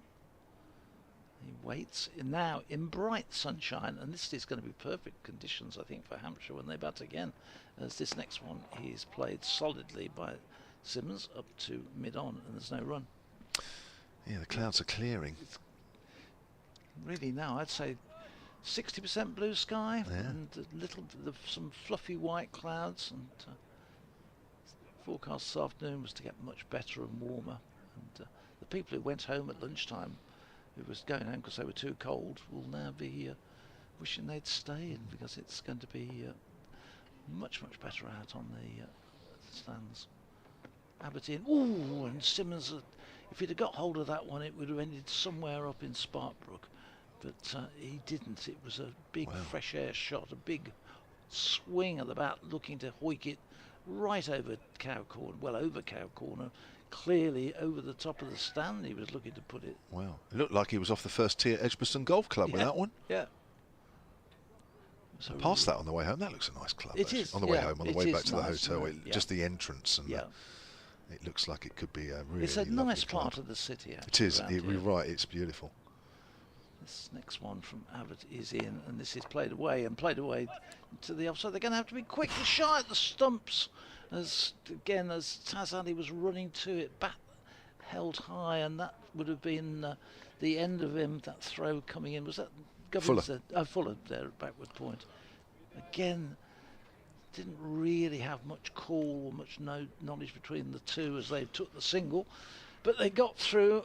Simmons moves on to 894 for 9. These are almost like every run is being etched out, and each one seems to bring its own trepidations with it.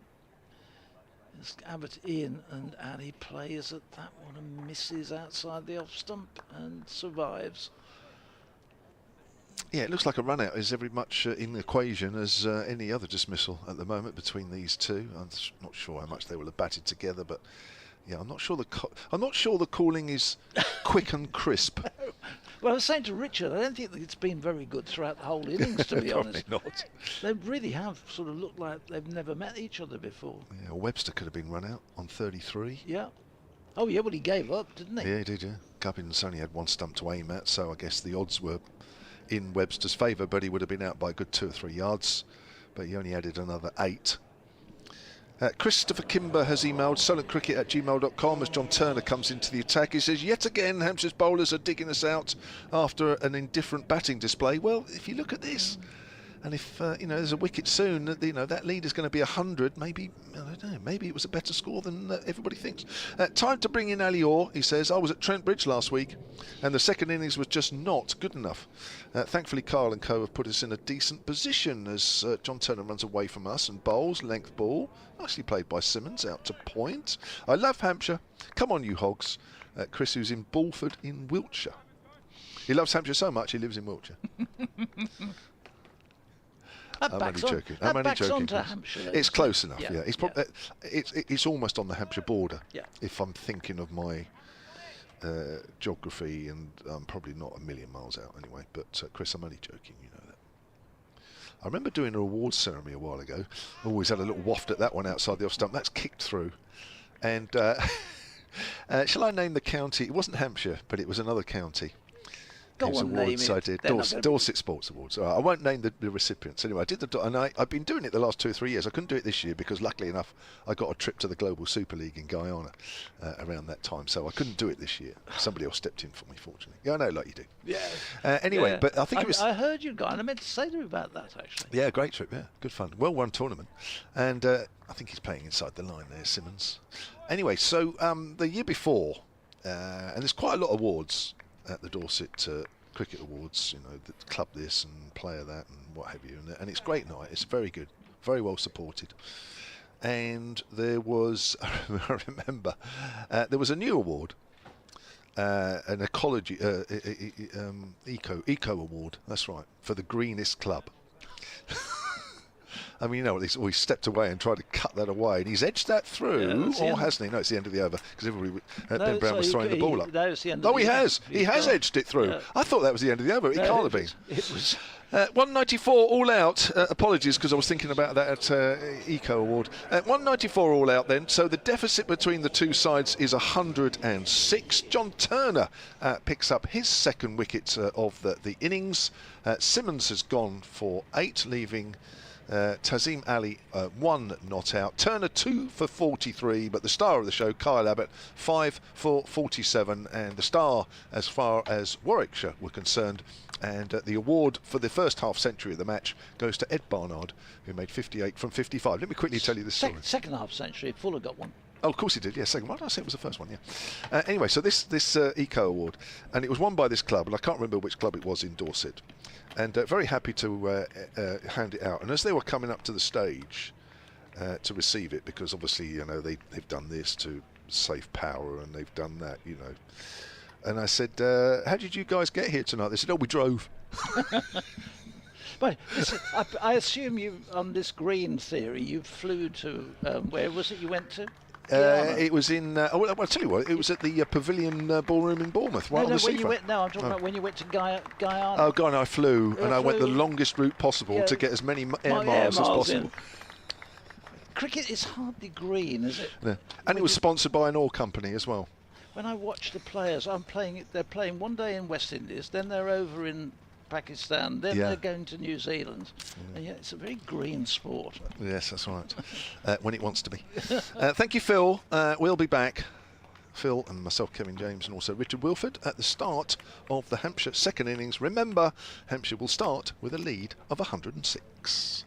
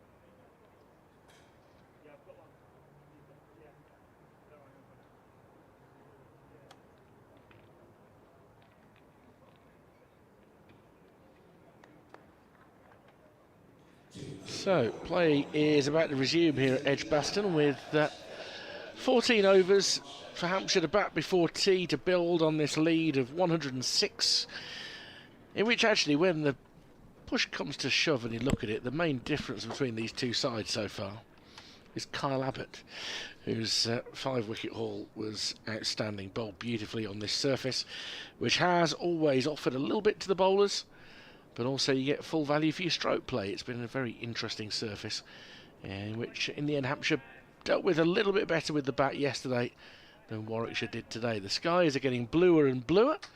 I'm Richard Wilford from BBC Radio WM. Kevin James is alongside me, and Ethan Bamber will open the attack, bowling to Mark Stoneman, who defends the ball out into the offside, and it's picked up there by Zed Malik. It's all gone rather well for Hampshire, Kevin. Yes, it has, and yeah, I have to say, talking to James Fuller last night when he said he felt that 300 was a little bit below par, I was expecting perhaps a closer game to this point, but full marks. You're right, Kyle Abbott has just been awesome once more.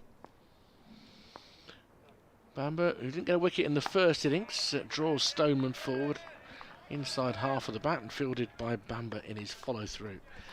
And there's no run. Warwickshire, to be competitive in this game, have probably got to bowl Hampshire out for something under 200. Probably quite a bit under 200. If they don't, then the game is, you would fancy, heading in Hampshire's direction by some point towards the end of play tomorrow. You never know. And the sun being out now might just improve batting conditions for them as well.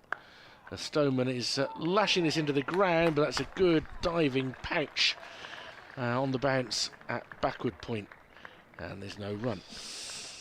Yeah, looking for a solid innings here from Mark Stoneman. 48 in the first innings before he was caught behind off Hannon Dolby. But yeah, and I think a lot of that depends on how this wicket plays, Richard, isn't it? If it carries on in much the same way, 300 will be an awful lot in the last innings. If it starts to flatten out and maybe the heavy roller starts to take effect, then yeah, they're going to need a good bit more than 200 for me. Yeah. But it may just be they're batting at a good time here today as well. Stoneman is able to push forward and clip it towards the mid-wicket boundary. Simmons comes in to do the fielding, and he's off the mark with a single. Stakes arguably high for Fletcher Middleton here, in that he is struggling for runs so far this season. Missed out in the first innings. This would be a good time for him to rediscover his form. Yes, it would. Yes, I think he's under the microscope here a little bit. Made 4 in the first innings before he was caught in the slips. Well, you know, with Ali Orr here as 12th man this week, every time you look round the changing room, there's a reminder. There is, most certainly. Bamber over the wicket to Middleton, who edges just over second slip. Well, maybe that's the moment of fortune that he needs. The first ball he's received, it's an authentic edge, and second slip reaching high, can't lay a hand on it. Bamber's fortune has been out this week, that's for sure. But it's just gone above. Looks like Bo Webster's in there at second slip.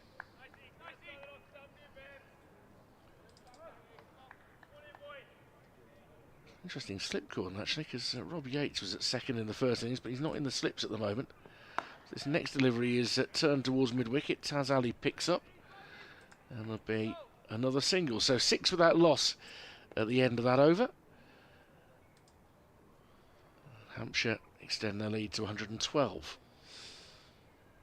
Yeah, just to say that currently Hampshire women are in action against Surrey at Beckenham in the third round of the Women's T20 Knockout Cup. It's a brand new competition for this year. Warwickshire women are playing tomorrow in the third round against Devon, so they've got a favourable tie there because they're playing a side in, I think they're Tier 3, Devon women, so Devon have done well to get to this stage, but you would back Warwickshire women to get through to the quarter-finals. Surrey 142 for 2 in the 11th over. That match is also, or has live commentary on the BBC Sport website and app. Amelia Clark and Phil Green with that one. 142 for 2 in the 11th.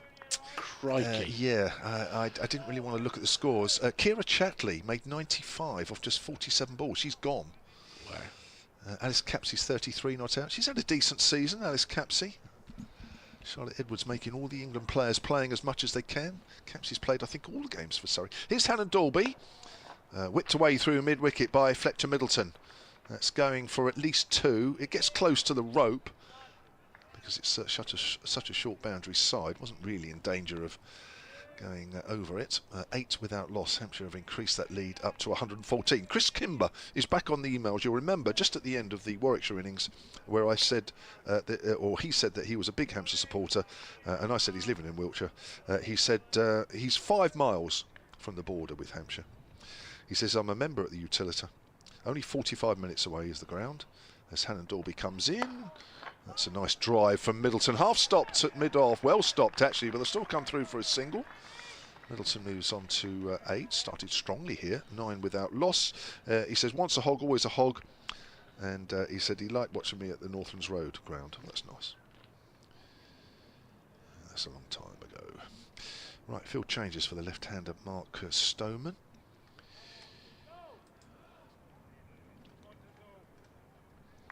There's 3 slips still.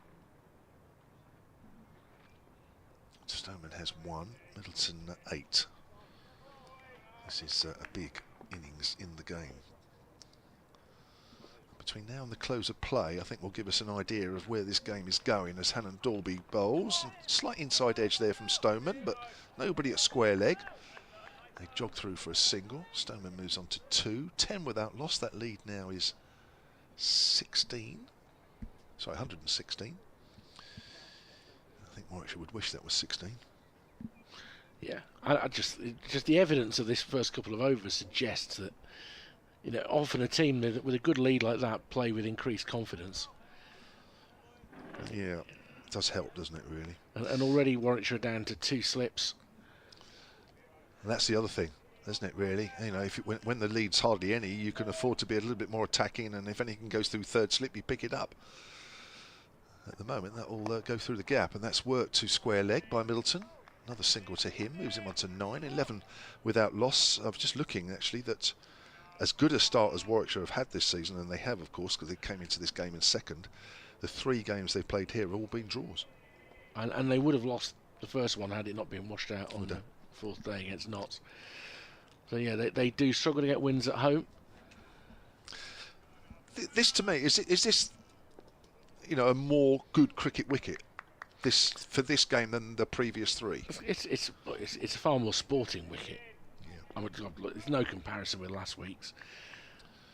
No, well, it was about 5:30 when you got to this stage, wasn't it? Here's Hannah Dalby again. Lovely drive through extra cover, Mark Stoneman. My word, that's a good drive. Plonked the front foot down. Bat came through the line, and that's all he did. He did no more, and that ball's gone like a bullet. What a shot that was. That's good to see. If you're a Hampshire man, of course, or a woman. Yeah, it's a very confident shot from a player who can score very quickly when he's getting in here.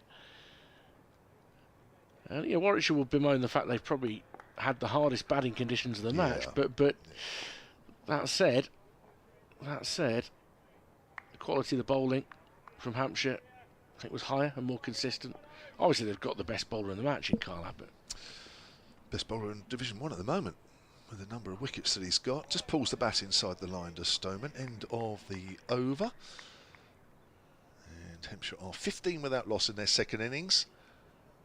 And that lead is up to 121 after starting their 2nd innings 2 overs ago with a lead of 106. So, Mark, your card T at the current rate you'd suspect will be just after 4, so you're probably looking 20 to 25 minutes behind schedule at that point in the day. If you're setting up your day, if you're thinking, well, then I can go and watch the cup final. It would fit quite nicely from that point of view, give you time to boil the kettle if you're watching at home. Ethan Bamber in to bowl to Middleton, who leaves it alone outside off stump. Goes through to Alex Davis. So it would appear that Rob Yates isn't on the field. I can't necessarily identify who's on for him at the moment, partly because whoever it is, they're in a sweater.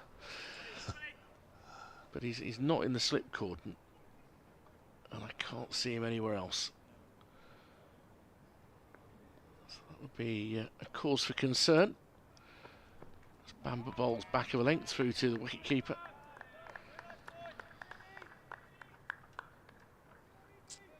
Well, it has been Kai Smith who's been fielding. It could still be that it is, but I'd also sometimes players go and play a bit of club cricket on a Saturday. So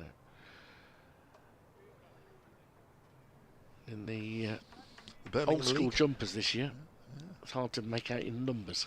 Yeah, I mean, a lot of people like that. Traditional cable knit sweaters. I like numbers. Yeah, I do. Yeah, I do now. Makes the job a lot easier. As this is slashed behind square for 4 by Middleton. Hands on the head from Ethan Bamber, but he's certainly gone at it with real conviction there, Fletcher Middleton. And he goes to 13 off 8 balls, having nicked that first ball over the top of second slip. He's now trying to make good for it. He's certainly ridden the bounce of that ball. Yeah, he has. I think he deliberately tried to hit that up, actually. I think just the shape and the way he was playing the shot, I think he knows that all he's got to do is get it over the infield. Didn't quite come out of the middle of the bat, though.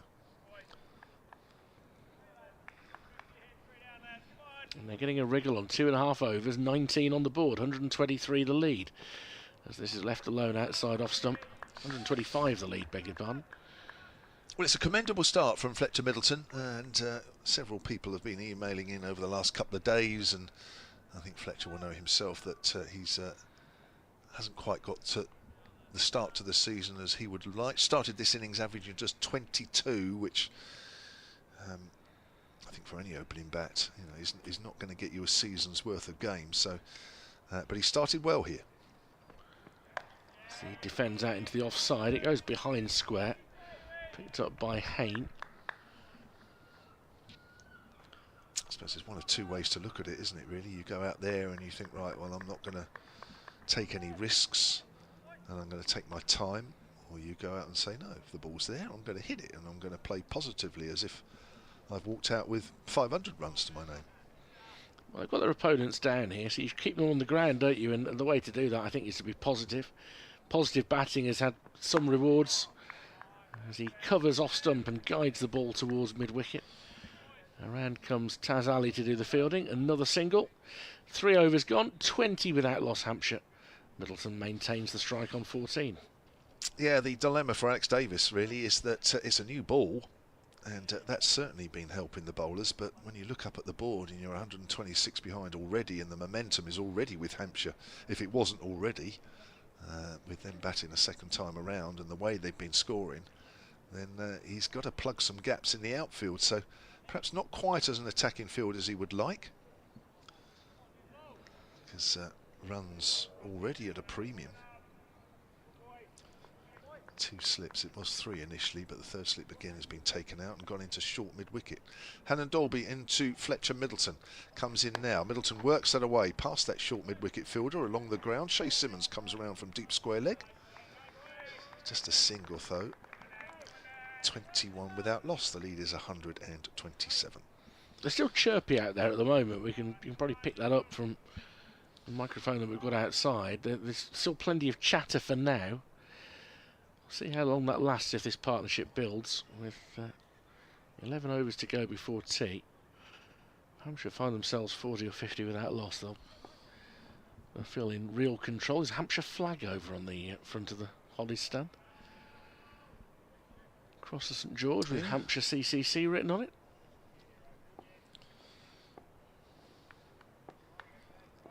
And Dolby's going to switch to round the wicket to Mark Stoneman. Short extra cover for him. Comes in and bowls, cuts that away to backward a point, straight to the fielder. Score remains on 21 without loss. Yeah, I think that was the same flag that made its way, or has made its way across from Trent Bridge. There was 2 flags there last week, one like that and one that's more traditional club flag. Not the one that's flying down the far end that's blue, but a bit more the sort of emblem you see on their website. Hannon Dolby in again. To Stoneman. Stoneman plays and misses. Definitely playing at that one.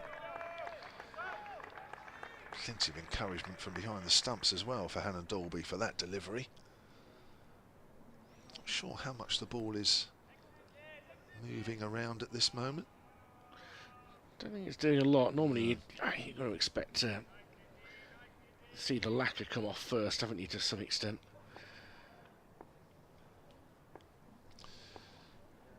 Yeah, it doesn't tend to do quite so much when the batters have started quite positively as these two have. Here's Hannah Dalby again. Stoneman's on the back foot, works that up to mid-off. Those clouds are gradually dispersing. We are almost at a full blue sky now, not quite. Are you still cold? No, I'm a bit warmer, funny enough. There you go. I think when I look up at the sky as well, that helps. When you see more blue sky than anything else, I think it gives you a warmer feel. Psychology. If I'd been walking around in t-shirt and shorts, would it have made you feel warmer? Yeah. Okay, I'm definitely. not doing that. No, it was chilly this morning, definitely. As Hannah Dalby comes in, Stoneman just works that to backward a point. Again, it's fielded. But this is more like yesterday now, isn't it, out there? Lovely evening as well, wasn't it? When I went outside the ground after the day's play, well after the day's play, it still felt lovely and warm. Yeah, it's very pleasant. Yeah, very pleasant. Beautiful. So 21 without loss. Stoneman on 6, Middleton at the non-strikers end on 15. Kyle Abbott with a back-to-back fifer, 44th in his career, wrapping up the Warwickshire innings at 194. Here's Hannah Dalby again round the wicket, searching for that breakthrough. Again, it's gone to backward a point. Good position in that over for Hannah Dalby. And that's the end of his over. He's now bowled. What's he bowled? I've just lost the page here. Hampshire's second innings. Right, 2 here we overs are. for 10. Oh, well done. Well, I think because he got Bamber 2 overs for 11 on the board and there haven't been any extras. So I don't think it was A-level maths in the end. I think I was helped by what was on the board because they still change it over far too quickly. Massively fast. Yeah. It's never made any sense, but ever since the new setting of the scoreboard, that's how it's been. As Bamber comes in to start a new over, and off the edge, Middleton is able to get it down to third for another boundary. He's to 19, 25 without loss. Again, not a shot that he will feel in control of. But he gets full value. Finds the gap, and it rattles down to the fence. Ethan Bamber wicketless last week against Surrey. Wicketless so far this week. It's not like he bowled badly in either game. Certainly not in the first innings of this match. He's also been unlucky in the second innings. Early nick flying over Bo Webb. So they've got third back now as well, as this is left by Middleton. Well outside off stump. No concerns for him. Breeze has grown a little bit. I think that's part of what's driven some of the clouds away.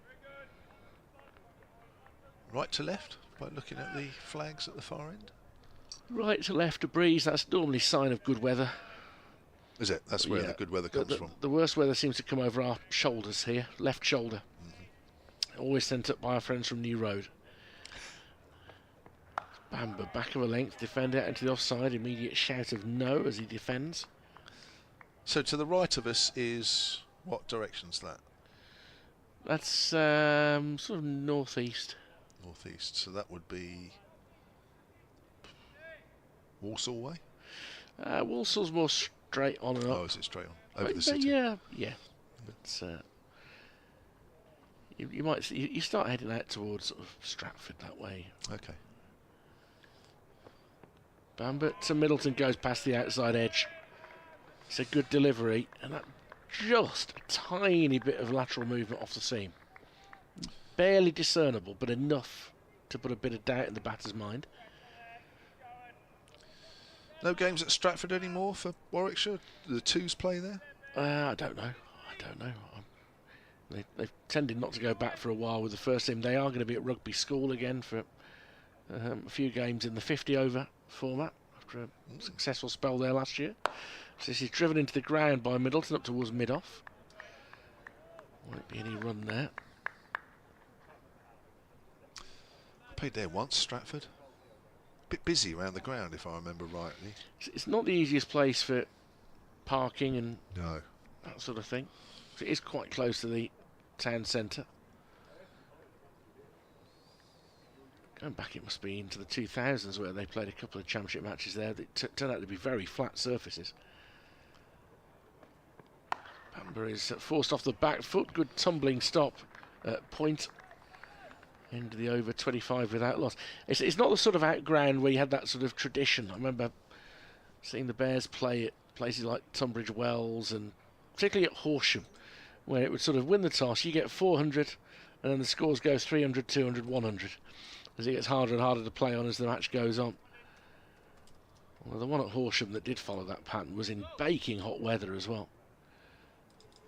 James Treadwell was on loan at the time. All right. From Kent to Sussex, and bowled the Bears out in the fourth innings. Chris Jordan was still at Sussex at the time, bowling with real pace. Yeah, I thought I remembered back in 2005, Hampshire played a championship game there. Hannah Dolby, left alone by Stoneman. I'm predicting it was a draw. Warwickshire won by 10 wickets. Oh, okay. Hampshire made 184 all out. Kevin Peterson top scored with 42. Dougie Brown picked up 4 wickets. Warwickshire then responded with 265. Ian Westwood, current head coach, top scored with 68. Nick Knight with 51. Good opening partnership there, 135. Out of 265 all out. Bit of a collapse. Just a bit. Yeah. Shane Warne with 6 for 88. That's why I remember the game. Edged. Caught first slip. First wicket. Stoneman went to drive. Caught the edge. Straight in the midriff of first slip. And Hampshire were 25 for 1.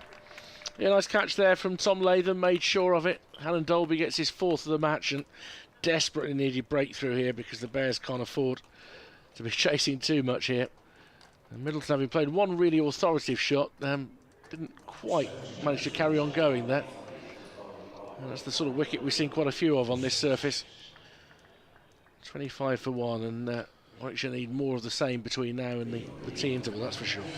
Yeah, it keeps the game moving rapidly forward as well. 6 for 88 for Shane Warne. Hampshire in the second innings, 124 all out. Michael Brown, formerly of Middlesex, who played a little while for Hampshire, with top score of 49 there. 6 wickets for Heath Streak, the former, not former Heath Streak, the late Heath Streak. And Warwickshire knocked them off the 40-odd runs that they required without loss. That was back in 2005. New batter is Nick Gubbins. For Hampshire, he made 27 before he was caught behind off the bowling of Bo Webster. I remember that actually. That was a really good delivery from round the wicket, which bounced and straightened, caught the outside edge. I've seen a few of those. You see quite a few of those. It's not even remarkable anymore. So 21 wickets down before tea on the second day. Last week I think we were at 5 at tea. Yeah. But these games are much more entertaining. I'm sure, as I keep saying, I'm sure the batters don't think that. But Hannah Dolby round the wicket to Gubbins and leaves that one alone. Actually, it was definitely 5 at tea on the second day, because that's when Warwickshire declared during the tea interval. They didn't even do the thing of making you go out for a couple more overs to wear you out. And then Surrey lost 1 wicket before close. So there's 6 wickets in the first 2 days last week. There's certainly more entertainment to be had on this surface this week. Might have 1 or 2 batters banging on the door of the commentary box to discuss that point. Yes, Hannah Dolby again, straighter. Gubbins plays that back down the pitch. Plenty of noise again from the Warwickshire contingent, buoyed by the fact that they've picked up the first wicket in the 6th over of this Hampshire second innings. Yeah, what we got? Just over 40 overs left in the day. At the current rate, There's a good chance that Hampshire could be 5 down at least by the end of day 2. Here's Hannah Dolby again. That's bounced through to Alex Davis. But at the current scoring rate, they could be 230, 240 runs on for that. So I mean, you're right to say that sometimes a track like this can flatten. It would have got a fair baking from the sun yesterday. The sun is out for the next 3 hours, you would think, here today. Temperature might be pretty good again tomorrow. So sometimes they get lower and slower. And they have chased over 300 for a victory earlier in the season at Chester Street. So there's still plenty to play for. It's a length ball which Gubbins plays out on the leg side. Hannah Dolby 3 overs 1 for 10. Quickly said that before that disappeared off the board. Hampshire 25 for 1, lead by 131. That was the equivalent of walking across a pedestrian crossing and getting there before the beeps stop. It's very rarely achieved, Kevin. It was really impressive. Yeah. The beeps are set that you have to be pretty much at least a Commonwealth Games standard sprinter to get across. So there could be a follow-on elsewhere. Sussex 147 for 8, 190 behind Somerset. And a spot of bother there. Craig Overton 3 for 30. Pretorius has a couple of wickets as well. It's a good seam attack that Somerset have put together this season. As first ball of a new over from Bamber is left alone outside off stump by Middleton. Equally at Worcester, Essex 117 for 7. They're 241 behind Worcester. Das made 43. The rest have struggled. Taylor, who's a bowler very much in form, 3 for 19. Allison 2 for 23. Wicket for the former Bear. Ethan Brooks, he's got Harmer out for 14. But that's an outstanding start to that game for Worcestershire. Bamber in again, up on his toes to defend is Middleton, sturdily out to point. And no run. Cameron Green is in and batting for Gloucestershire. Let's see if he can add some runs, because he's struggled in recent weeks. He's on 9. He's due to play in that Australia-India test as well, I think, the 6-dayer.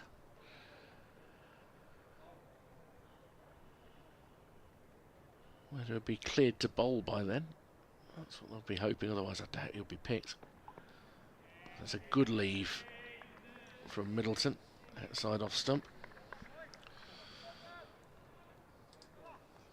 Just checking on that Surrey women's game and Hampshire women's game. T20 at Beckenham, 3rd round of the women's T20 Cup. Oh my word. Ooh, I need to look away. 203 for 4 with another 4 overs to go. Wow. Sorry. Alice Capsey 71 not out now from just 32 deliveries. Bamber fallen outside off stump, left alone. I mean, should we at least assume that it's a pretty short boundary at Beckenham? Well, it's a fast scoring ground. I don't know if you've been there before, yeah, but it is a big scoring ground. Yeah. It's well known for that. But yeah, under pressure a little bit are Hampshire. Live commentary of that one on the BBC Sport website and app. I was thinking about, right, I've got to get a commentary team together for the quarter-final, but at the moment I might just hold fire. I tell you what, it'd be a good chase if they get there. Yeah, it will. Forward to a straight delivery comes Middleton, guides it back down the wicket. Bamber appears to have a little bit of a chat with Middleton as he trudges back to his mark. Yeah. Well, the good news that Maya Boucher is playing in the Hampshire side. She wasn't picked in either of the T20 or ODI squads for the women's series, which is upcoming shortly against the West Indies. And she's been in good form at the start of the season. If anybody can get near that, it's certainly her. Bamber draws Middleton forward. Shout of no as he pushes it forward in defence. And end of the over. 7 gone, 25 for 1. Hampshire's lead is 131. Should we have a look at the other Division 1 scores? I know you like doing it. Shall I? I mean, I can do it. It's up to you. I don't mind. We kind of just mentioned a couple whilst you were dealing with a little bit of correspondence. Oh, apologies. I did the Worcestershire-Essex game. Apologies. And the Somerset-Sussex game, which does leave us Durham 205 for 2, trailing Notts by 202. Tom Lee's 82 not out, going well. And that just leaves Surrey 232 for 4, trailing Yorkshire by 23. Curtis Patterson made 85 on his Surrey debut, having been one of those rare instances of an overseas player left out here last week. Hannah Dolby round the wicket to Gubbins, who's once more leaving that alone outside off stump. They signed him for 3 games. Yeah. Didn't play him in the first one. Ooh. Bizarre. Curious, isn't it? Yeah, that's bizarre. They were very keen to get Jason Roy involved, their first championship game since 2018, and he scored 2. He's 15 not out today though, so maybe he's on his way, blazing his way back as a red ball player. Why not? If he is going to make runs, he'll make them attractively. Yeah. Keep an eye on that one. Hannah Dolby again in round the wicket. Bowls. Gubbins is forward. Quietly plays that out into the covers. Shay Simmons comes in. So you've done it now as well. I did it earlier. You kind of went Shay Adams. I did it earlier. Yeah. Who's Shay Adams? Played for Southampton. Played for Birmingham City. Oh, striker. Yeah, but that wasn't in my head for some reason. I don't know why, but you're conditioned because you. Working on BBC Solent, you've had to mention Shay Adams so often in recent years. I wouldn't say I have. I would say there's others on the station that would have mentioned him more. Well, well, I'd like to think so, because they do more football than I do. That's a leading edge, and it's caught it back with a point as it carried. Some of the fielders think it has, but the one that caught it says no. Is that Ali? No, I'm presuming that is Kai Smith on his 12th man, because Rob Yates isn't out there, but without seeing his shirt number, I can't tell whether it is him. He's the right sort of height. Yeah. I think he thought it was not out. Let's put it that way. Yeah, it was a fantastic effort. I think he was honest. Yeah, no, that's good. And you know, in tight situations, if players can be honest, then full marks to them. And I don't blame one or two of the Warwickshire fielders for getting excited, because you know, this is a big moment in the game, big session. As forward is Gubbins. He's going to take a quick single up to mid-wicket. The ball was left behind by the man coming in. 26 for 1. The lead is 132. You do get a bit excitable when you know that the next hour, 2 hours, certainly till the end of the play, is a very, very important period. And you want to take advantage of anything that you can. Well, the difference here, if you had 2 wickets before tea, with just over 6 overs before tea, and Hampshire are 3 down, you can convince yourselves that you're back in it. Yeah, definitely. Because the first part is to convince yourselves of that, let alone anybody else. That's right. It's all that mental side that Dermot Reeve was talking about yesterday. Outside the off stump, Fletcher Middleton is not tempted. Division 2 leaders, Leicestershire are going well again. Having bowled Middlesex out for 232, they're 174 for 4. Peter Hanscom has 58, Ian Holland 37. Shake of the head from Kevin James. Oh, he's doing so well. He took 5 for 35 yesterday. So, yeah. He is the sort of all-rounders like that in the Championship, particularly in Division 2, make all the difference. 2 players in 1. Definitely. It's worked away on the leg side. Hits strongly. Shay Simmons comes around the boundary. Brilliant stop. Right on the rope. Keeps the batters down to 2. Could quite easily have been 4 runs. That's the end of Hannah Dolby's over. 28 for 1 then. Middleton's on 21. Gubbins on 1. The lead now 134. 6 overs until tea. The biggest first innings scorers of the week, Lancashire, 458 all out against Derbyshire. Tea is being taken there. Luke Wells with a big 100 yesterday. Aitchison 3 for 87. The pick of the bowlers. Glamorgan 363 for 6. Lead Northants by 178 in first innings. Kellaway made 95. Van der Huchten is 39 not out at the moment. Glamorgan going very well in that game. There's 1 more to go after this ball from Bamber. Oh, and he appeals for a caught behind. He liked it. Behind the stumps they didn't go up with anything like the same vigour. Good ball. Round the wicket to Gubbins, and it did look like it just left off the pitch a bit. Oh, it did. It's a beauty. It's a beauty. I think he's appealed on the quality of the ball as much as anything. 100%. She's not hit anything, but it's a good ball. 100%. Gloucestershire 147 for 4 trail, Kent by 277. That was the other score to give you. As Bamber bounds in again, it's Fuller and plays it nice and late there, Gubbins, out into the offside. Yeah, it just shows that, there's still a bit in there in the pitch. You just got to keep it exactly in the right spot. Just keep plugging away, One does something. But it's interesting, yesterday, there were little periods, weren't they, where it just seemed to go a little quiet, and then all of a sudden it all started up again. And I think today, generally, it's done a bit more for longer periods, but we may be in that phase again where you've just got to keep plugging away. Bamber full driven, but they'll take a single to Tazim Ali because he can't field it cleanly. Gubbins gets his second run, 29 for 1, 135 in front. Yeah, it could be when the sun comes out, that's what happens. When seemingly you might go through 20 minutes, half an hour, where you think, well, this is not quite doing as much. And then all of a sudden, for no reason, a few balls will just start to shape and nip. Saw that throughout yesterday. Be interesting to see what Ed Barnard can. Well, I'd have him on, yeah, soon. Bamber in his 5th over. Oh, he goes past the outside edge of Middleton. He's making the case to continue his spell. He's in his 5th over, and he's bowled without fortune in this match, Bamber. Agreed. He's been very unlucky because he's a sort of a skiddy bowler. He bowls that length that brings the batter forward, which is exactly what you want on here. I think at times, at times Hannah Dalby is bowling and hitting the deck a little more, slightly shorter of a length.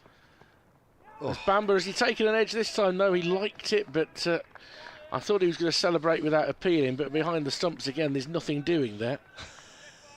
He's getting closer, Ethan Bamber, he's getting closer. I wouldn't bet against a wicket for him in this inning, at least one. Fletcher Middleton's almost cast down the Sam Hain role, a batter who's clearly out of form and just trying to grit his teeth and get through it. Much to the frustration of Bamber. Comes in one more time for this over, and this time it's met by the middle of the bat.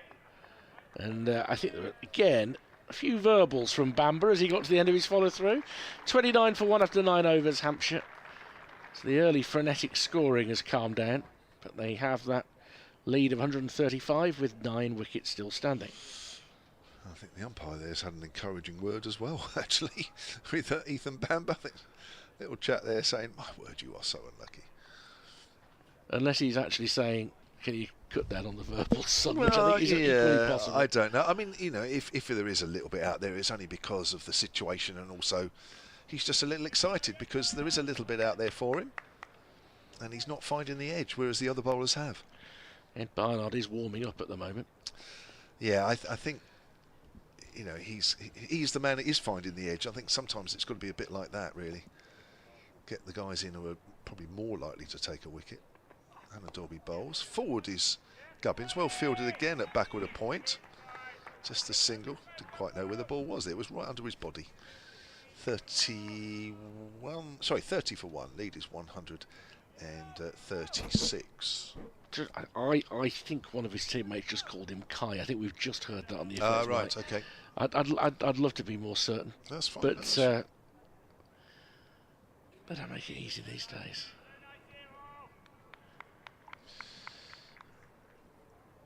It was a good stop. Yeah, it was, yeah.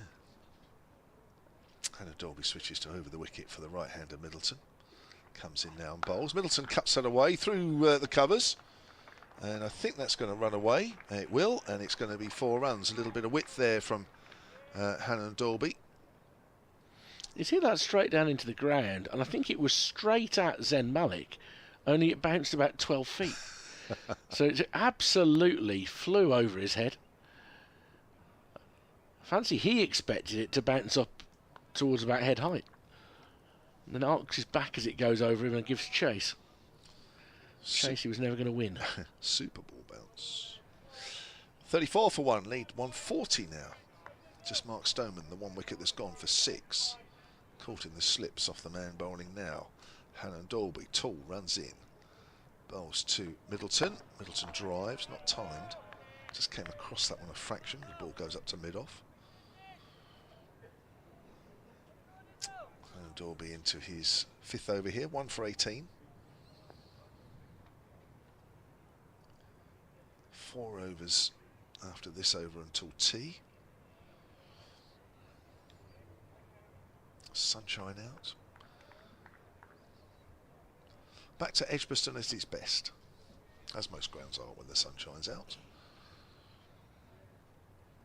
In again, bowls, and Middleton leaves that alone. That's nipped back. He left it, but actually had to get out of the way at the same time. Or certainly get the hands out of the way, because that bounced and nipped back. Yeah, followed him. Yeah, it followed did. him. Yeah. Edgbaston is best. So you want a day like this, and you want a T20 crowd in. So it's not quite as beard up as an international crowd. Bad update listeners to BBC CWR, who are at half-time in their rugby. Coventry dominating Nottingham, for those who follow them. 24-0 at half-time. That should do it. Let me just take this delivery as we wait for them to link, as Hannon Dolby's ball back of a length is left alone by Middleton.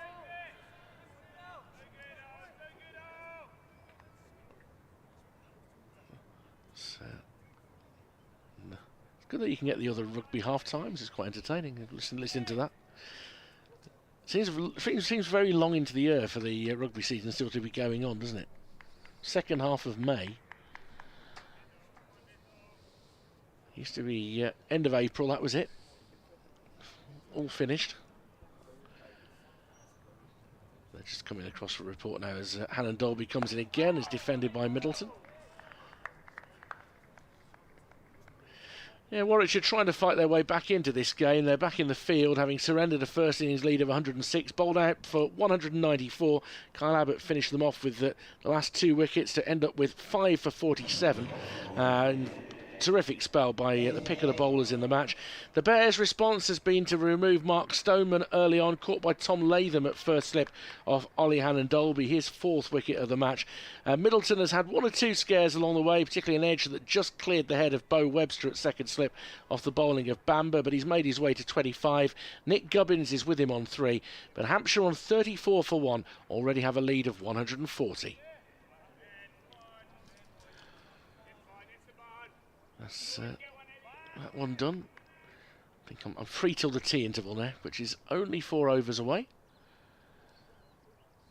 And it's Ed Barnard coming into the attack for the first time in the second innings, and that one a bit of a loosener, no real pace about it, and defended by Gubbins back up the wicket. 4 wickets and 58 runs for Barnard in the first half of the match. His value to Warwickshire can't be overemphasised. Yeah, now this could be interesting, because if Barnard gets the same amount of movement that he enjoyed certainly in the last session yesterday, even though Hampshire did manage to put some partnerships together, this could be interesting. He's in again, full, just outside off stump. Played late by Gubbins, who defends it out into the offside. Won't be surprised to see Hannon Dolby keep going for the final 2 overs from the far end prior to tea. And they'll take a view on whether it might be Webster, might be Simmons, although Simmons has only bowled from this end. Spin of Taz Ali. Also available. Barnard sprints in, left alone outside off stump. Now that did just shape away. Again, he's getting a little bit of swing out of the hand, but it shaped a bit further away when it pitched. I'm sure I'd have to listen to the interview I did with James Fuller again last night at some point, because I'm sure he said to me that him and Ed Barnard were having a bit of a joke out there when he was batting, and Ed Barnard was saying, "Oh, the next one's going to come into you, the next one's going to go away," and that sort of thing. I'm sure he said that to me. See, bowls a straight one that is defended into the leg side. Hayne picks up. It's a good psychological thing to do if you can do it. Oh yeah, well, that sort of thing goes on. Keeps them guessing. Yeah.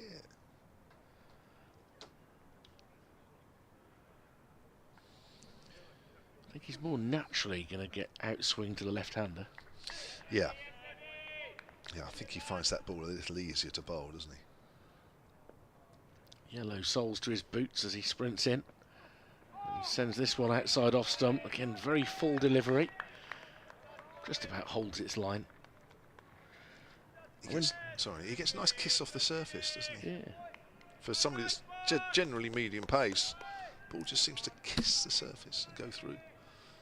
Ideal for here. I'm enjoying the soles of the boots this year, which it seems to be more colourful than ever. Yeah. Seems to be a thing this year. What colour soles do you want?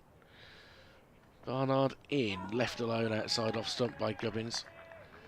End of a maiden over, 34 for 1, 3 more to go before tea. 11 overs bowled of this Hampshire second innings. Still that 1 wicket of Mark Stoneman. Out for 6, that was 25 for 1. Hampshire have only added 9 in that time, and we've had about 25 minutes of play in that time. So Warwickshire have really pulled the rate, because Hampshire got away very quickly at the start of their second innings, but Warwickshire have reined them in, getting that scoring rate down and just working hard on plugging away, trying to run through this Hampshire second innings. Now Bo Webster, this will be another challenge. A little taller. Saw in the first innings that not only did he get a bit of nip off the seam, but also got some bounce. Comes in from the city end and bowls to Middleton, who's forward. Just comes back at him a fraction. Shows what a good judge I am, aren't I? The fact that I said that Ollie Allen Dolby will probably bowl the last 2 overs from that end. Yeah. Wrong again. Well, yeah, but you're allowed to be a little wrong. Okay. Because obviously, you know, sometimes what looks up here isn't necessarily what's the feeling down in the middle, is it? So no, exactly. That's fair enough. I know what you mean, though. Well, he wants to keep his 4 seamers going as long as he can, and shorter spells would achieve that. There's Webster in again and bowls. Oh, he's playing a missing. Good bounce from a length, taking that head height there, Alex Davis. Yeah, and also I think when you know Warwickshire need wickets, they not only need to keep the scoring rate down, but they need to take regular wickets. And for me, whilst everybody bowled well in the first innings, if I was out there in the middle, the 2 bowlers I perhaps wouldn't want to face would be Barnard and Webster. So I think you've got to get them on. You can't leave them for too long. As well as Hannon Dolby bowled, as well as Bamber bowled. Here's Webster. That's wide of off stump, that one. Because for me, they're the ones that are more likely to take the wickets a little quicker than maybe the others. And that's exactly what Warwickshire need. And the ball that's 11 overs old is just showing a little bit more willingness to swing for Webster. Yeah. And we saw actually with Hannon Dolby towards the end of that spell, wasn't it? A couple really did bounce. Webster's already found 1. As he comes in again to Middleton. That's played late and off the outside half of the bat. Runs down to third man. That's going to be 4 runs. Good piece of bowling, but Middleton played it late. And he moves on to 29. 38 for 1. That Hampshire lead now is 144. That's the job of a captain out there. You know, who are my most likely bowlers? It's nice that people are bowling well, and they all are, but who are my most likely bowlers to take wickets? And equally as a batter in these situations, who don't I really fancy batting against? Yeah. Who do I prefer? I might still get out, but who would I prefer? Here's Webster. That's whipped away off the legs by Fletcher Middleton. He moves on to 30 now. That's 30 out of a Hampshire total of 39 for 1. Brings Gubbins back on strike. He's had some scares, Fletcher Middleton, but there's an increased fluency. He's getting the scoreboard ticking over pretty rapidly, which isn't necessarily his style. In that, when he did make runs last year, they were often stubborn runs, and sometimes that's what you need. Sometimes you need somebody who's going to bat long for you. Yeah, I mean Gubbins is the more circumspect of the 2. So it's a perfect foil, really, isn't it? One scoring a little more freely than the other. You don't want both getting bogged down. Here's Webster to Gubbins. Gets wrapped on the pad. Shout mainly by Webster. As the ball goes out on the leg side. It felt very leg side-ish as it hit Gubbins on the pad. It's one of these. I don't think it's the worst shout, but you're not going to persuade an umpire that it's coming back enough. But it's hitting on the pad. It's going to go just down leg, but only just. It's a correct decision, but I can see why Bo Webster was interested in it. Wouldn't have to adjust the line too far for that to be a problem. 2 more overs till the interval. 146 the lead. Warwickshire will be desperate for wickets. And wickets have fallen before intervals throughout this match. As Barnard is in, and very early in behind that was Gubbins. He was planted on the front foot by the time the ball was delivered. He was waiting for it, wasn't he? Sussex all out for 152, by the way, at Somerset. Trail by 186 on first innings. I'm going to guess bat again, Somerset. Somerset will bat and try and bat out the game. Would be very interesting to see whether Gregory and Davey come out as the openers again, wouldn't it? As Barnard bowls onto the hip of Gubbins, who turns it square for a single. 41 for 1. I did a bit of looking up Josh Davey, because the correspondent yesterday said, well, it's no surprise to me if you followed his junior career. This is a guy who's 34. He did open the batting once for Scotland in an ODI, but the vast majority of his innings in for Scotland have been at 9, 10 and 11. So under the balance of probabilities, it's quite surprising that he was opening the county championship on the first day of a game. But they've had so many problems with the top order that they've clearly gone for something slightly more radical. Can you bat long enough to take the shine and gloss off the new ball? Sees through an hour? That's right. Yeah, there's a few players down there not taking the opportunity. Sean Dixon's been trusted with it for a while, and Andy Umeed, I don't think even got in the side. Short ball pulled and fielded well on the bounce there by Webster.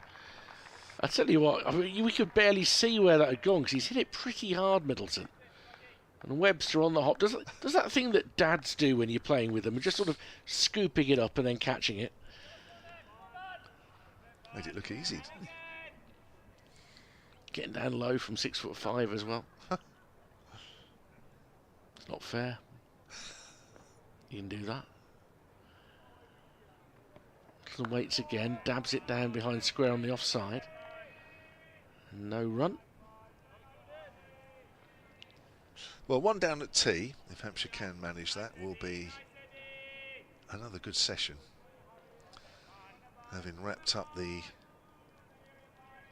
Warwickshire innings, 103 for 6. I think Warwickshire actually might not feel that getting to 194 was too bad, actually, at that situation, but it's just that deficit on the first innings. Barnard onto the pads of Middleton. Zen Malik will come in from the deep square leg boundary to field at mid-wicket. Single to Middleton, needs to 31, 42 for 1 ball left for Barnard, and then a final over before tea, which I think we can reasonably assume Dad, Bo Webster will bowl. We're not going to see a sudden have a look at the spinner or anything like that. I'd have Webster on every time in this situation. He's looked the man most likely. Yeah. He and Barnard bowled very well yesterday. Barnard to Gubbins. Oh, and he's fishing and he doesn't get anything on it. It carries through at knee height to Alex Davis. Shaped away from the left-hander. And that was a good warning again from Barnard about what he is capable of, and has just found that bit of nibble in this match. It looks so innocuous when it comes out of his hand. I think that's the problem. And yet the ball just fizzes a little bit off the surface, and there it's gone quite quickly off the seam. And you think, well, that when it left the hand, it looked fairly innocuous, and yet actually when it's arrived, it's actually a very dangerous delivery. And I think that's where he is a key bowler here. I mean, I'd have him bowl as many as he can in the evening session. And I'd have this man as well doing the same. Bo Webster bowls, Fletcher Middleton's on the back foot, pushes that out to extra cover. I mean, that one's just come through normally, fine as a batter, but you do know somewhere along the line one's going to bounce on you, one's going to nip back on you, and he'll get it to do a little quicker than most and get it to bounce a little higher than most. So whilst 1 or 2 overs might look innocuous enough, you just know that something's coming. Here's Webster, bowls to Middleton, who's forward. This is the last over before tea, 4 balls. So if this match is to follow its own character, a wicket should fall this over. Yeah. If it doesn't, then Hampshire would just be delighted again. And that maybe they conceded a few more runs than they would have liked to this afternoon. They had to bring Kyle Abbott back on to polish things off. I think I'm mistaken. It's mistaken in my last report said he got the last 2 wickets. Of course, John Turner got the very last, didn't he? Webster. Middleton cuts that away. Now, he hasn't quite timed that. There will be 2 at least. It won't reach the rope. And at 2 they'll settle for. And Middleton moves on to 33 off just 45 deliveries. Hampshire 44 for 1. And that lead is up to 150 now, having started at 106 after Warwickshire were bowled out for 194. Yes, at lunch, as I say, 103 for 6, so they added 91 for the last 4 wickets because Webster was right out of the break. Middleton off the back foot punches that up to mid-off. And there will be 1 more ball, I think, until the tea. 2 more. Is it 2 more? Yeah. People are often loath to run on a throw these days. That previous ball, I mean, Zen Malik has sprinted after it really well. Good pace he showed. Yes. But that was a long throw to actually trouble you running a third. I think they would have got back fairly comfortably. Webster again from the city end. Bowls. Middleton drives. It's found mid-off again. And Webster's last ball of his second over coming up. He's conceded 7. So 1 ball for Hampshire to survive to make it a good start to their second innings, and a wicket here. Warwickshire, of course. My word, what a time to be taking a second wicket. Here comes Webster then. In past the umpire and bowls, and Middleton leaves that one alone outside the off stump. So we're going to tea here on day 2 at Edgbaston with Hampshire 44 for 1, with Fletcher Middleton now not out on 33. Nick Gubbins not out on 4. That 1 wicket mark. Stoneman caught in the slips by Tom Latham off Oliver Hannon-Dolby for 6. Hampshire lead 150. Yeah, great session that for Hampshire, and Middleton growing in confidence. That could be a boost for weeks going forward as well. Under some pressure for his spot as an opener, but he's producing after he had a little bit of luck early on. That nick in the opening over from Bamber that went over the head of Bo Webster. But Hampshire continue to dominate this game with a lead of 150 and 9 wickets standing. We'll be back with you live from Edgbaston around 25 past.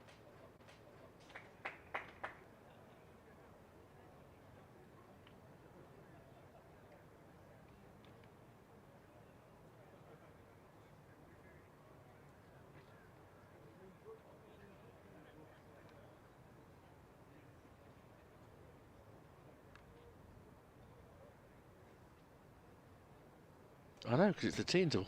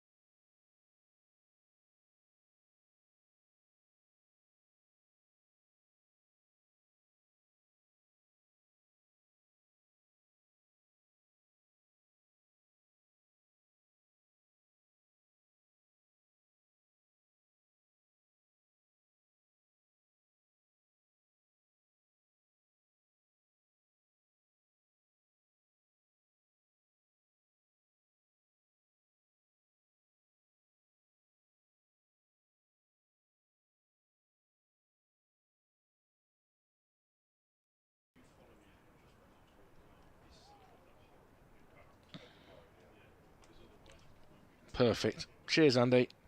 Top man. Thank you. Bye.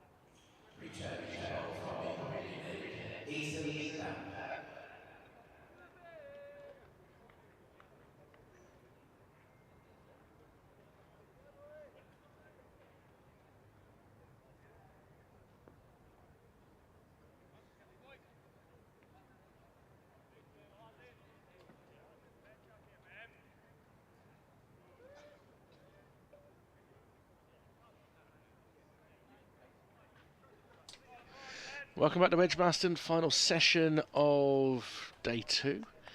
Between Warwickshire and Hampshire, the visitors in control. They lead by 150 runs. They have 9 wickets standing in their second innings. Gubbins on 4, Middleton on 33, and Ethan Bamber to start the attack, bowling from the pavilion end, a full delivery that is defended off the inside half of the bat up to mid-on by Nick Gubbins. And there is no run. Been a very impressive day from Hampshire. And I have to say, you look at some of the other scores going around Division 1 at the moment, it could be a very, very congested table with one set of fixtures to go before we hit the T20 blast. The ball just back of a length here from Bamber that's guided down into the offside, high on the bat by Gubbins. And I mean, Nottinghamshire not having it all their own way this week against Durham, who are about 190 behind but still with 7 wickets standing. I think it's Kevin James alongside me. I think it's set to be a real tight championship the way things have started. Yeah, probably more interesting than it's been recently. Yeah, you're right. I mean, for me, Worcester's one of the teams going down. I think there'll be one other team that will be disappointed. Bamber, full, defended out into the offside, no run, and yet Worcestershire are absolutely dominating Essex at New Road this week. Yeah. And you never know, there are teams who just, after being very, very strong, drop off. We've seen that happen in the Championship in recent years. Just looking at, I mean, Essex would be quite surprised if they were to lose this week. But you never know. Worcestershire looking for their first win. This ball, a bit of weight on that ball from Ethan Bamber, and then Gubbins didn't quite get into an orthodox position. He fended it off and took one hand off the bat as he did it. Bit of extra bounce. And that's again been one of the themes this week, isn't it, so far on this surface? Yeah. If only you played Surrey on this surface, could have been a much more interesting game. Yeah, it's difficult, isn't it? I think, you know, you have the same issue down at the bowl as well. That different parts of the square provide different surfaces. Bamber full outside off stump. That's a good leave. That is a good leave. There's a little heart in mouth, but it's probably half a stump past off stump. Yeah, and if there's a slight thing against Ethan Bamber, is he doesn't quite shape the ball into the left-hander enough, or slightly away from the right-hander. He does, but maybe not enough. And I think as a left-hander, you're pretty confident that if you're leaving a ball even close to the off-stump, it's not really going to come back at you.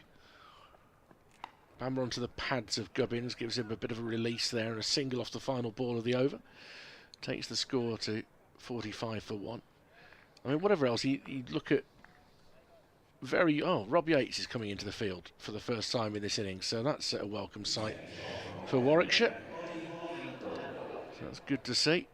That's only Hannah Dolby's going to bowl, but I would say that busy grounds like Southampton and Edgbaston, you know that you're going to have to use the entire square for the number of games that are going to be played. In fact, it's probably quite tight now, the number of pitches you've got to use. And you know that some of them are a bit flatter than others, and Surrey would argue that there are certain counties are choosing their visit to go for the flatter surfaces. Well, that's kind of the reward for being so dominant for 3 years, isn't it? That's right, exactly. And it's quite noticeable here that all the games that have been played here so far have been either to the left or to the right, because when you look at the middle of the square, there's a good, 7 or 8 pitches that are untouched, obviously waiting for later use. Hannah Dolby then round the wicket from the city end to Gubbins. Gubbins drives through extra cover, 4 runs. Loosener from Hannah Dolby. Gubbins has taken full advantage, and he moves on to 9. 49 for 1, then Hampshire lead by 155. Yeah, quite a long half volley, quite wide, but Gubbins, again, trusting his eyes, bat's well away from his pads, but it can be there. He's dispatched that beautifully. Best he's timed anything yet in this second innings. Yeah, Warwickshire just need to make sure here that even if they're not taking wickets, that they don't let Hampshire get away from them too much. Still a lot of time left in this session. 30 overs to bowl, 31 overs nearly. Here's Hannah Dolby. Gubbins is forward. Better line, better length from the tall man. So had Warwickshire been playing somebody other than Surrey over on that side of the square in an area where I feel in recent years it's been quite flat. When we turned up last week, Phil and I immediately said, well, this looks like it's going to be a very flat one. Yeah. You could leave more grass on it, but you're probably not going to when you're playing against the county champions. No, and I think when Surrey went to the Hove, that was a very flat wicket as well. And you're right, I mean, I think counties have chosen, as outside the off stump, left alone, counties have chosen probably this year more than ever. And I think Chelmsford at the start of the season was flat. And I think Surrey there struggled to make any inroads. And yeah, that's the price you pay for being the dominant side over the last few seasons. You have to expect that. And I think I saw some quotes from Ben Folkes after he'd scored some runs. Was it here? He made about 170 here. Yeah, and I think he was asked about the bowling and how Surrey are going to have to take 20 wickets on the flattest surfaces in the country. Deliberately prepared, I think, to be fair. Outside the off stump, left alone, and he said, well, we just have to find a way. That's the way things are. He didn't moan, he just said that we have to find ways of unlocking ways to get wickets on. Have to be a bit more creative. How you do that, I don't know, because even with your Worrells and your Fishers, who I think actually is a tremendous bowler. I think that's a great signing by Surrey. Yeah. If they can keep him fit, yeah, be a great signing. He is a good bowler. Gosh, he bowled really well against us. How you are creative, I don't know, on those sort of surfaces. Hannon Dolby. There's another drive. It's squarer this time, but it's brought the same result. 4 runs. Little fuller, but it was wide. Hampshire 53 for 1 now. And that half century has come up in the 16th over of their second innings. Yeah, I think I'd be scratching my head thinking, how are we going to take 20 wickets on surfaces? And I was quoted a stat by the Hampshire camp, actually. It was about 2 weeks ago, of percentage wins away from home in the last 3 seasons or something. And Hampshire were actually top. And Surrey actually were low down in that. Outside the off stump, my word, that's close. A good leave again from Gubbins, 53 for 1. The lead is 159. So yeah, I think if Surrey are going to dominate this year, and they're not, they are somehow going to have to find a way. They rested Dan Worrell here last week. I can understand why, but the balance of the attack, they've still got loads of options. But with Gus Atkinson now very much, England determining when he can play, you lose that extra pace there. Jamie Overton not available at the moment. You lose the extra pace there. So no Kemar Roach and his ability to swing the ball on a day when everything else is going gun barrel straight. You lose out there. So it's a little bit different. It's not quite as formidable. I also found last week that they probably weren't as inventive and experimental in the field with the positioning and their tactics as Warwickshire were, and that's why the Bears had more success with the ball until that horrendous 10th wicket partnership from the Bears' perspective. As Bamber begins a new over and steadfastly up in defence, as Middleton plays it back into the wicket, fumbled by Bamber, who then picks it up and gives it to Sam Hain to shine. And I think so part of it is Rory Burns is going to have to be more creative as a captain, and they might have to think a little bit more about having a genuine frontline spinner. For all that Dan Lawrence was reasonably effective here last week, and he is a pretty good spinner who wouldn't have got any chances at Essex because he'd been third in the queue. But I don't think they created as many problems as they should have done. This is defended down to third man for a single, just chops down on it. Middleton, he's 34, 54 for 1. Yeah, and I think Cameron Steele, the leg spinner, I think he was injured at the start of the season. I don't know if he's back in the side now. Did he play? He played last week. His first 2 spells, he was going for 10 and over. Yeah, I mean, for me, he's not a frontline leg spinner as such. I know they've put a lot of faith in him, and actually, I think he started the season really well last year, if you remember rightly. I think he was top wicket taker for 2 or 3 rounds. I could be slightly wrong, but I think he, even if it was the first game or 2, he certainly started very well. But whether he's somebody that you can rely on game in and game out, especially when you're Surrey, you're not sort of down in Division 2. You're looking for a top class spinner. Bamber round a wicket to the left-handed Gubbins. Angled in towards middle and off. Defended with the full face of the bat. I mean, they miss the option of Will Jacks, who made himself surprisingly effective lead spinner, but he's largely going to be away on the franchise circuit, and when he isn't, he'll be involved with England's white ball team, you would think. And given their ability to recruit, Surrey, whether it be the finance, whether it be the lure of playing on a test ground in London, whatever they use to their advantage, and they have done for 20, 25 years now, been able to do that, it's interesting they haven't really been able to pick up a frontline spinner. I agree. Maybe the need hasn't been there, really, winning 3 championships on a row. Yep. Maybe now, playing on all these flat wickets, they might have to rethink. Bamber in, Edge taken at second slip. Bo Webster does the honours, and Gubbins is gone for 13, and Ethan Bamber finally gets the reward for the effort he's put in this match.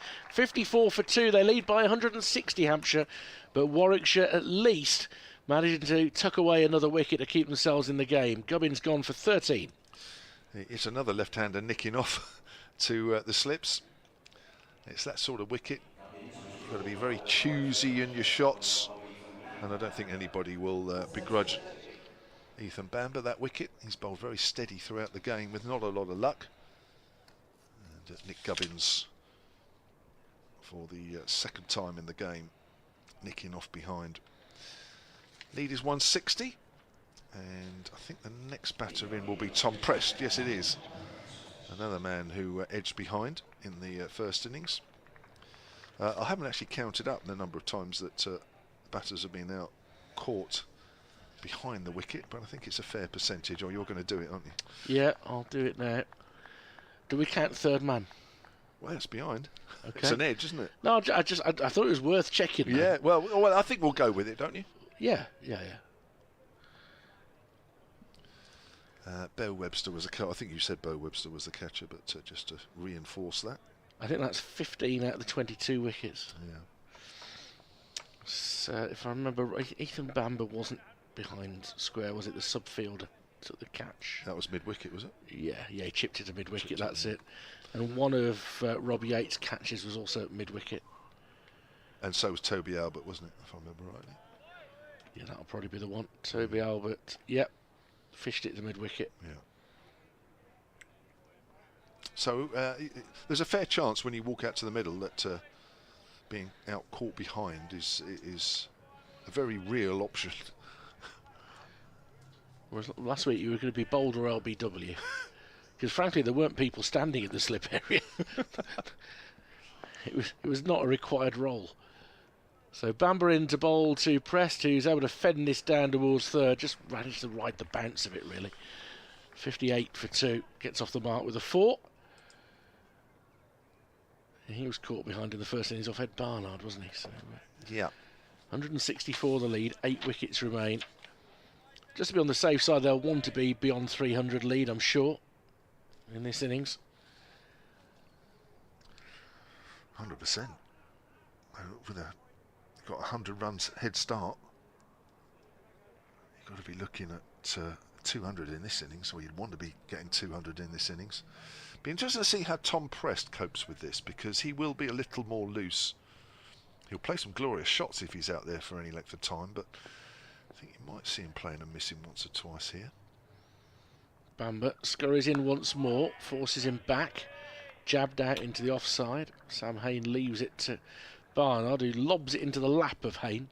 End of the over. 17 gone, Hampshire 58 for 2. The sky now looking like it did throughout yesterday's play.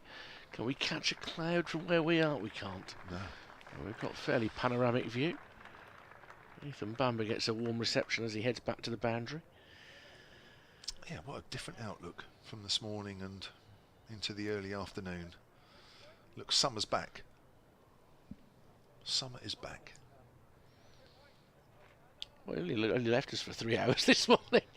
We just felt gloomy, didn't it, really? It did. But Hampshire enjoyed those conditions. Yeah. Yes. Fortuitous, really. Just be interesting to see if this wicket plays the same way now with the sun out. Might not do quite as much.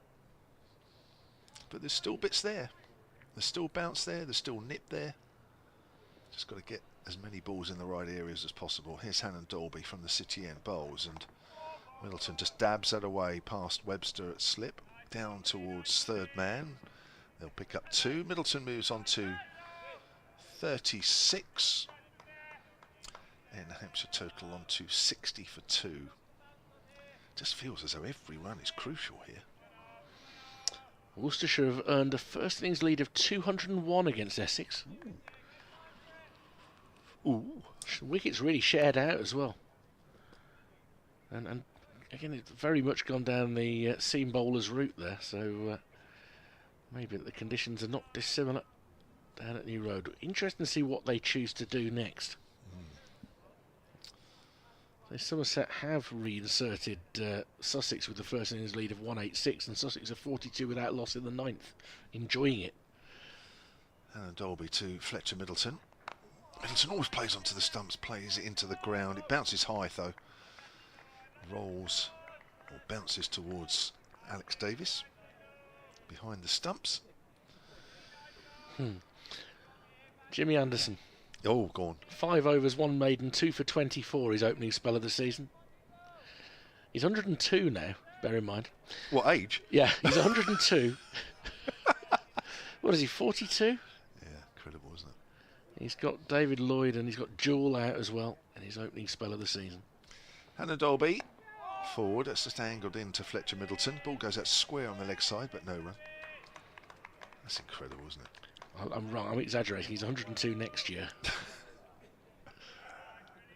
I'd love to know what pace he is at the moment, because he's had an injury, isn't he? Yeah. Which has kept him out until now. He's 43 next month. Wow. Incredible. And he still has that appetite to play 4-day county cricket. Yeah, and he's talking about wanting to play 2 more seasons after this. The only thing he has, and he's found it already, is that when you have a run-of-the-mill injury, if any injury is run-of-the-mill, driving is Fletcher Middleton straight down the ground, 4 runs, nice and straight. Takes him on to 40, 64 for 2. Is that you? What was keeping him? Was it a little muscle pull or something that was keeping him out? I mean, they are generally 2-week injuries, and yet when you're that age, they become 6-week injuries, 8-week injuries. I think, look, we're seeing the same thing at Warwickshire with Chris Rushworth. You know, if Chris Rushworth does a hamstring or a calf, you can double the period of time that it will take to get back, because that's the problem. The body has done a lot of work. I mean, phenomenal bowler he's been in his career. Yeah. But it's hard now to get him on the pitch. It'd be great to see him back sooner rather than later. But here's Hannah Dolby. Middleton's on the back foot. Steers that out into the covers where it's fielded. Yeah, and that's the thing. And of course, by the time you've reached a certain age, you are earning the most money you've earned. And for counties, of course, they want to see a return on that money, as anybody would. And when you know that a player is out for twice as long as a younger player is, because an injury which takes just that much longer to clear up, it's very difficult for counties to justify. And I'm not talking about the players that we've just mentioned, I'm talking generally. When you get to a certain age, that it is actually quite frustrating for your employers.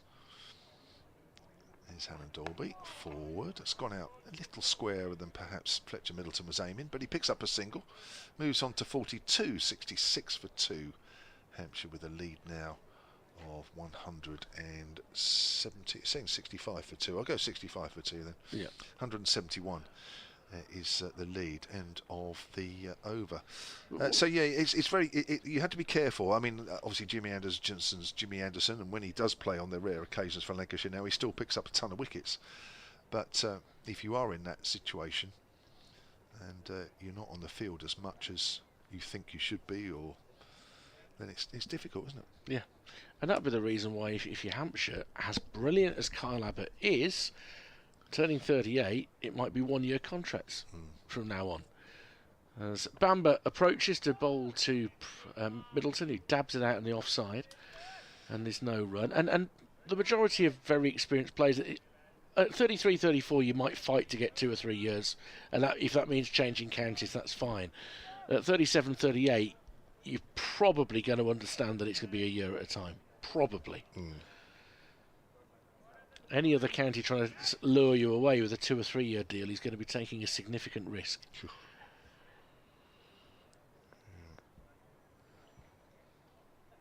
Bamber to Middleton. That got a little bit tall on him, but he gets over the top of it. Guides it out in towards the covers. Sam Hain moves in front of Zen Malik to pick up. 65 for 2. A slip cord not containing either Sam Hain or Rob Yates is quite unusual for the Bears. Yates finds himself out on the mid-wicket boundary. So whether he has some bruising on his hand or something like that. There looks like there's some strapping on his left hand from here now, actually. Rob Yates. Oh, he took 4 catches in the first innings. Ball left alone, full outside off stump. He did go off briefly for a bit of treatment after the first catch that he juggled. Came back on and fielded in the slips for the rest of the day, and just maybe overnight it's got worse, the pain and discomfort. Was out before close of play last night for 6, trapped LBW by Kyle Abbott. But I want him out on the field to make sure that he can open second time round. It does look like he's strapping on the left hand. Bamber full draws a forward defensive from Middleton. Hain follows the ball, but then in the end lets it roll through to Ed Barnard.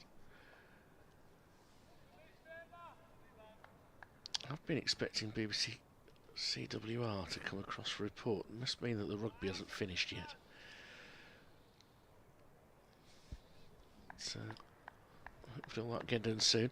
Hampshire's women have given themselves a chance. 2:38 they need to beat Surrey. 104 for 3 after 9. Whoa. You can listen to that on the BBC Sport website. That's a beauty from Bamber. That's a very good piece of judgment of where his off stump is from Fletcher Middleton. But yes, Hampshire going well. Maya Boucher, though, is out for 59. She made 59 in the first 5 overs before she was dismissed. Southby and Adams are the 2 at the crease right now. Yeah, Rihanna Southby's in good nick this year. I think she was a few people's outside bet to sneak into Charlotte Edwards' first squad. She didn't make it. Bamber to Middleton, takes an edge and it bounces once before it reaches Tom Latham, who shows sharp hands the way he picks the ball up. But that was proper edge, but not carry. Yeah, Ella McGuckin out for 14. Nancy Harmon out for 3. McGuckin's been in good form this year, so that's a blow. And Nancy Harmon hits a mean ball. So, yeah, Georgia Adams. Having Norgrove in next, England under-19 captain. So a bit of batting yet to come. But, yeah, they're going to have to play well throughout those 20 overs. That is a stiff target indeed. Quarterfinals next Saturday, which Warwickshire will be aiming for, because they're playing Devon tomorrow, Tier 2 side. Tier 1 side, I think, being a national county. So I think there's a fair chance they'll be in the quarterfinals. And Warwickshire playing Hampshire in the 50 over tournament on Monday. As forward is Tom Prest to a new over from Hannon Dorby. That's at Arundel. There'll be live commentary of that on the BBC Sport website and app.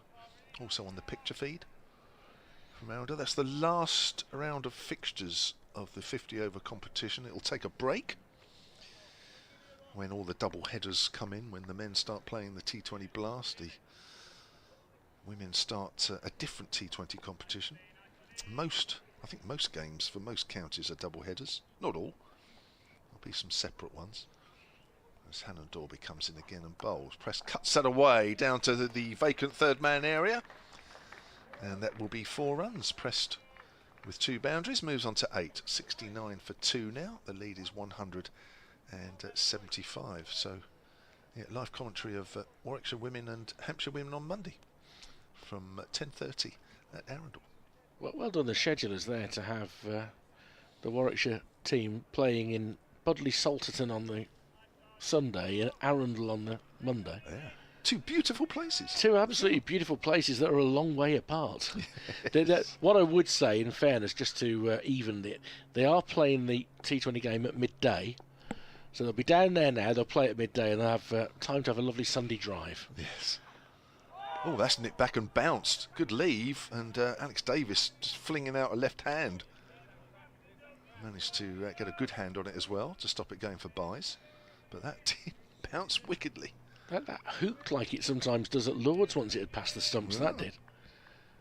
I mean, we often see a bit of swing after, quite a lot of swing, but that has gone extravagantly after it's gone past the stumps. Just shows they're still there, still some stuff there for the bowlers. And a Dorby in again to Prest. Prest is forward. That's come off the inside half of the bat as it goes out square on the leg side. Ralph Brooker on the email, solentcricket@gmail.com. He says it's not easy out there. If Middleton can get a decent 50 here, worth more than on the Utilita Bowl Road. Fingers crossed for Tony's boy. That's right, Tony Middleton, former Hampshire opener. That's his son out there. Yeah, I would say 50 is worth 75. Agreed. 70 is worth 100. Yeah, I would this agree. week. And a 175 lead probably worth about 200, just over 200 plus. Yeah. Already, as Hannah Dorby comes in outside the off stump. That has nipped back a little bit, but a little wider was that one. Yeah, but again, just to emphasise, it really does depend on how this pitch plays out now for the rest of the game, whether it does start to flatten out. I don't think we're seeing too much of that yet. No. It's not like they're gremlins. It's not a dangerous surface. No. It's not spitting up at your hands or anything like that. There's just some lateral movement, a little bit through the air, although that tends to be early or late. And by late, I mean after the stumps. But out the hand, we've seen the ball swing. Definitely. Particularly Barnard. Yeah. Yeah, we haven't seen him since tea. Hannah Dolby in again. Prest works that up to wideish. Mid on, end of the over. Hannah Dolby 8 overs, 1 for 37, 69 for 2. Then Prest on 8 and Middleton on 41. Yeah, it's not a wicket where you've got to treat it with a little bit of respect. That's all you need to do, nothing more. Just don't take advantage. Don't get a little too cocky with your batting, and you'll be all right. Overrate quite good in this second innings. Warwickshire seem to be getting through their work fairly quickly, but there's still a lot of overs left. 26 left in the day, so that's going to take us past 6:30, isn't it, this evening? Phil's been very quiet watching the cup final in the background as Bamber comes in to bowl and it's left alone by Middleton. I'm not going to give anything away in case people are recording it. There may have been a goal, however. And he hasn't got up and down, jumping up and down and excited and showing us, but you know, some people will be saving it for later. You asked earlier and you forgot. I've forgotten already. But it's Crystal Palace and Manchester City. It's different. At least you've got a different team in the final. Palace have never won it. Are they not? No. Bamber bowl to Middleton, driven into the offside. Bit of work for Barnard to do, but he gets his angles right, and they don't come back for a second after he dives to stop the ball. I don't trust his arms. It's not a very long boundary, that, so the direct hit would not be entirely out of the equation. No, that was a good call, Tom Prest. He was running to the danger end. He was the one that said no. That's a really good early call, because Fletcher Middleton was happy to go. 70 for 2. Hampshire got the 77 for 2 in the first innings before having a bit of a wobble. As Prest pushes the ball towards point. Then Malik picks it up and then aims as if to throw the ball vigorously in the direction of, frankly, Ed Barnard at mid-off. I don't think would have welcomed that.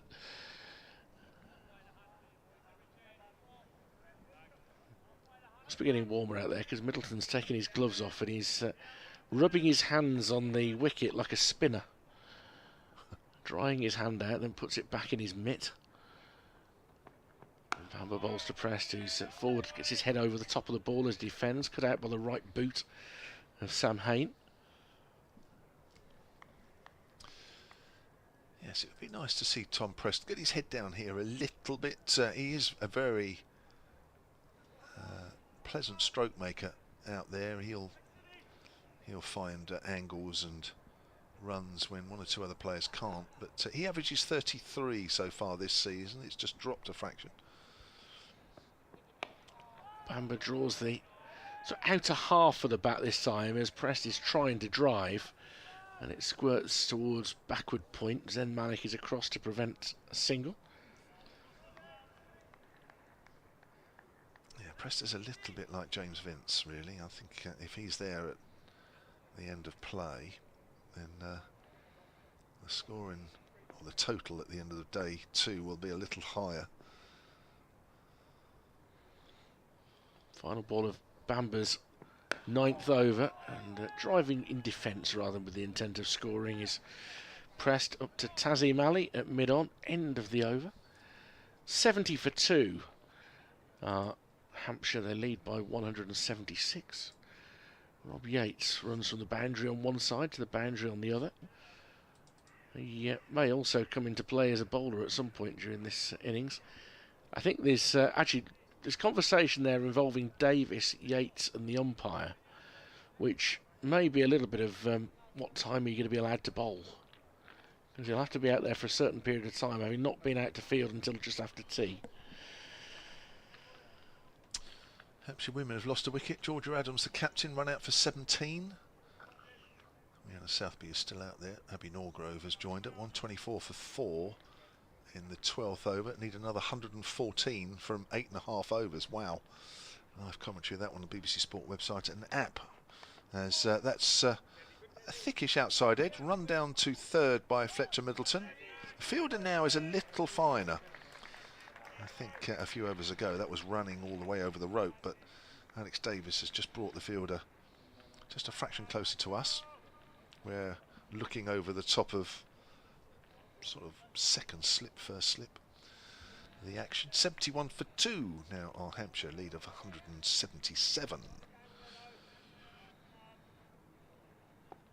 Shay Adams so I've done it again. Shay Adams. There you go, Nace. I've got it on the brain. Shay Simmons comes in, saving one on the leg side as Hannon Dorby comes in again. Cuts that one away down to third man for a single. He moves on to 9. 72 for 2 Hampshire in their second innings. Shay Simmons runs backwards. I'm actually not going to say his name anymore. I'm just going to say the man in the sun hat. The fielder in the sun hat. Yes. Yeah. That's it. I've cut that out. I'm cutting that mistake out. That's the way to do it, is just not say it. And then that mistake is cut. Excellent. Thank you. Until you give somebody else a name yeah, that's not not I get that wrong. And in the end I was going fielder 1, fielder 2. Hannon Dorby. That must be a riveting cup final, because I feel this, as you say, silent. Oh, lovely shot off the back foot. Back foot square drive for 4 from Fletcher Middleton. Nicely on his toes, over the top of the bounce. No doubt about that shot. And he moves on to 47. And Hampshire on to 76 for 2. It does look generally as though maybe the pitch is just in one of its little calmer periods. But beware. Fletcher Middleton with that boundary moves on to his top score of the season. Beats his opening salvo in the first match against Yorkshire, where he scored 45. Hannon Dolby in. Fletcher Middleton dries, but finds the fielder in the covers. Lead of 182 now, Hampshire. Well, I think he's been more positive in his frame of mind in the second innings, and I think that's probably necessary. I mean, you look at Ed Barnard, he took very few risks in a run of ball 58, just being positive, dispatching the ball when it came. Clearly he's in form, Barnard. But I think otherwise you can find yourself scratching around for quite a long time. Yeah. Yeah, he started off well, didn't he, Fletcher Middleton? Just carried that on, left alone outside the off stump. Yeah, he's mixing some pleasing shots with also being watchful. Not going after wideish deliveries like that one. I mean, the only other Warwickshire player to go out of the 20s, Bo Webster. He hit 3 boundaries in his first 4 balls against John Turner. He did.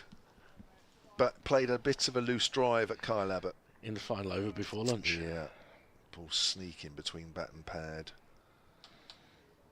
Good delivery, but yeah, just before lunch. Probably looking to defend that one rather than hit it, but Bo Webster was playing that way. That's played out square on the offside. End of the over. Hannah Dolby's 9 overs, 1 for 43. I think there might be a change at that far end. We'll have to wait and see. Hampshire lead by 182. Yeah, it's probably Bo Webster time you would fancy.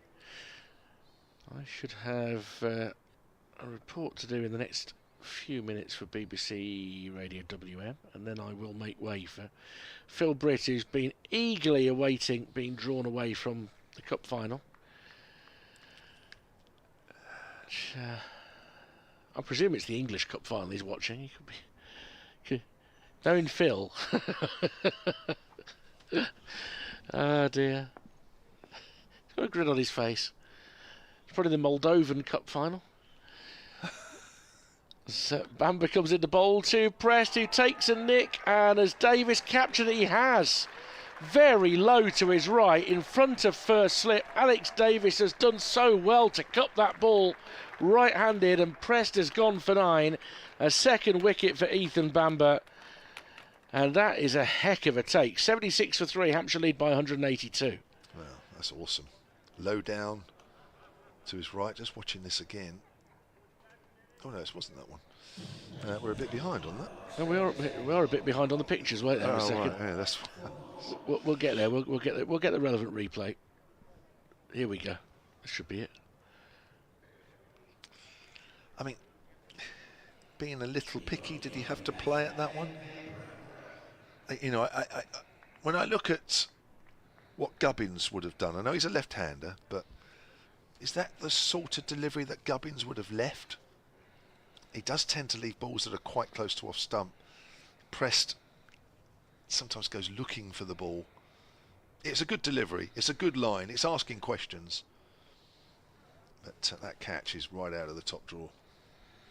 5th catch of the match for the Bears skipper, and that is brilliant. Brilliant support of your bowler, really, because Bamber had been so unlucky in this match. Now has a couple of wickets. But that wouldn't have carried to first slip. Spectacular stuff. Had to get this update done. Pleased for Ethan Bamber that he's getting what he deserves here.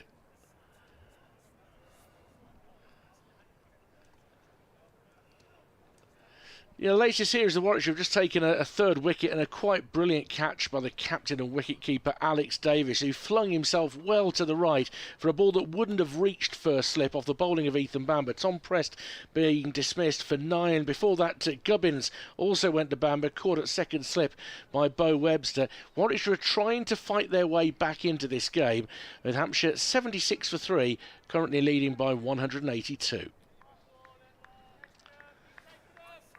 So with that done, I'm going to get out of the way because I can give Phil a chance to join you, Kevin. Here's Bamber then. Runs away from us. Short ball. Brown just pulls it away on the leg side. Bamber falls on his follow through. Bit of an effort ball, that one. Just lost his footing as he released the ball. 77 for 3 then. Brown is on 1. That was the first ball that he faced. And Hampshire's lead up to 183.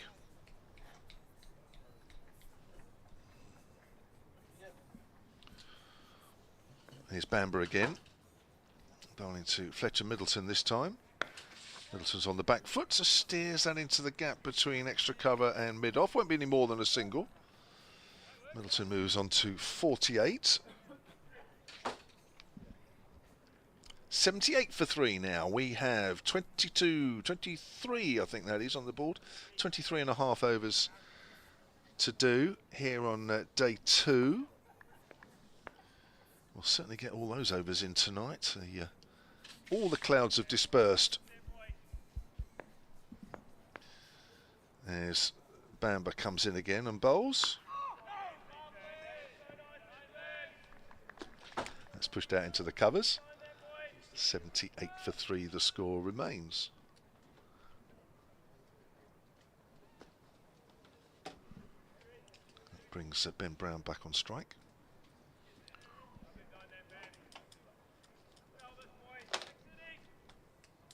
Two slips for the captain. Made 29 in the first innings. Here's Bamber. Forward is Brown.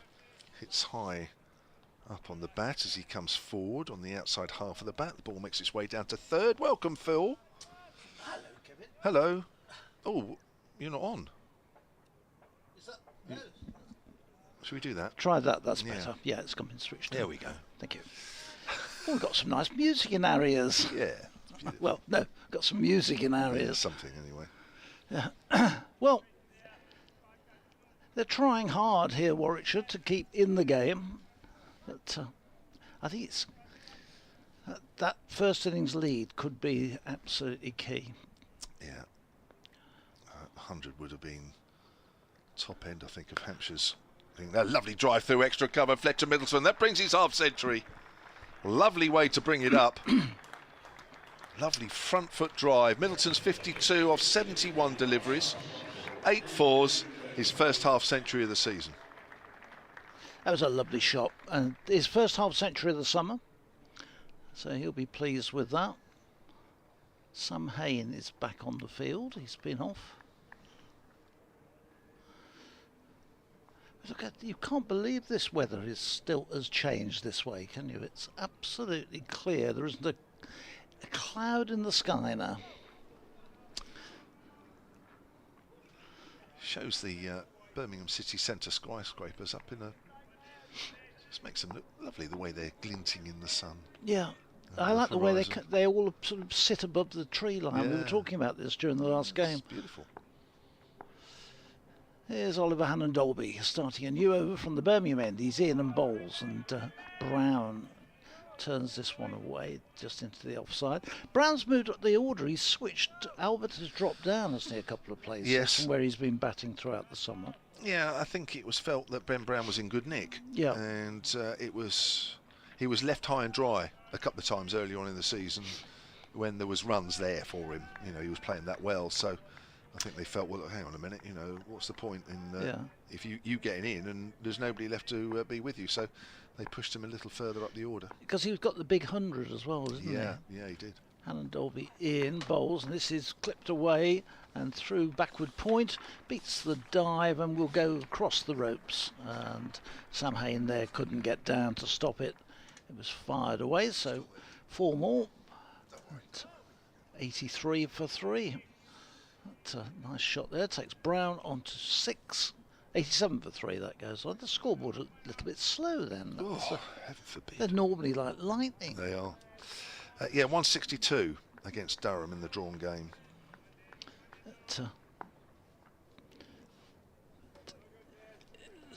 Hannon-Dolby is just got the ball back, and he's on his way again in bright sunshine here. Brown waits, and this next one he defends back, and Hannon-Dolby fields with his foot, just taps it away out into the offside. Yeah, in the first game against Yorkshire, he was 49 not out. He actually dropped down the order a bit because Hampshire employed a night watch. I think he might have employed 2 in that game. I can't remember, but certainly 1.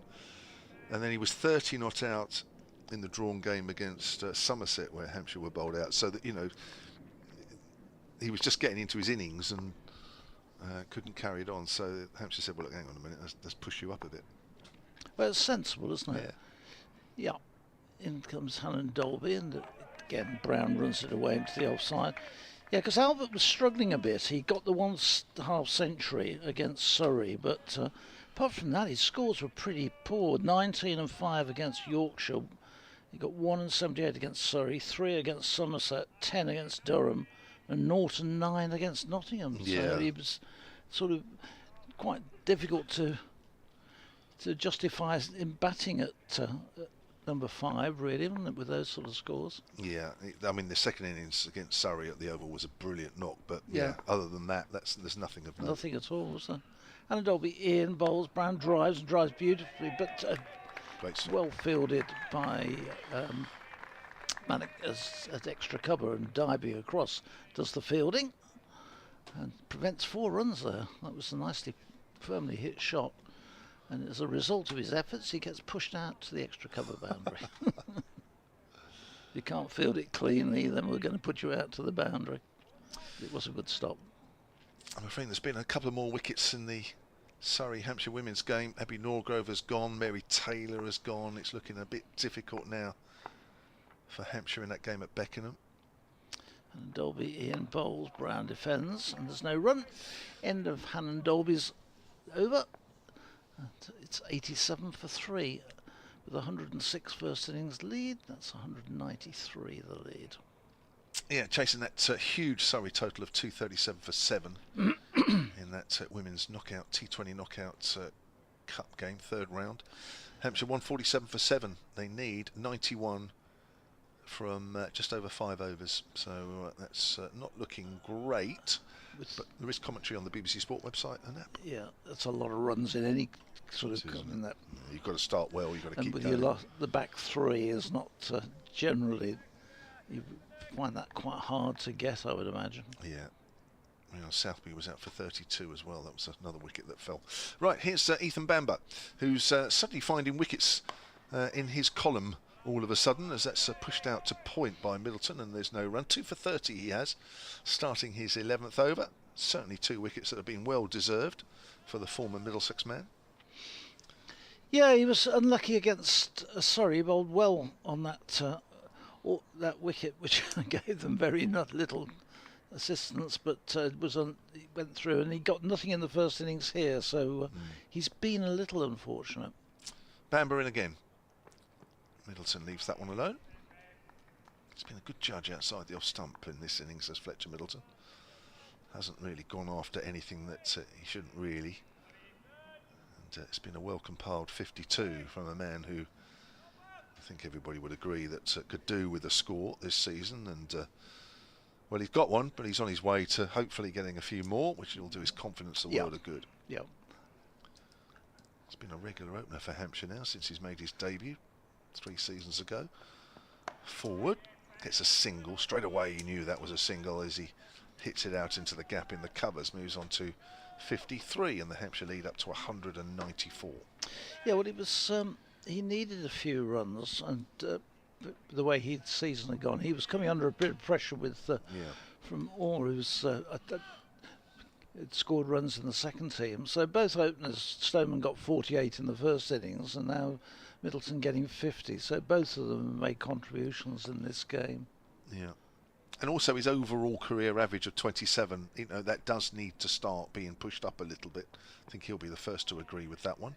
Left alone outside the off stump by Ben Brown. You know, ideally you want your openers to be averaging in the 30s. Yeah. Even if it's low 30s, it just means that, you know, on a few occasions you're getting some decent starts. But if one of your openers is averaging 20 odd, and maybe even the other one, which has been the case for Hampshire in the recent past, then you're kind of leaving yourselves a little bit open. Yep. You know, when you look at the 2 openers for Warwickshire in this game, for example, Brown's forward. This time the cover area is plugged by Sam Hain, so there is no run. I mean, Rob Yates averages 32. You've got Alex Davies averaging 34. It doesn't sound, you know, a load more numbers, but, you know, it's a much steadier opening partnership there. I think there's a slight worry there, though, that with the I'm not sure that is asking Alex Davies to open, keep, and captain a bit too much. Well, you see more of him than I do, Phil. That's turned away down to fine leg. Brown moves on to 7, 89 for 3. Only, I guess you can answer that better than me. It does seem to find ways of getting himself out in the most unusual fashions. You know, last night it was a really poor shot at that stage of the game. It was a poor shot probably at any stage for the opening batsman to get out, but at that stage just before the close, and against Surrey, the most peculiar dismissal against Surrey in the previous game. Anyway, I suppose he's got the option with Tom Latham that he could actually get him to open with Yates, and if he's going to be the keeper. We're going to have a change of bowling at the Birmingham end. Oliver Hannon Dolby comes out of the attack after his 10 overs. Got that earlier wicket of Stoneman, and now it's going to be Bo Webster to bowl off his longer run. He got the choice here with Bo Webster. He either bowls his off spin or he bowls his I was going to say, I wouldn't really call him a quickie, would you? He's sort of fast medium. Yeah, His strength is bounce. Yeah. Isn't it? Yeah. Hitting the deck using a the little height and it and yeah. thumping it in. He does get the ball to nip back a bit. Is it my over? I can't remember. Oh, this is Hoyt, this first ball, which was trying to get the bounce, and it's pulled away for 4 and very nearly got all the way for 6, but pulled away nicely by Brown through backward square leg down to the fence. Just misses the hover cover, but picked that one up. As is a loosener from Webster. Well, a loosener for this spell. So 93 for 3 it goes to. And this lead approaching a 200 now. They're on 199 as Webster's in again to Brown, who drives away up to mid-off. This time there's no run.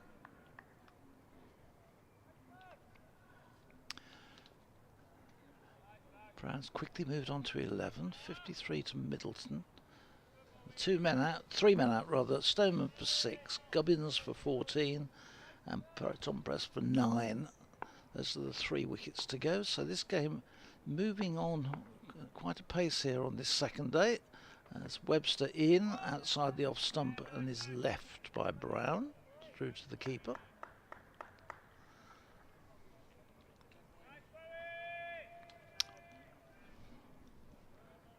So 93 for 3.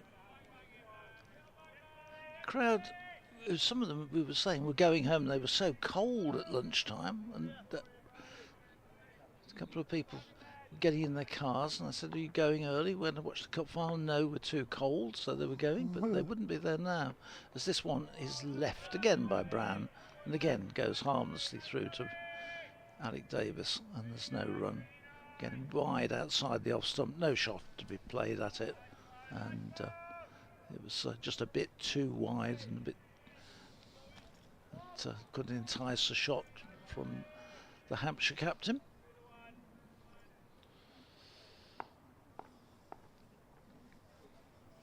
Webster in bowls, and again Brown has to play no shot at it. So that's 3 deliveries, consecutive deliveries, which really haven't troubled or brought a shot out of the bat at all. He's able to walk across, just take the bat right out of the way and harmlessly through to the keeper. 93 for 3. Interesting. Davis has spread the field here for this last ball. Clearly wants to bowl at Ben Brown if he can. Ian Brown's expansive sweep away through the offside. He'll get certainly 1. They come back for 2 as the ball is returned. Malik up to the Alec Davis. 2 more to the total. 95. That takes the Hampshire lead past 200 now, on to 201 with 7 second innings wickets remaining. And that lead has gone past 200 now. Yep. With that 2 runs, 201 the lead for Hampshire. 7 wickets in hand. And there are still 20 overs left in the day. Still a sizable chunk of this day 2 left today. And it's going to be Ethan Bamber to continue. Oh no, Ed Barnard, tell a lie. Ed Barnard taking over. Now, can he still get some movement here? Bowls, right arm over, forward is Middleton. The field is, again, quite deep in a number of areas for Middleton, encouraging him to take a single. There's a deep square leg, so a big gap on the leg side. There's a big gap between point or backward point and mid-off. Clearly they want to have a go at the new batter more than Middleton. Barnard bowls. Middleton didn't quite find the gap there on the offside. Goes up to mid-off. Just listening when you and Richard were talking about the number of wickets which have fallen behind to catches behind the wicket, and it slipped behind the wicket, and it's quite really high proportion, isn't it, which have gone that way. Has, hasn't it? It's been that sort of surface, hasn't it, really? Yeah. With the ball just nipping around, and at times always a play and miss there. Oh, very nearly got an edge, and The fielders behind the wicket, including Alex Davis, were willing that ball to find the edge. There's just a little bit there, isn't there? Just doing enough to make it difficult. Just not really seeing a huge sign that the wicket is dying down at all. No. Just wonder if we get a day of bright sunshine, whether it might just deaden it and make it a really good batting track for the final innings. Well, I think there'll come a point, if Hampshire can reach that point, as Barnard comes in on the line of leg stump, just wraps Middleton on the pad. I think that's going to be a leg bye. Yes, it is. 96 for 3. I think there'll come a point that if Hampshire can get enough of a lead, that Warwickshire will want the track to become flat. Yeah. I think they're already getting towards that. I kind of think that thought might be going there now. Yeah, I mean, you don't want the ball still sort of seaming around and you're facing 300 deficit, but so I'm not quite sure what that total is yet, but I think you're right, Phil. It might not be too far away. Here comes Barnard again, enticing the drive, but Brown decides that he's going to watch that go by, and 2 bounces this time through to Alex Davis. Maybe a slightly slower ball there from Barnard. Alex Davis limping a bit, did I think there when he ran up that, not that ball, but the one before where he had to come down towards square leg to go and pick the ball up. He just seemed to be hobbling a little. He might be right. I don't know. We'll keep an eye on that. Keep an eye on him, yeah. Yeah. Barnard in again. That's one that comes into Brown, but he works it away on the leg side. Moves on to 14, 97 for 3 at the end of that Barnard over. 3 overs, none for 2. Sorry, 3 overs, none for 3 for Barnard, and that lead now is 203. That was Davis moving there. Oh, he's not. He's just chatting. One of the problems is unless he's got to sort of jog and run, it just looked as though he'd got a little bit of a hobble. It looked like it's like when I have to get up quick. It's about that sort of speed. He's having a long chat with Bo Webster about where the field's going to go. He's obviously okay, but it might have just been setting off that he was just a bit awkward. He's just got the one slip now for Webster, so there's a slip backward point. The extra cover's come back in. There's a wide-ish mid-off and a wide mid-on, then a mid-wicket, a man back on the deep square leg boundary and a long leg as Webster is in and bowls. And this is going to be down to that long leg who it's saved and they get just the single turned away. So Brown gets another single.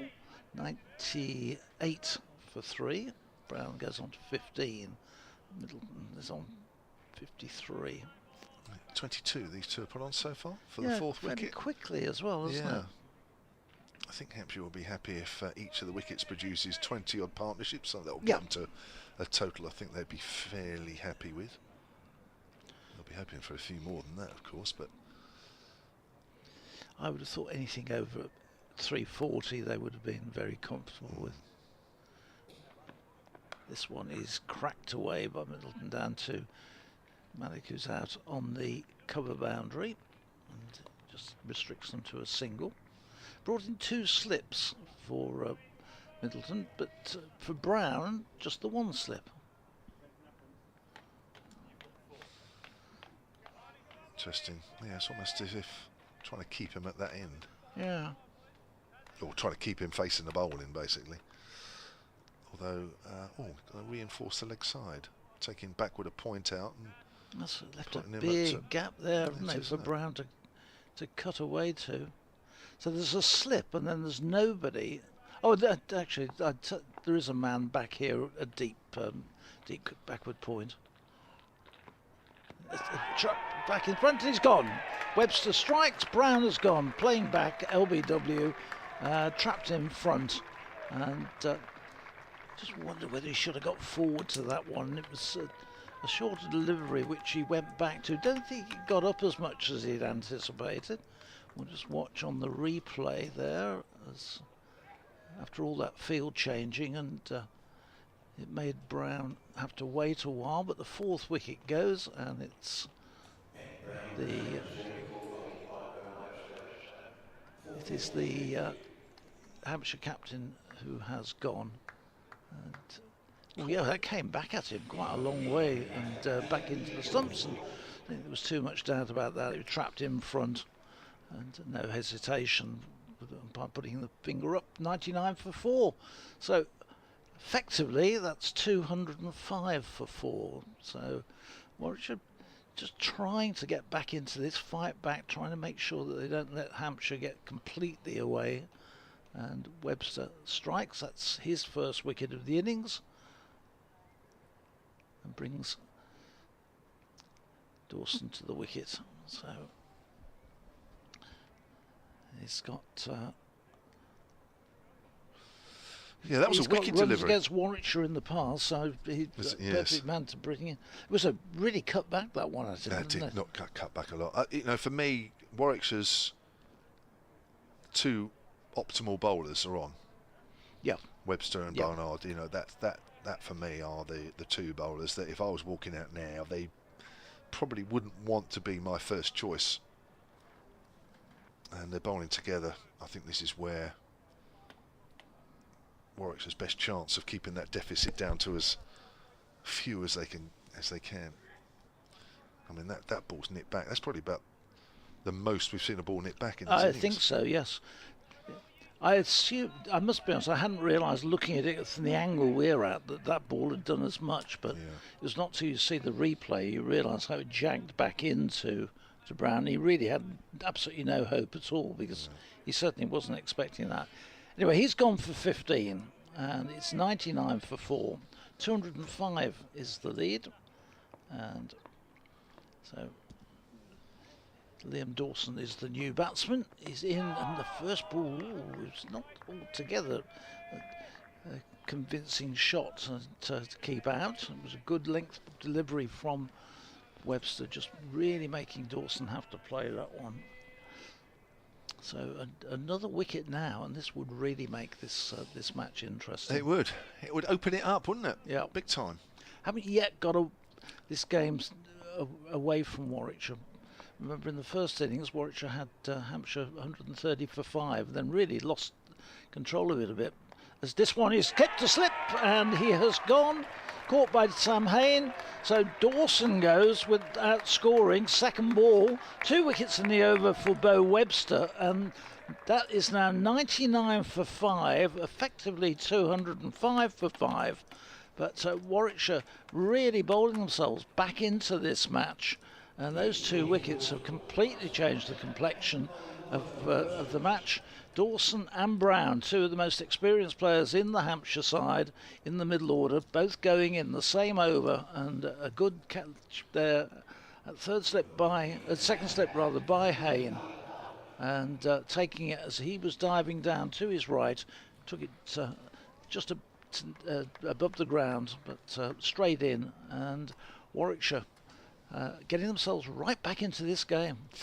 Yeah, I mean, those 2 deliveries in this over from Bo Webster's everything that, you know, I wouldn't want to face. Yeah. You know, he's got one that's jagged back wickedly to Ben Brown, and he's got one that's bounced on and just outside off stump to Liam Dawson. That's exactly what Bo Webster's about. And I mean, I'm looking at the bowling, you know, the way the overs have been shared out. Yes, Ethan Bamber's bowled well. Yes, Oliver Hannon-Dolby's bowled well. But Bo Webster's only into his 4th over here. Bamber's bowled 11, Hannon-Dolby's bowled 10. I think for me, I would probably ideally look at the scorecard and I would say probably Hannon-Dolby's bowled 7, and I'd give those other 3 or so to Bo Webster. He just looks to me as though he's the most likely, and he was like that in the first innings as well. Yeah, yeah. So, Kevin is leaving us. He'll be back in not too long. But as Bo Webster continues in, and again goes past the new batsman, is Toby Albert, who's come out to replace Liam Dawson, whose stay was brief. A good over from Webster, 2 wickets in it. But at the end of that over, it's 99 for 5. Add the 106 on, it's 205 the lead. But Warwickshire got themselves right back into it as Richard Wilford rejoins us. Middleton's innings becoming more and more valuable. He's 54 not out from 79 deliveries. Oh, it's an eventful game, isn't it? Barnard into Middleton, who's holding firm through all this, and he'll get 4 more off his pads down to fine leg here. So, whistle through to the boundary, 103 for 5. Just took that one away, didn't he? It was fired in much too tight by Barnard.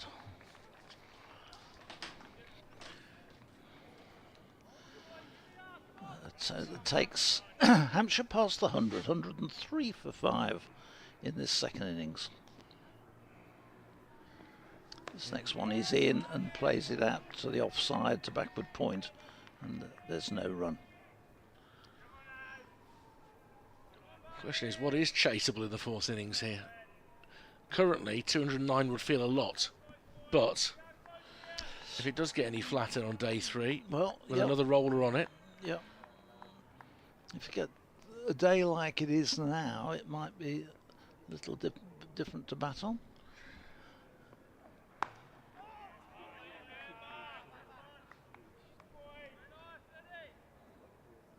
Culture and Warwickshire are trying to come over at the moment, BBC CWR. I can hear them now if they want to hear that.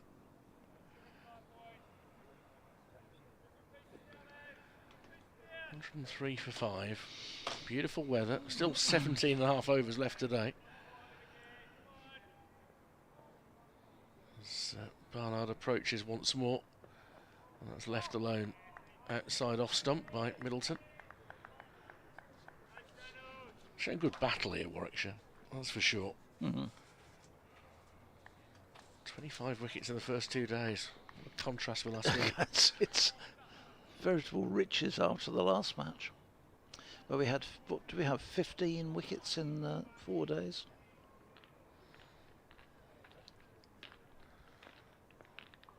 Barnard approaches once more. Middleton clips it towards square leg for a single, 106 for 5.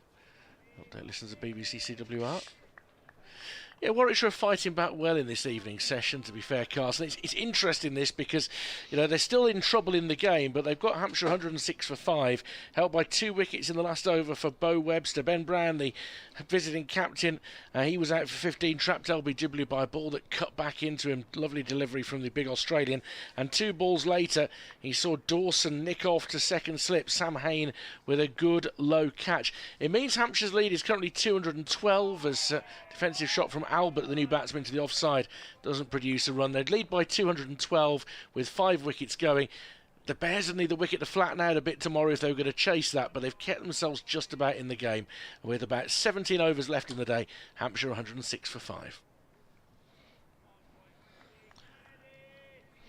So I think that's all the various report duties done for the day, Phil. Right, well done. Well, it's good, good that radio stations want to know what's going on, that's the thing. Yeah. Just stretching from Shea Simmons at the moment. I don't think he's too imminent. He's been used very sparingly, hasn't he? As Barnard bowls and he's defended up towards mid-off. And Simmons does the fielding. End of the over, 106 for 5. Certainly been an eventful day if anybody wanted to turn up and watch cricket today, that's for sure. 12 wickets yesterday, 13 today. We've seen some good batting, some good shots, but a lot of very good bowling from these 2 teams. Yeah. And some good lower order batting actually in both days. Both sides have contributed fairly well with the lower order, particularly Hampshire yesterday. But Warwickshire must a decent stand for the 8th wicket with Bamber and Barnard. It will be Bo Webster with figures of 2 for 15 from his 4 overs, who will continue. He's going to be bowling to Middleton, who's got 59. They're so slow with this over rate now in this last hour. You know, I'm starting to feel there aren't many Eurovision fans on this Warwickshire team. I know, we've got to get back for the get ourselves settled in. Got to get all dressed up for the Fletcher Middleton is down the leg side. Good take from Alec Davis diving across to his left. So do you have a Eurovision party at the Wilford household? Not as such. We have done in the past, to be fair, but Mrs. W will be looking at her iPad. But I'll be, you've got to have one drink for every participating country tonight that votes. Every voting country, which is about 37 of them, isn't it? It takes forever, doesn't it? Yeah. But yeah, we score each song out of 20. This next one, he's played away into the offside and there's no run. Do you allow half points? No. What we do, though, is if we put at the end of it, we've got 2 or 3 at the top who've got the same number of points. We then grade those 1, 2 and 3. It's really quite sad. And we also go online on Twitter and make our respective comments about any particular song or the way it's performed. Okay. Sometimes I have to say those are not particularly complimentary, as this next one is run away down to third man. And this might just beat the efforts. Taz gets round, and he gets round and does the fielding and keeps them down to a couple of runs. Didn't quite make the boundary. I can't make my mind up whether Estonia are going to go well with espresso macchiato.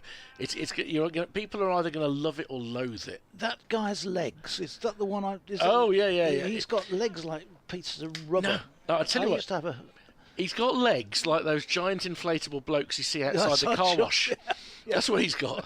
If you haven't seen this, then watch that. This next one is run away into the offside and there's no run. If I can't sell you the Eurovision Song Contest based on his dancing, then I can't sell it on anything. And he's got a tie that's all the way down to his knees. He's got long hair and a tash. Why was he permanently on the phone when he was in the blue room or whatever it is? They thought that was a gag as well. Oh, was it? There's also a gag in the final 45 seconds of the song, which will be less effective because it's something that happened on Tuesday, but now you know that it's intentional. But I'm not going to spoil it for anybody who hasn't seen it. This next one has. Again, he's played into the offside. Good, solid defensive shot from Middleton. There's no run. Stays on 108 for 5. So yes, I'm going to rush home.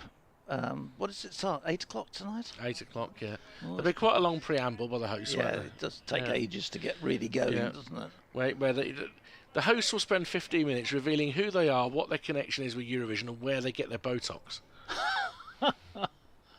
Yes. That's Webster in, bowls, Middleton defends. That's the next one.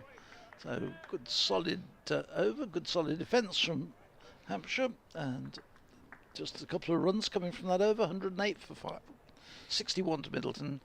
Toby Albert not yet got off the mark, and the lead is 214. And you have all the little postcards, don't you, before each performer of famous places around Switzerland to lure you in. Yeah. It is a nice place, though, isn't it? It's Switzerland. A lovely country. I've visited a couple of times. Very pretty. Had a few nights in Zurich once. I had a holiday as a boy in Interlaken with the school. Did you have to wear lederhosen? No, it wasn't compulsory. Okay, just you opted to. Optional. Barnard into bowl to Albert, and he tries to pull out a Yorker there, and all the dust gathers as Albert drops a bat on it. There's a mist around him. He remains on naught, 108 for 5, the lead of 214. I thought afterwards, I can't imagine how much money my mum and dad gave me to go on that holiday, because I bought a cuckoo clock while I was there, which aren't cheap, and brought it home. And was that a deliberate pun then? What cheap and cuckoo clock? It didn't go cheap. They're not cheap. They're definitely cuckoo. But it stayed. My mum and dad had it on the wall for probably about 15 years, so it was not a cheap clock. So where I got that amount of money to buy that from, I don't know. Beautiful drive here from Albert, and that'll get him off the mark in real style. Barnard tried to stop it with his right foot. It might be just as well that he didn't. Beautifully timed that from Toby Albert. And he gets his first runs on the board. He's got 4, 112 for 5. Lead of 218. That was as good a shot as we've seen, I think. That was a lovely straight drive. Ed Barnard so far not quite looking as effective in this spell as he did in the first innings. No. He's in again, full and driven up towards mid-on. Ethan Bamber will stoop down to scoop it up. So did you have your various forms of Swiss sausage with Rosti? Because Swiss cuisine is not as varied as it might be. I'd probably not, because at that time, remember, we were on a school trip, and I think it was pretty much basic rations. That's basic as you get, sausage and Rosti, isn't it? Well, I wouldn't have known at that time. Okay. I haven't a clue. Barnard drops one short, left well alone by Albert. And I am talking over 60 years ago, so it's So it was on. it's probably that bit's escaped my memory. It was still on rationing. Yeah, it was very much so. Excellent. Camp coffee. Oh man. It was the longest train journey I think I've ever been on.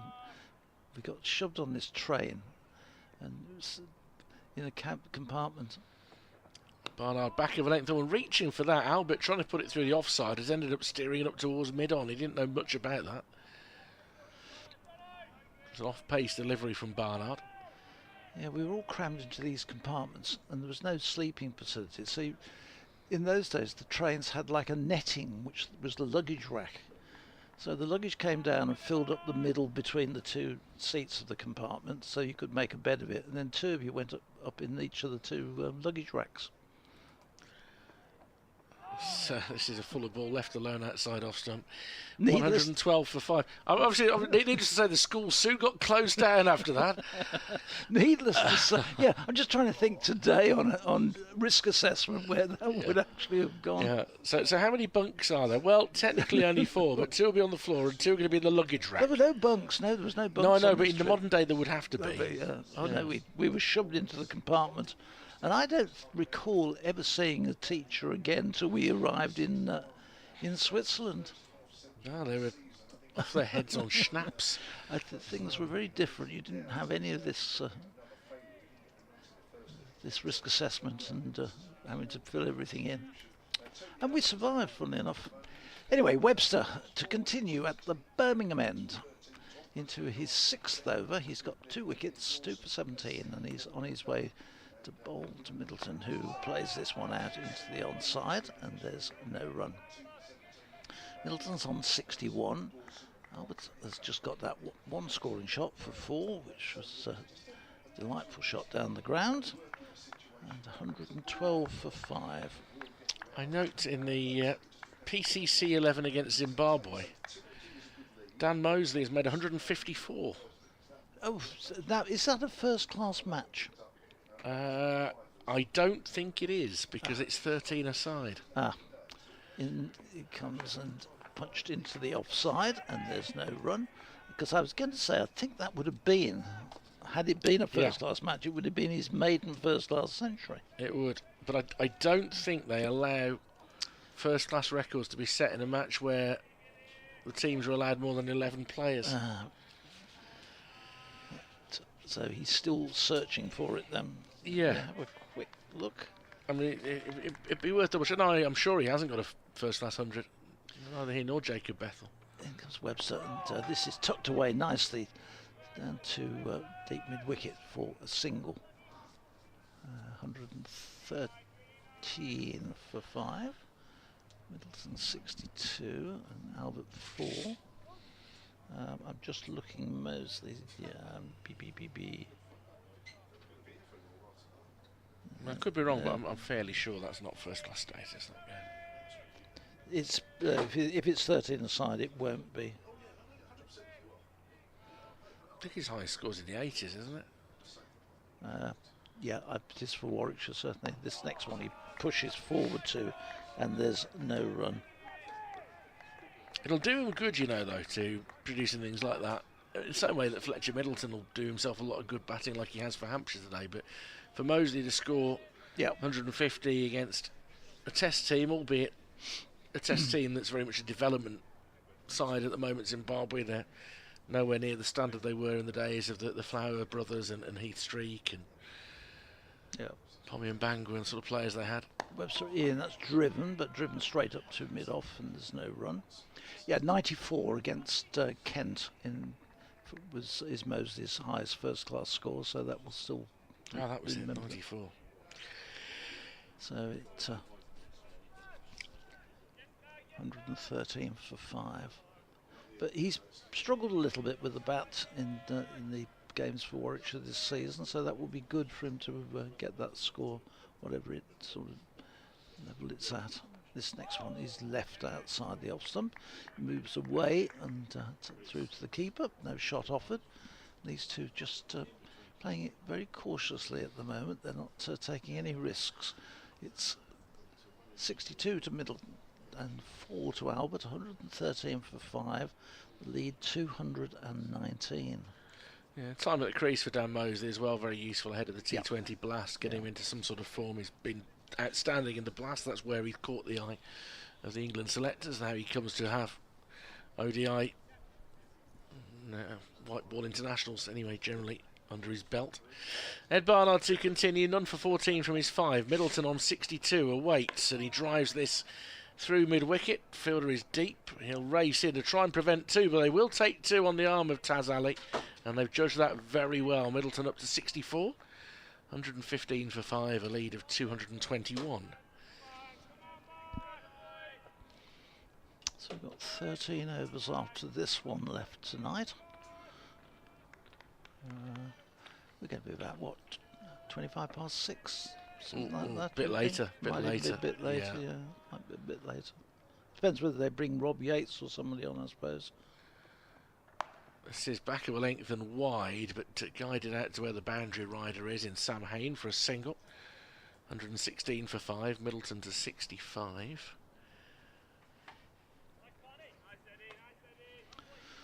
There's still some good noise in the field from Warwickshire. Well, they've got themselves in from a position where they were going in already 106 runs behind.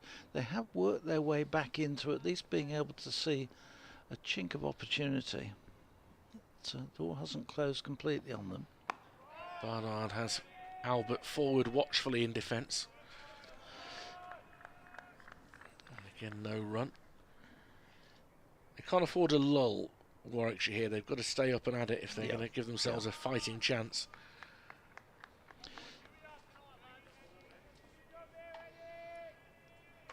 Knowing full well that chasing down a target with Kyle Abbott in the sort of form he showed in the first innings would be far from straightforward.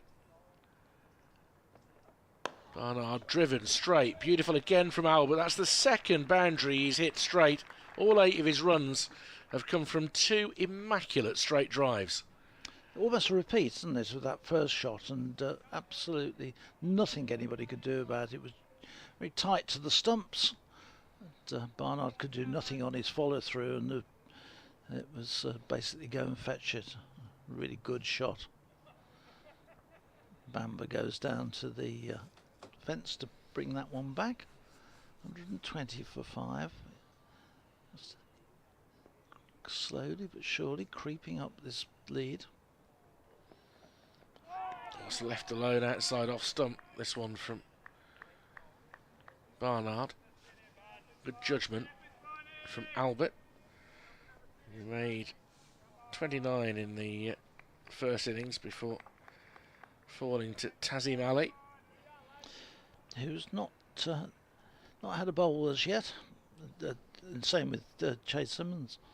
Nothing. They've only used 4 bowlers in this second innings at all. Barnard is the one without a wicket, and he won't get one here either because it's clipped neatly off his pads by Albert for a single.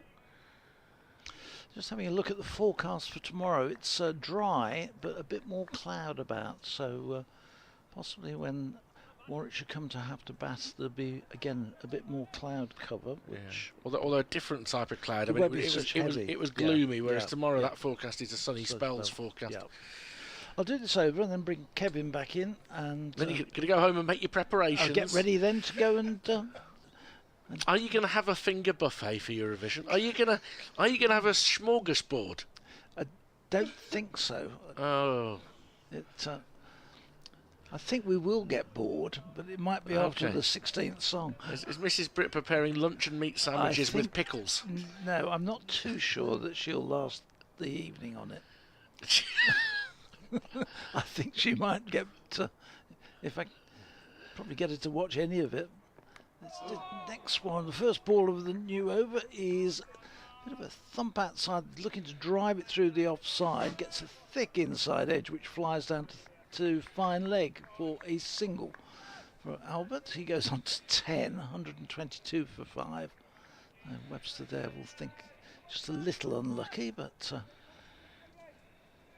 Albert survives. Lead up to 228. Webster again in his 7th over. He's in, bowls, and this one is chopped away to deep backward point for 1. Tazali quickly onto it, gets the ball back in to the captain, Alec Davis. Just a single. Are you going to surprise us by popping up and being the man who gives the UK vote later? I wish. Because originally it was going to be the current Doctor Who, but he's pulled out. Oh, has he? He's pulled out. Yeah. Why? We don't know. It's for personal reasons, we were told. Oh.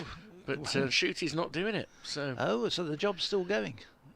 Well, they must have given it to somebody. This next Webster in, and forward comes Albert, and there's no run. Richard Osman did it once. Oh, yeah. For years, it was Katie Boyle. How long did that take? Well, Richard Osman, he didn't made a point of not overstaying his welcome, because bear in mind, he's a TV producer. He knows how it drives them nuts. And with a satellite link as well, the last thing you want is a conversation. You just need to get on, say, well done, here are our votes. Bam, bam, bam, get off. It's a very simple job. Some of them make a real evening of it, though, don't they? This one is turned away behind square, past the dive of... Is Hayne down there? No, it's Barnard who was diving down at backward square leg, but couldn't get to it. Another single onto the board, 124 for 5. Now I shall get myself sat in front of the TV, and I shall spend 4 hours watching. I love the way it's gone from we score it. Myself and my wife, we score it. She won't make it through the night. This one down the leg side, there's a shout for catch, but there was never any way that Middleton was getting anything onto that one. It goes harmlessly through to Alec Davis. So the truth is, you're going to be sitting there with a giant bag of ready salted crisps, which I've got to buy on the way home. Yes, because I've actually just realised that I haven't picked anything up from the shop this evening. A pint of creme de menthe frappe. Yeah, I might watch another edition of New Tricks instead tonight, I think. That's one played into the onside, end of the over. That's me done for the day. Kevin will join you, Richard, and I'll see you tomorrow. Thank you, Phil. Phil Britt, who, amongst other things, runs the museum at Warwickshire County Cricket Club. You can visit that if you're down tomorrow or the day after as part of the Red Ball Showcase here at Edgbaston. And tomorrow I'm sure we will get a full review, not least of the costumes. He'll be talking a lot about the costumes tomorrow, as Ethan Bambury is going to come back and have another go. Warwickshire are doing everything they can to try and maintain themselves in this game. Honestly, listening to you, it was like having Ryland Clark and Scott Mills in the room on the way through to Basel, just stopping off. Honestly, it was a joyful listen. And Jim Morris, I'd love if it happened. I'll do this one. As Ethan Bamber comes in outside the off stump and left alone, because I might get to watch a bit later on. And do you know what? Nothing would give me greater pleasure than when it comes to the vote and seeing Phil pop up saying, "Hello, Basel, this is Birmingham calling. What a great night you've put on, Basel, the best yet." If Phil did that, it would make my night. Is it in Basel? It is in Basel. It is in Basel, isn't it? In the Jakobshalle. Oh, right. Yeah. Of course. Yeah. What is that, by the way? Here comes Bamber, and that's left alone, a little closer to the off stump. What, Jakobshalle? Yeah, what's that? Jacobs Hall. Oh, of course. And the football team play in St Jacobs Park. Ah. You see, so it's all part of the same facility. You know your Basel? Yeah, well, there was a time that we lived not that far away. Oh, really? In Strasbourg as students, and we were trying to get to Basel Zoo and took a wrong turning and ended up at the crematorium, which was lovely, actually. It was delightful. There's Bamba. Bowls, and off the back foot is Albert. Steers that to point, no run. No, I've almost felt like I was in the moment there with the Eurovision. Yeah, well, with you two. See, you've been taken out for a curry tonight, so you're gonna miss the singing part of it. Sadly. Yeah. Sadly. You'll be having your chicken boona with pilau rice. It would be up here. It'd be a Balti, wouldn't it? It's not compulsory. Was it not? No, it is an option. Forward again. It's gone out to point. I don't know where my colleague goes who's taking you for his curries. Yeah, I don't know. Well, I took him. Okay. There is one in Moseley, which I remember going to when I was a player, and we used to make a point of going there once on our trip here. And I never believed it would still be here. But we tried last year, me and Brian, and it was there. And I couldn't exactly remember where it was. It took me a couple of minutes to find it. That's pushed out on the offside. It's up the hill and then left Moseley High Street and then a couple of streets down and to the right. I can't remember what it's called. Is it Kebabish? I think that might be the one. I think that is the correct directions to get to Kebabish. Is it really? Yeah. Is that amazing? And are there other curry houses available in and around Birmingham? There are. I think we can be fairly even-handed on this, and I could run through dozens. But that is very good. I have been, and it is very good. Yeah, and I do remember, and I don't know if it still happens outside the off-stump left alone, but when the Indian touring teams come, or they certainly used to, and the Pakistan touring teams, that was their restaurant of choice as well. Okay. Yeah. I mean, not far from the ground, if you just head down towards Selly Park, you've got the Royal Watton, which is very good. Mm-hmm. I'm being even-handed. You can go into Sturchley, you can go to the Kolkata Lounge, or Curry Kingdom, which is a bit further on. No, because I'm trying to make sure I do the BBC thing and mention as many as possible. Well, I mean, to be honest, you should really now go through the whole list. No. I'm just giving a representative sample. Dilkush in Selly Oak.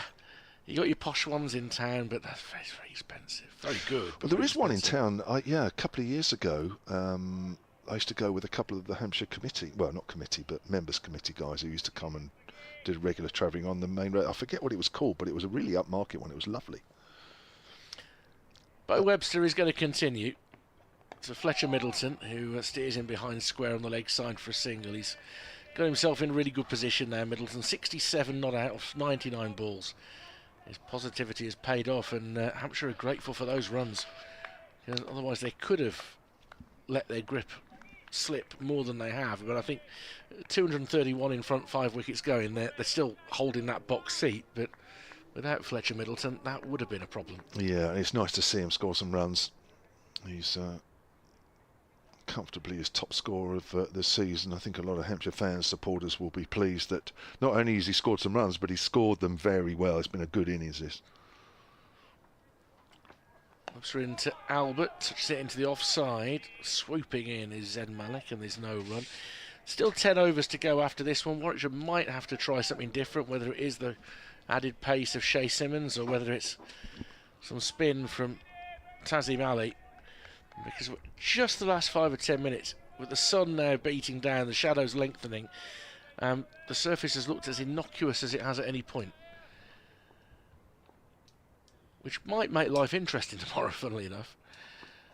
As this is driven back into the follow-through of Webster, who jabs out his left hand, is able to stop it going through. I think it probably would have been cut off at mid-off anyway by Bamba. Yeah, I seem to remember a couple of periods yesterday where it just seemed to go a little benign the pitch, but then I remember later on, certainly when Ed Barnard came back, he started to get the ball to move around a bit, and it may just be that this is the case as well. Maybe we're just going through a fairly quietish period, but there'll still be something there. Webster short, pulled for 4 in front of square, down towards the ground staff, who some scatter, some go off in chase of the ball. And that was put away with some ferocity by Albert.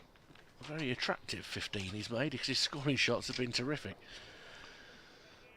30-run partnership for the 6th wicket between these two.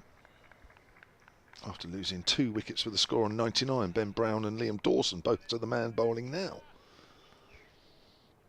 They both did something. One bounced to Dawson, one nipped back to Brown. And again, cut down to third. Tazim Ali does the fielding. 16 to Albert, 130 for 5. Mentioned earlier that Cameron Green, after 100 in his first innings, has struggled a bit for Gloucestershire. He's 82 not out against Kent. Gloucestershire close to avoiding the follow-on now. They're 271 for 4. 153 runs behind.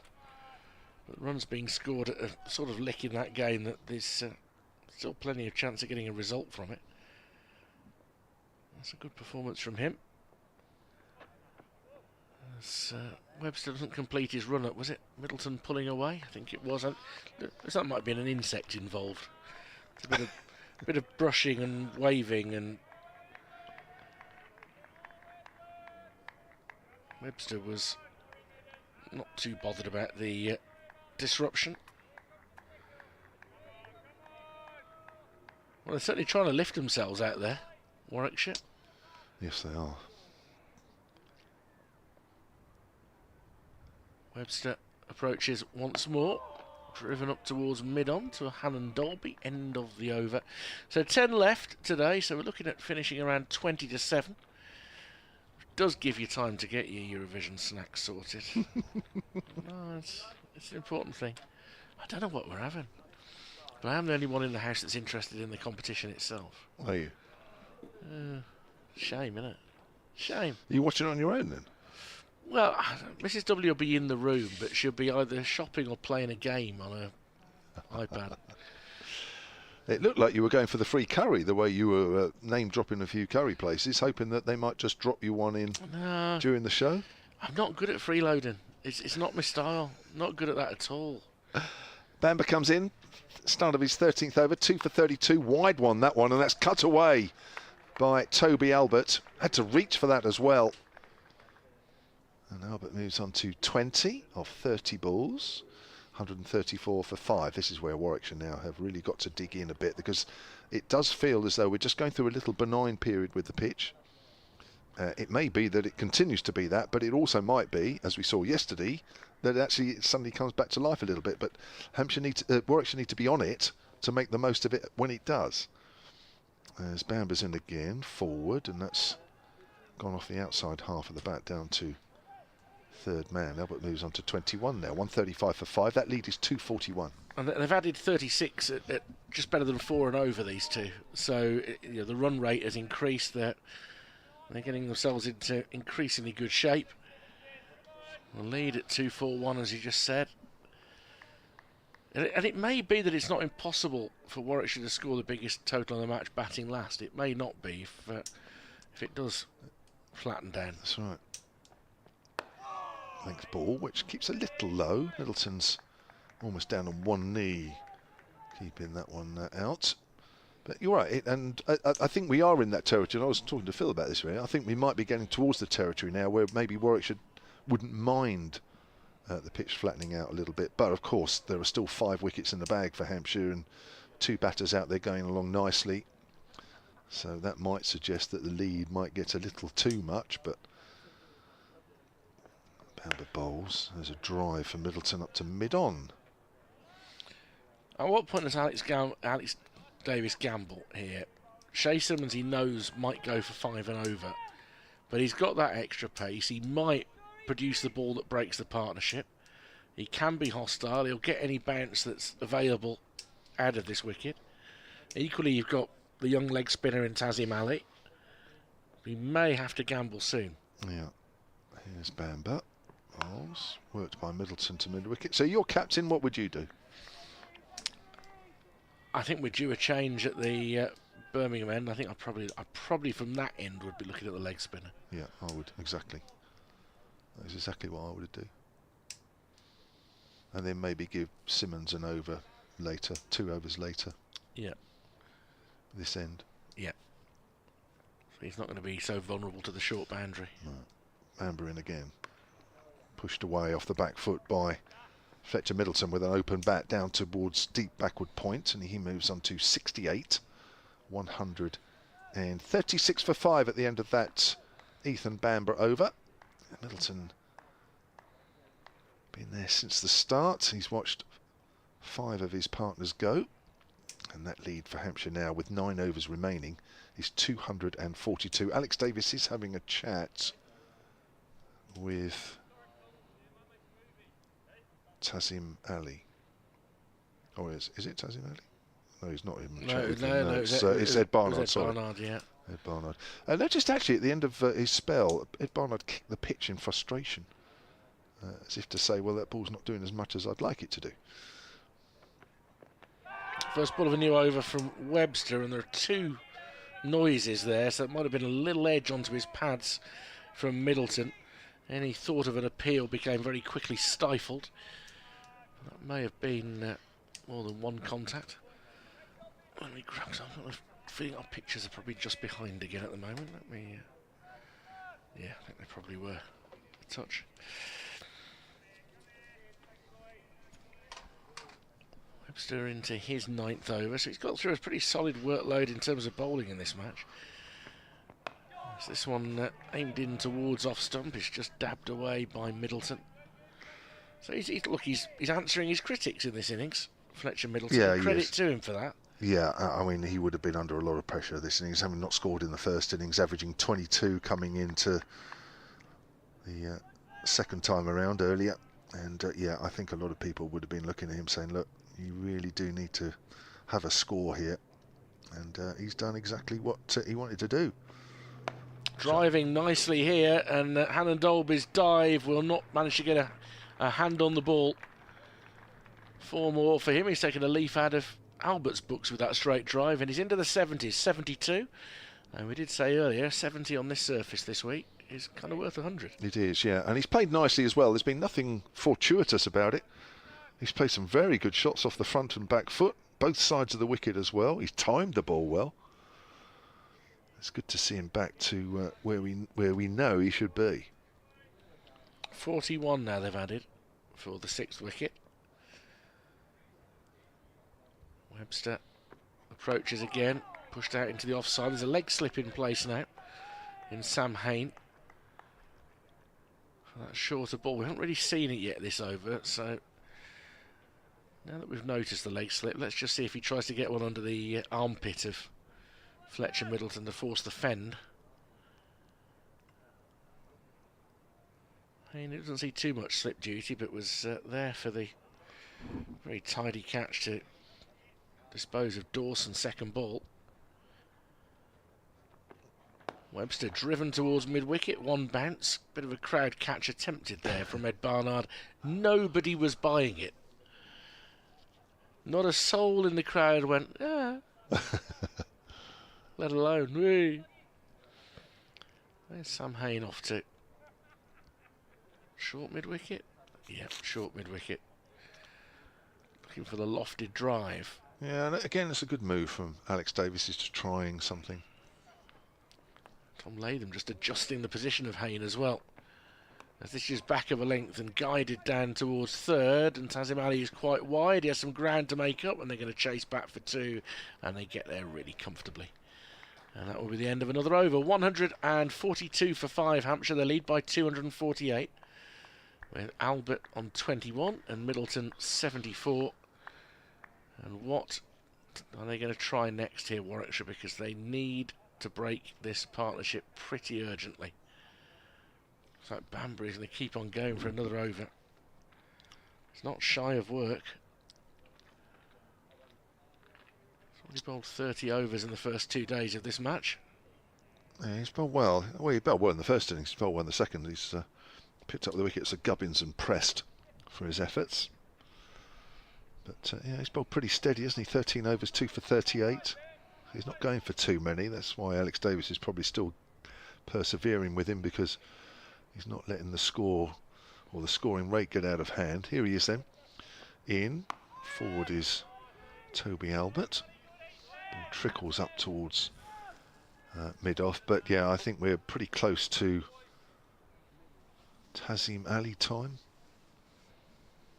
I think it's worth. I mean, the wicket has. Well, the wicket did in the first innings turn a little bit for him, and he bowled quite accurately. So I don't think there's a worry there that he might bowl a couple of loose overs and give Hampshire a little boost. I think he'll be all right. The boundary calisthenics of Ollie Hannon-Dolby suggest a different path. Yeah, I've seen that. Outside the off stump, that's good carry, but left alone. Yeah, that's an interesting move again, I suppose. You know, it's just bowling some balls and keeping it tight in the hope that one will bounce from somewhere. But it does feel as though it's just gone a little quiet, the wicket. I think that's why the volume levels for Warwickshire have gone up, because I think, you know, they feel that everybody needs to geeing up, because actually, when you think about it, the wicket is just playing a little easy here. Albert works that straight delivery to mid-wicket. Well, you see, Slip now is at second, Latham. His inner ring on the offside is more to save a single with point cover and mid-off. And mid-off's not too far deep. Mid-on, relatively short mid-wicket. And then there's a deep mid-wicket as well, who's a bit squarer, but he's not really a square leg where he is, Tazim Ali. And it's more of a deep backward square than a long leg where Hannon-Dolby is. There's Bamber in it straight and pushed with an equally straight bat up towards mid-on. Yeah, you know, and I guess, you know, if you're in the field at the moment and you see the way the wicket's played over the last 20 minutes or so, maybe even a bit longer, you think, do you know what, 248 the lead at the moment, that's, you know, that's gettable. The wicket stays like this, that's gettable. Very gettable. Here's Bamber. Bowls, and it's cut away by Albert. Didn't quite time that one, but again he had to reach for it. Goes to backward a point. I think Middleton's demonstrated how you can battle, rather like Ed Barnard did earlier in the day, in that neither of them have taken risks for their half centuries particularly, but they have looked to get on with it. They have looked to play one or two more shots. They've run between the wickets well, both of those two as well. I think that's quite significant. I mean, neither have put a foot wrong, have they? Forward is Albert. That goes up towards mid-off. 14 overs, 2 for 38, Bamber. I think that might have been a maiden, was it? Yep. 142 for 5. We have 7 overs left in the day. And that lead is still 248. It's going to be Ollie Hannon-Dolby now, but either Alex Davis is suggesting to Shay Simmons that he's going to come on soon, or the hug he's just given him, having gone up behind him, is to say, I'm sorry, I'm not sure it's the right moment for you yet, Shay. I'm not sure which way that goes. But Shay looks less than enthused as he walks back to square leg on the boundary in front of the covers. And he isn't exactly going through a warm-up routine either. So we'll see. And if they feel that there's still that little bit of devilment in this surface, they will stick with the seamers for the remaining 7 overs of the evening.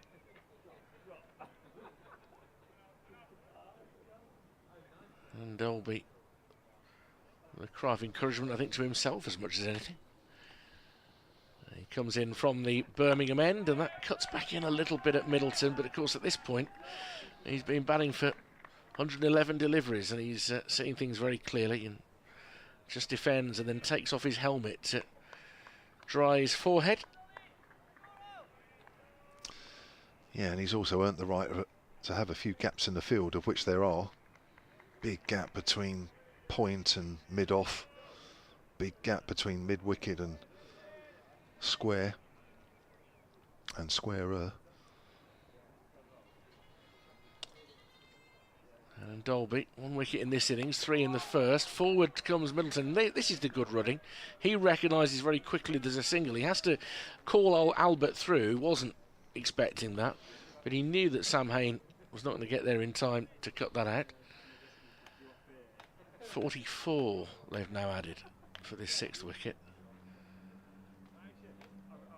This feels like these 7 overs are crucial. Warwickshire need a couple of wickets here. Hampshire want to get through carefree and build that lead beyond 300 tomorrow morning. And Dolby in, Albert nicely in behind it. And just looking on the screen, ball isn't really offering to do anything It's right not, now. is it? No, it's not. It's been a while since the ball's bounced from a good length. It's been a while since that wicked nip-backer of Bo Webster's. What was that? That was about 50-odd minutes ago, that.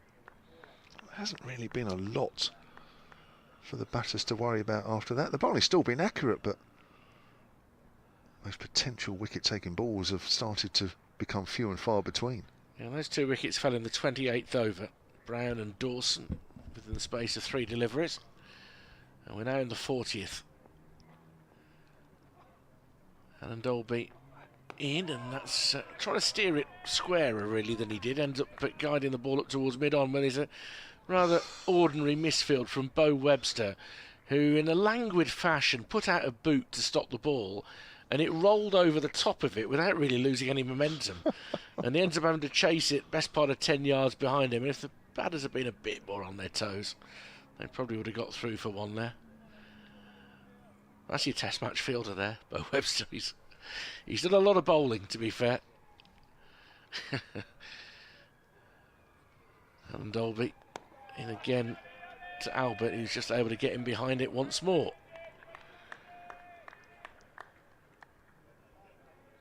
Hampshire are quite happy to let these last few overs drift away.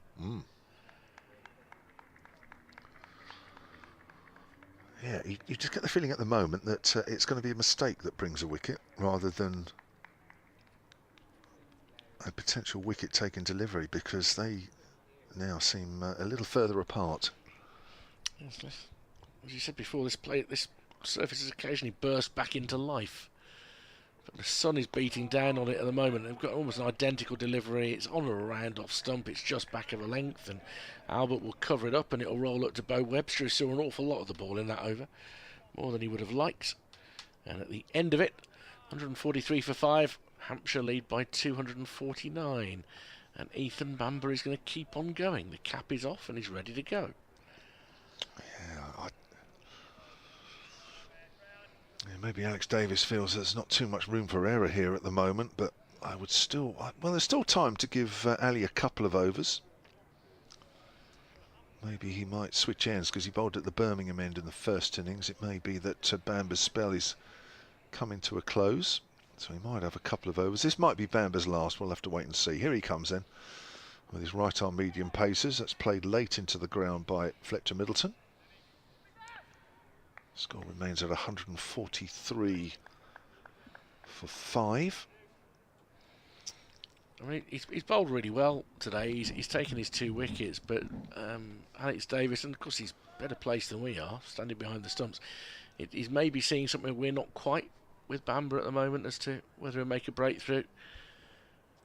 I think he feels fairly reliant on Bamber in the early part of his Warwickshire career. It does, doesn't he? Forward is Middleton, goes out to point. Another accurate delivery from the former Middlesex man. Yeah, he looks like he's got a good engine, doesn't he, Ethan Bamber, which is always important. Good bowler that seems to be able to keep going. You don't want to break him in the first half of the season. No, don't over-bowl him. No. I'll just to see how many overs he bowled coming into this, actually. Here's Bamber.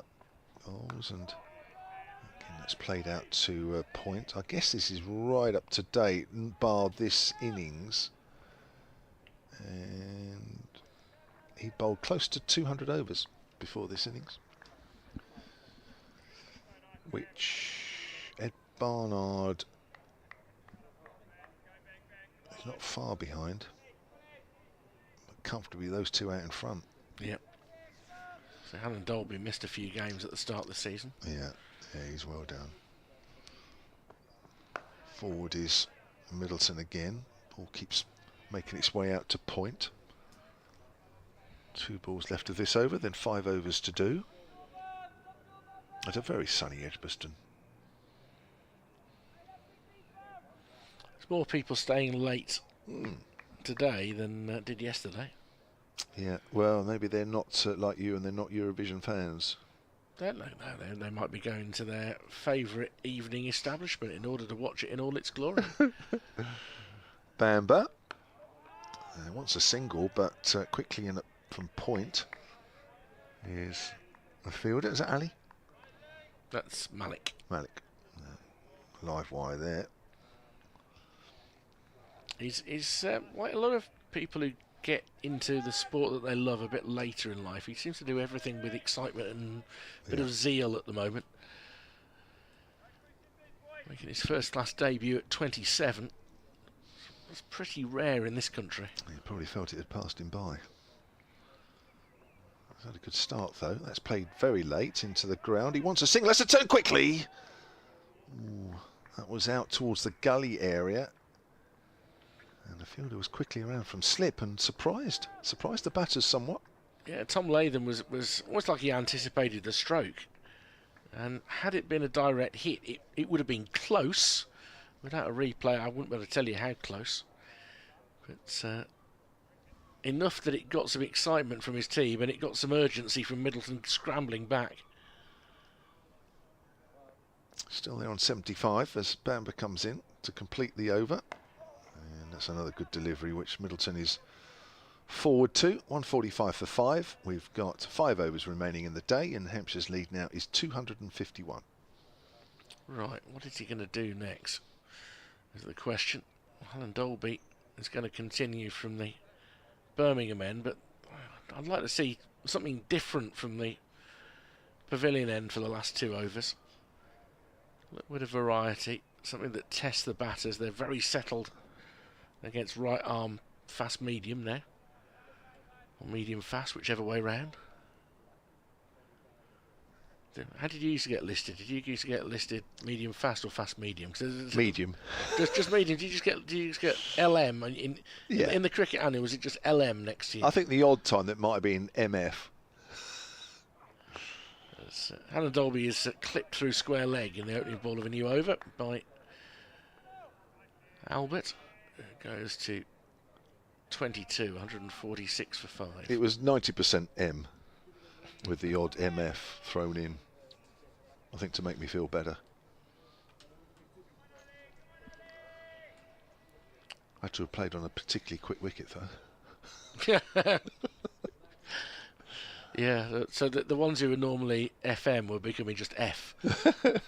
Very few people have ever just got an F in the cricket annual. Back of a length from Hannah Dolby, steered into the leg side by Middleton. Yeah, I think if I'd bowled at the whacker all my life, I might have just been an MF.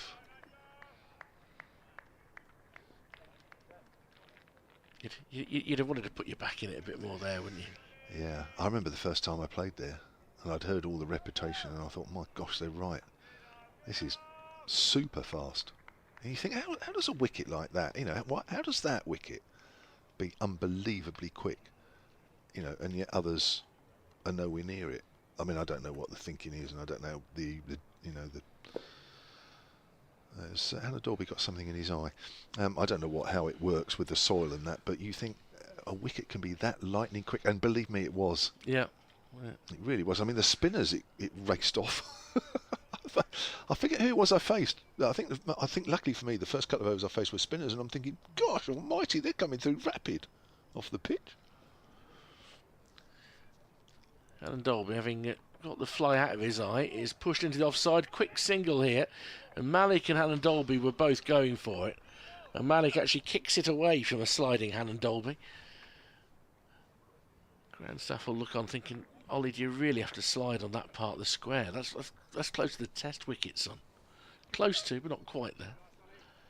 147 for 5, Middleton to 76. What could in the end prove to be sort of a match-sealing innings if he goes on to get to 3 figures. 27 deliveries left today. Warwickshire will fancy they need 2 wickets from them. And at the moment it's gone very quiet, just a single slip that reflects that as well. Latham. Alan Dolby bowls, and he's driven off the inside half of the bat. Bit of a false shot that from Albert. Shay Simmons does the fielding coming in from the mid-wicket boundary. He wasn't moving that quickly, and his floppy hat still came off. But he's not showing any signs of limbering up, So I don't think he's expecting to be used tonight. No. Rob Yates is fielding down in the shadows. It's been interesting to see him fielding in the deep. And he's such a good catcher. Tazim Ali isn't whirling his arm over in any sense of expectation. And Hannah Dolby bowls to Middleton. Pushes it too firmly for a single this time. Up to mid-off. And Bamber.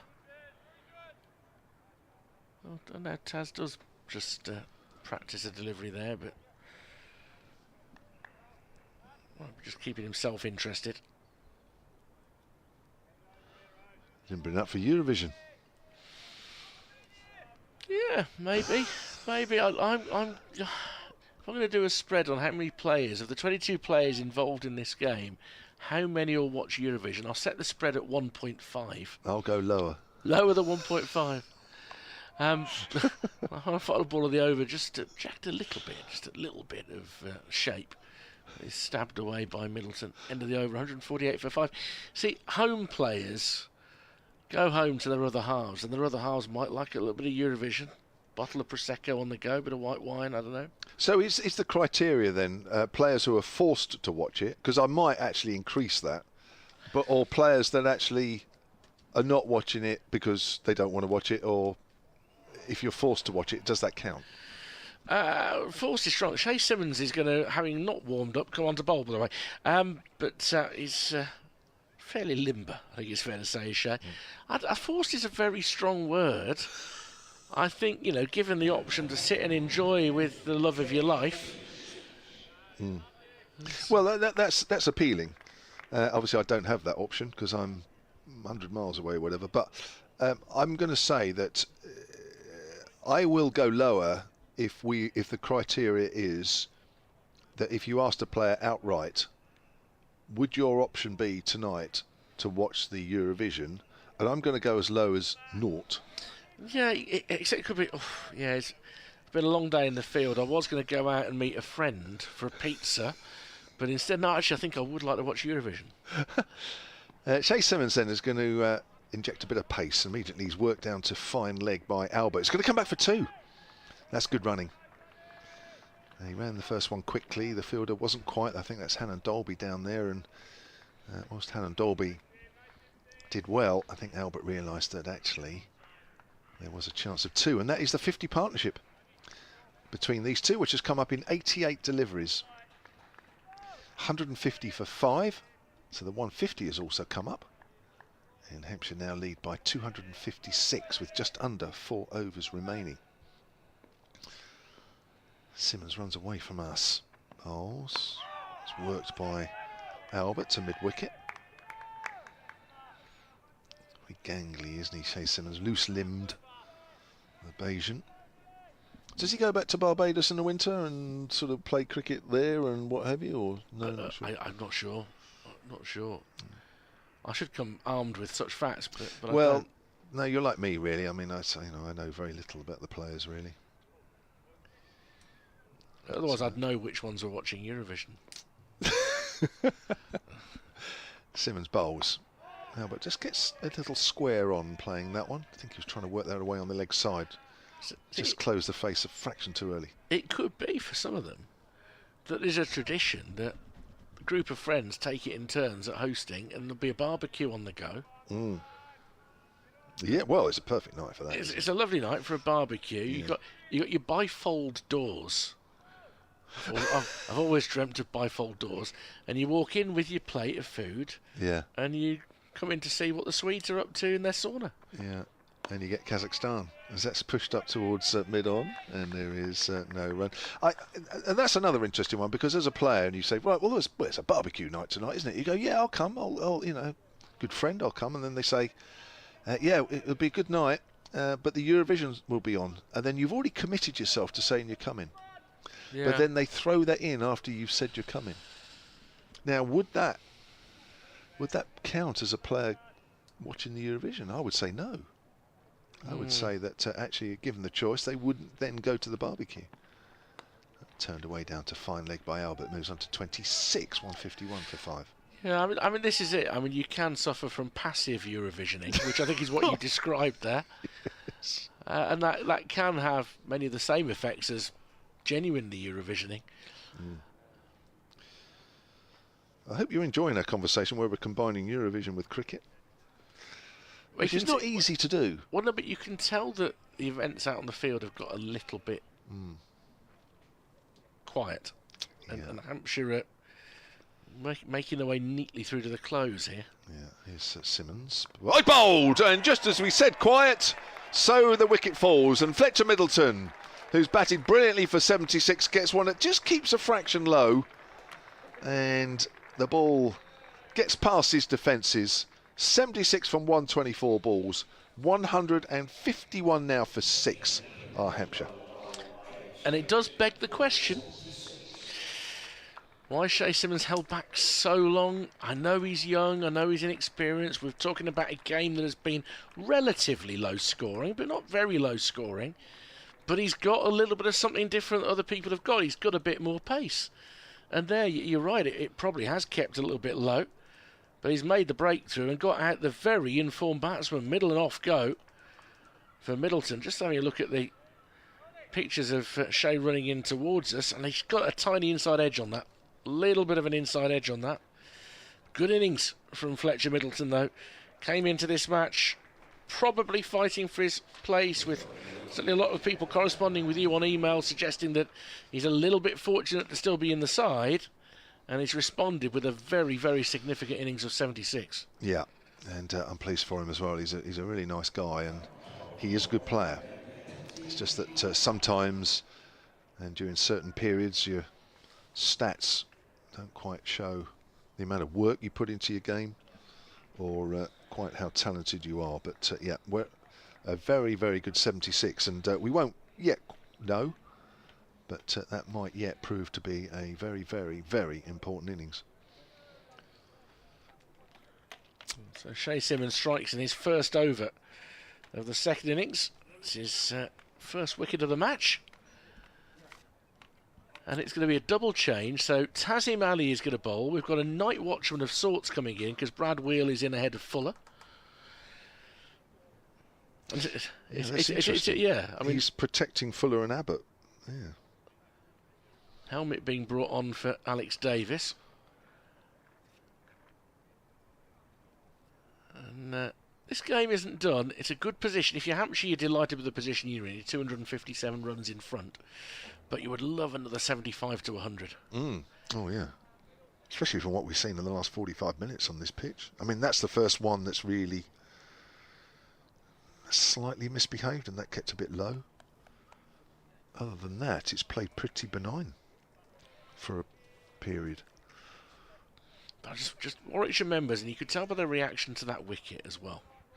Because the cheer had a little bit of a flicker of irony at the end of it, that they would be wondering why Alex Davis didn't go a little bit earlier. Now, look, he will say quite right the seam bowlers have bowled pretty well. Yeah. But why he didn't look at Simmons and Ali, who are other weapons available to him, a little bit sooner. Well, you might find that out later. True.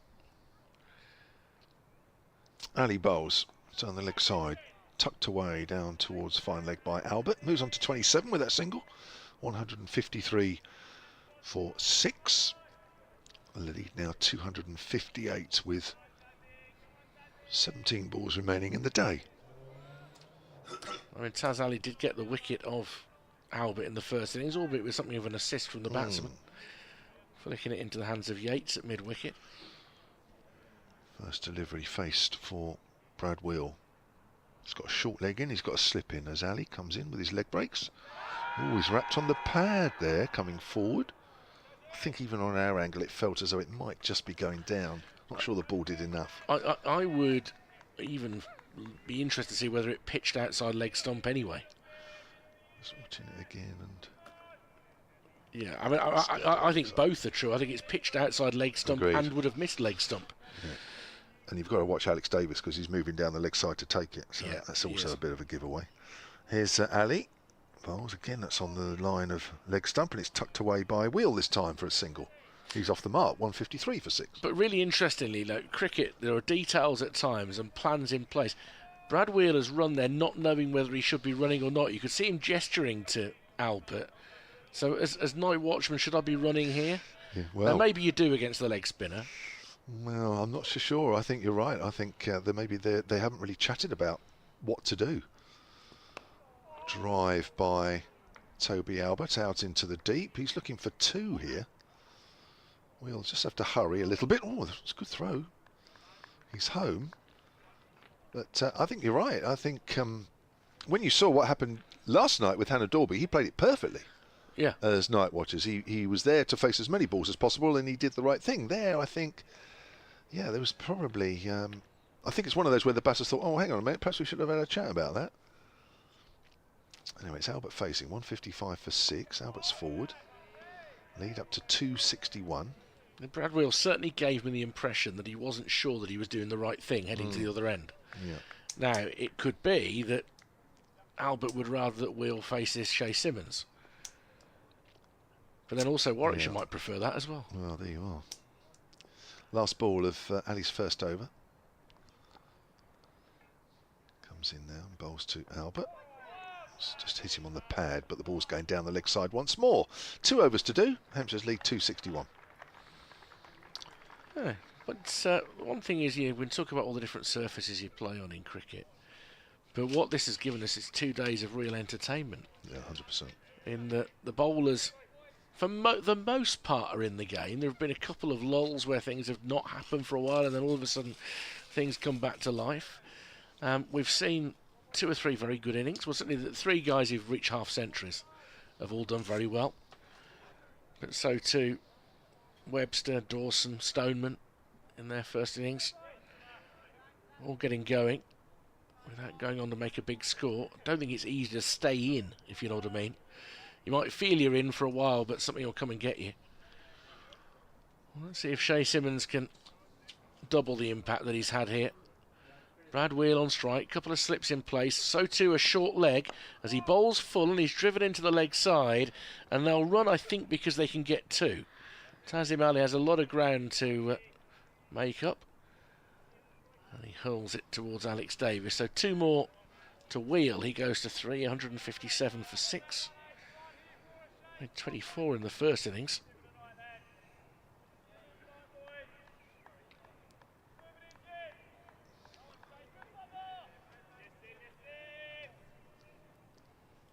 Simmons approaches once more at good pace, short of a length, stabbed down into the wicket, and this time where there was a single, Wheel stays put because he hit it out to the deep backward point boundary. 157 for 6 it remains.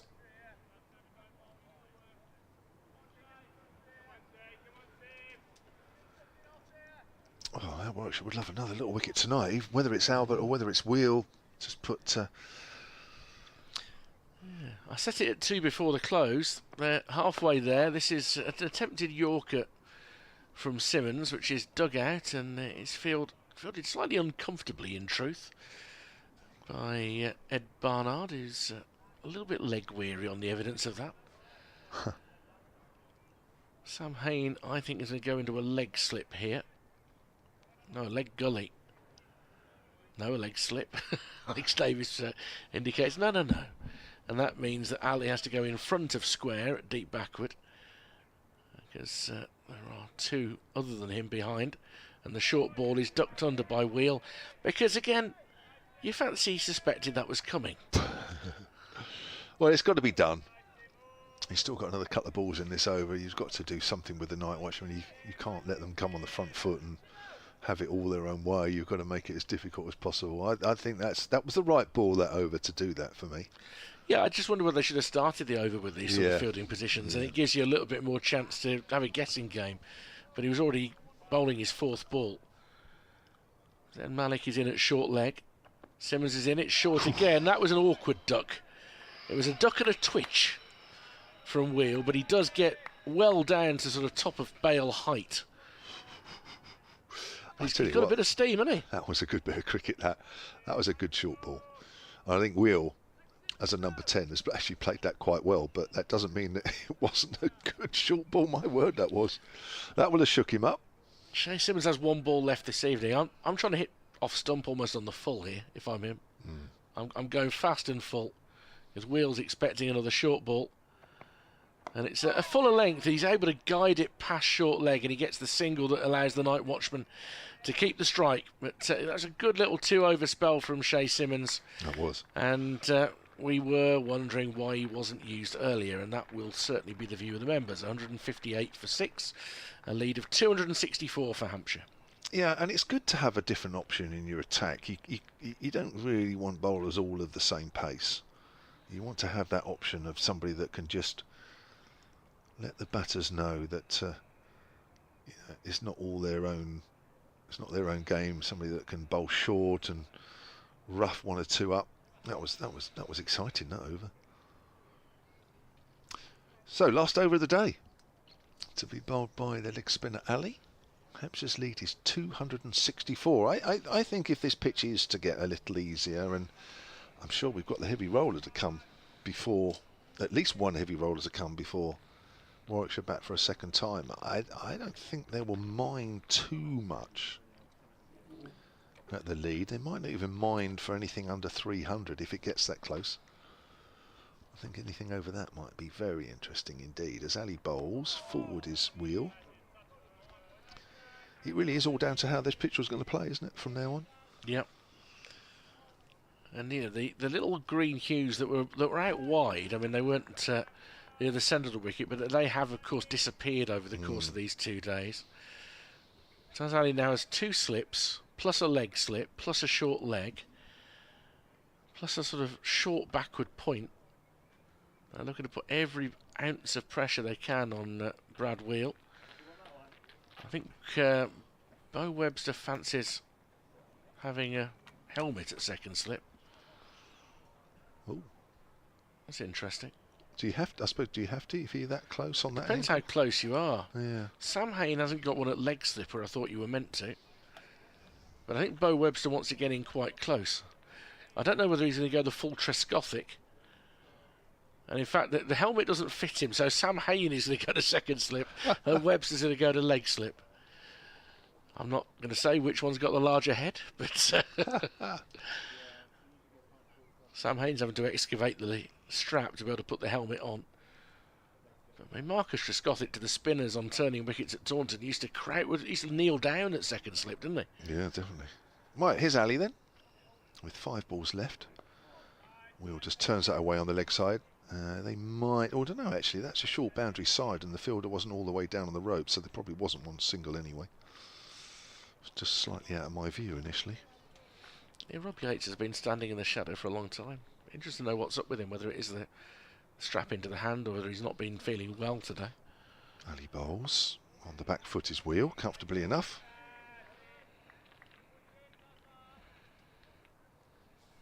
So 3 balls left. This game could even make it to a 4th day yet. Well, as I say, if the pitch is getting a bit easier, there's a very good chance. I must admit, I did think about an hour and a half ago we wouldn't be. Forward is Wheel. It's out on the offside. I think it's 50-50, isn't it? Would you put that odds at 50-50 finishing tomorrow? Or maybe more? I think probably slightly more likely. Yeah. Ollie Hannon Dolby is coming in as the world's tallest short mid-wicket. The shadow across the cut strip as well, which is allowed as long as you stay still. 2 balls left. He will have to keep very still though. Here's Ali. It's too short. Yeah. Easily played by Wheel. Out on the leg side, so the last ball of the day. Just going to take the time and drag this one out, no doubt. Just try and get in the head of Brad Wheel. Hayne might be trying the Trescothic kneel here. Yes. No, he's thought better of it. He's thought better of it. He was kneeling. Got to weigh up whether you've got enough flexibility or movement if you go down to your knees. Right, last ball. on the line of leg stump, tucked away, and he'll get a single. So Brad Wheel will face the first ball of tomorrow morning, and we're halfway through the game in terms of days scheduled. 159 for 6 then are Hampshire in their second innings. They lead by 265. Toby Albert will also return tomorrow morning. He is 29 not out. And for Warwickshire, a couple of wickets for Ethan Bamber, a couple for Bo Webster, and one near the end there for Shea Simmons, which was a big wicket. And he got Fletcher Middleton bowled for 76. Yeah, so half centuries from Middleton and Barnard, a 5 today for Kyle Abbott. Plenty to enjoy. Some excellent cricket, some brilliant catching as well, not least that one from Alex Davis, low to his right. But Hampshire still with the sort of similar level advantage maybe to what they had at close of play last night. But Warwickshire will know they're almost certainly going to have to get the biggest score of the match if they're going to get any